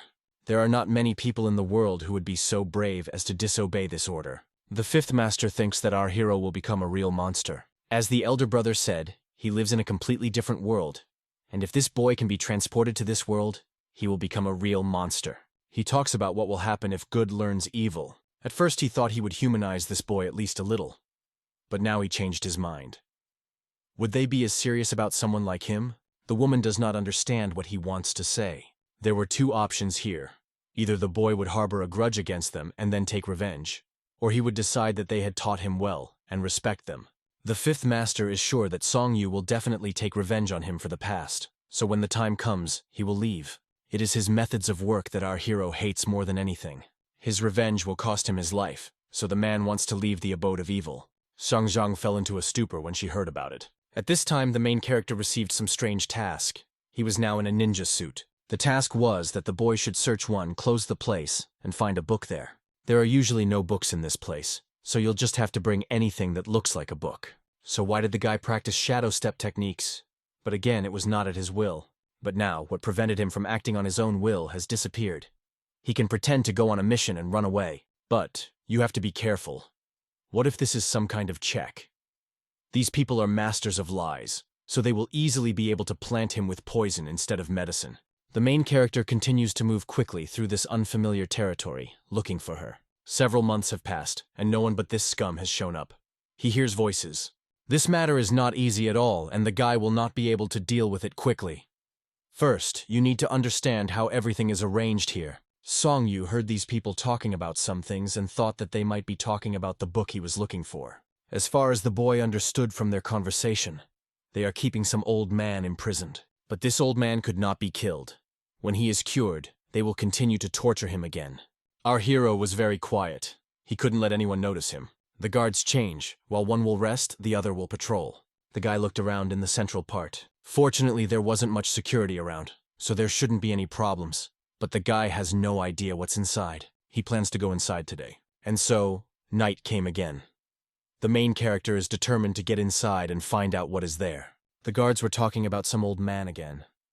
They wondered how he had endured all this cruel torture, and he was indeed right. Here you had to carefully monitor everything you say, because they could be eavesdropped. But the man is sure that there is no one here except for them, so there is no need to react so sharply to his words. If they do find this thing, there will be problems. But if they don't, then there are no problems. Although, if this thing is not found, the problem will be precisely that it has not been found, so the man sincerely hopes that this old man really does not know anything. After the conversation, the guards went to the other side, to patrol another part. The main character was already very interested to know what kind of thing they are talking about, and what organization is behind the guards if they are so afraid. As soon as Song Yu jumped out from around the corner, he was immediately startled when he saw something. After a second, the boy quickly hid back. He saw someone's silhouette on the street and didn't know who it was. At the same time, two men were busy torturing the unfortunate. This old man was already very tortured, and all he wanted was to take a sip of water. Fortunately, these scoundrels took pity on him and gave him something to drink. After that, he sighed heavily. In fact, the man now lives here, but he is seeing these two for the first time. In addition, their clothes are different from others. The man does not answer him and simply asks to answer their questions, because they are all already tired. Once the old man tells them what they want, all hell will break loose. The man with the mustache really does not understand why the old man does not answer. Because they promised him a lot of money for the answer. But the old man did not need money. A man cannot understand the main thing. The reason for which he endures all this is the desire to survive. The old man knows perfectly well that as soon as he tells them everything, he will be killed. The men were shocked that the old man finally opened his mouth and began to speak. The old man didn't need the money at all because his life was at stake, so he'll just be happy if he gets out of here. But where's the guarantee that he will be released? The mustachioed man promises to vouch for his life, but the old man doubts that they have enough strength to save their lives if they fear the man called the Ark. The men just look at each other in silence. Even if he tells them everything, are they sure they can afford such promises? The mustachioed man does not understand what he is talking about. The old man talks in some riddles. The old man immediately guessed that these bastards were bluffing, but now he was sure of it. The question remains, will they survive when they learn where to find the same thing?